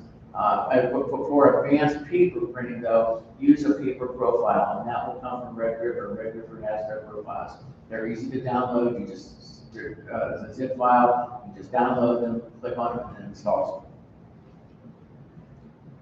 Printer maintenance. One of the important things with the printer is that you clean the heads. One of the things I've learned with the color printer printing on photo paper is that if you let the printer set too long without using it to print photos, the next time you go to print photos, it's going to take a while for you to get a good photo because the print heads clog up and it will smudge across the paper.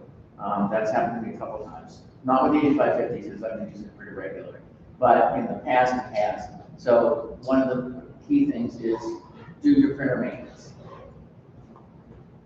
First, have nozzle check, nozzle clean, and alignment function. If you see white lines or jagged edges in your print, start with the nozzle check. It'll tell you you need to clean the heads. Alignment is there if you see jagged lines in your print. These days, printers typically have self-alignment functions. The 8550 does not have a self-alignment function, but when you first start printing, let's see here. When you first print first start printing with the 8550, you go through an alignment process. It's a manual process, and I think it prints about 10 or 11 different pages, and you have all these little vertical lines you have to line up. And I use a magnifying glass. It took about an hour and a half to do it.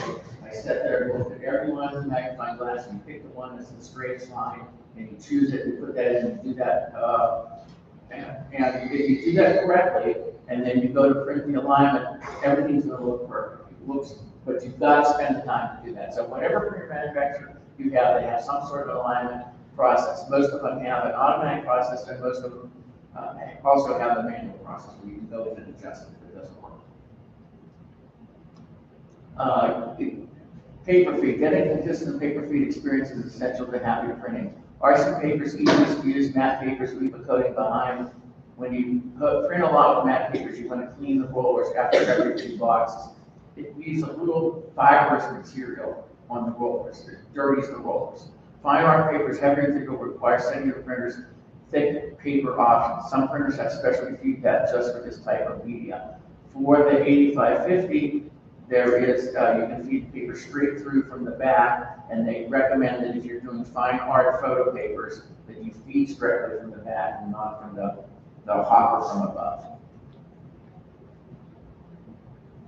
Editing for print.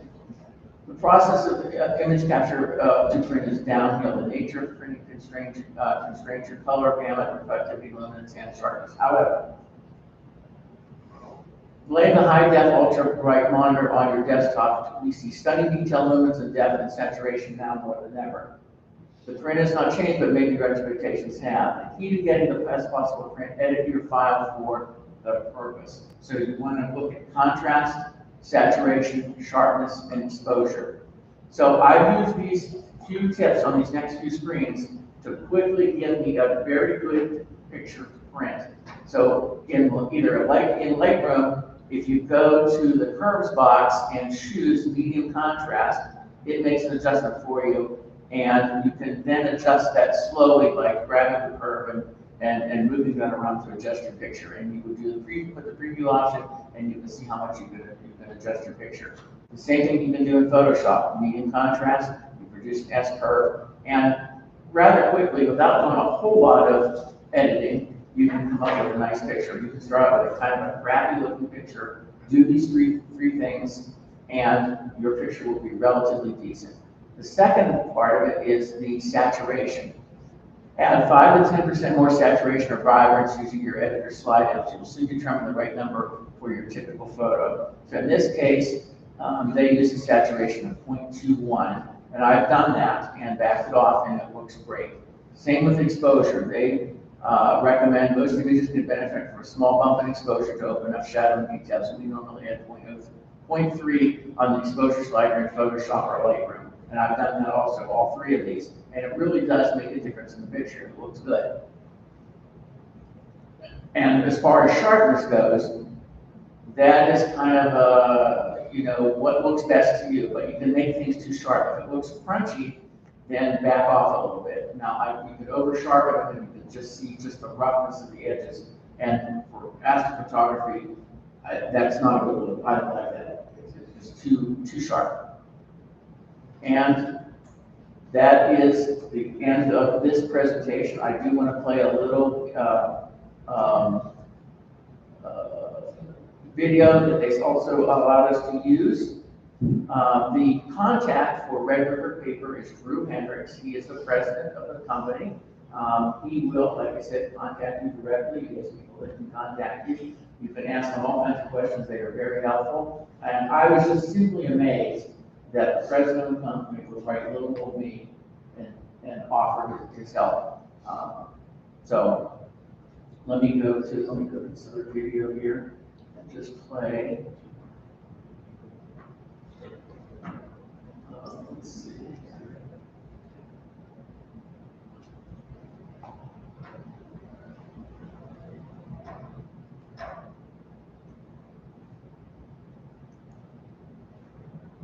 For preserving and sharing information and memories, nothing beats printing on premium photo inkjet papers. But those big brands selling inkjet paper through office and camera supply stores really don't manufacture or even touch that paper.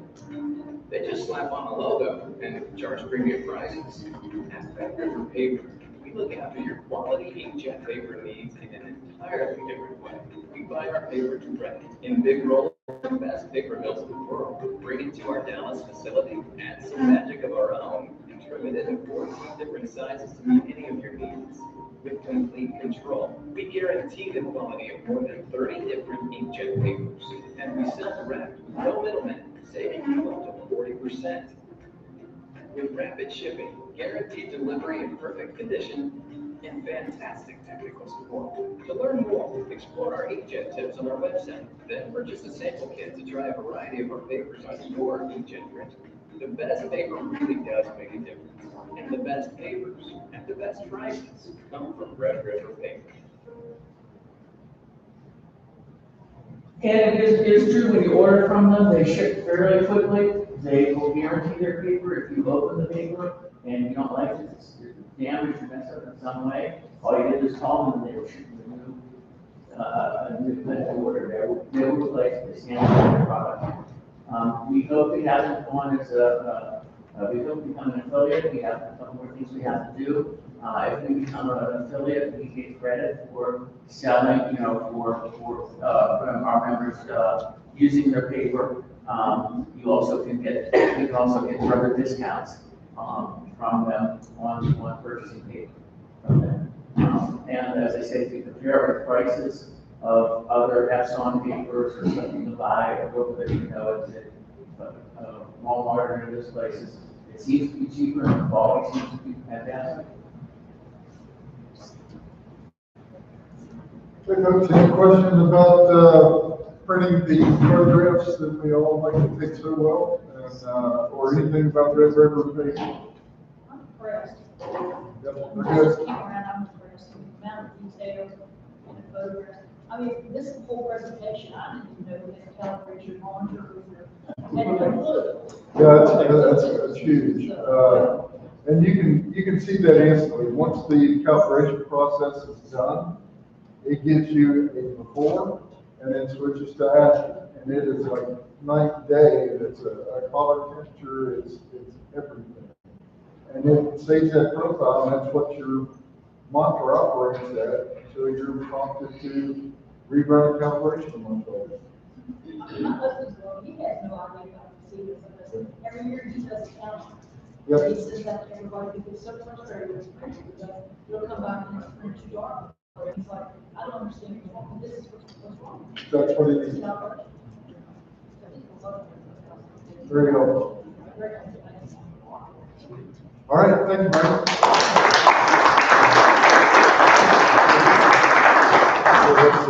Are you guys going to load the presentations up somewhere where we can download them?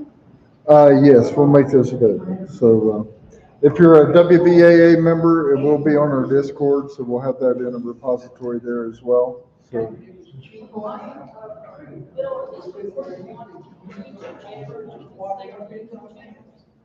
Yes. Yeah. And we'll have the presentations archived on our Discord as well. So let me pull up the schedule here.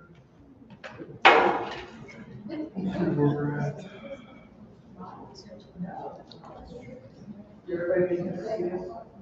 Okay, let's take a quick 5 minutes here. Let me take a look at the forecast. Unfortunately, I've been keeping an eye on that at all times during this because we have star parties optional every night. And it looks like right now, the cloud coverage is going to be, unfortunately, not permissive to a star party come about dusk. I mean, there's a 30-minute window that's open from 9 to 9:30. Then we're looking bad, and transparency and seeing is about the worst rating possible. So, in lieu of that, is there an interest for meeting back here later on tonight and doing some type of data workshop where we could process maybe a Seestar image and go through that? Or I'll tell you what, it'll be available if you would like to come, and we'll start that at, let's say 9 o'clock tonight. So that'll give plenty of time for everybody to get this normally dusk time right now. So at 9 p.m., if you're interested in actually seeing data being processed in the work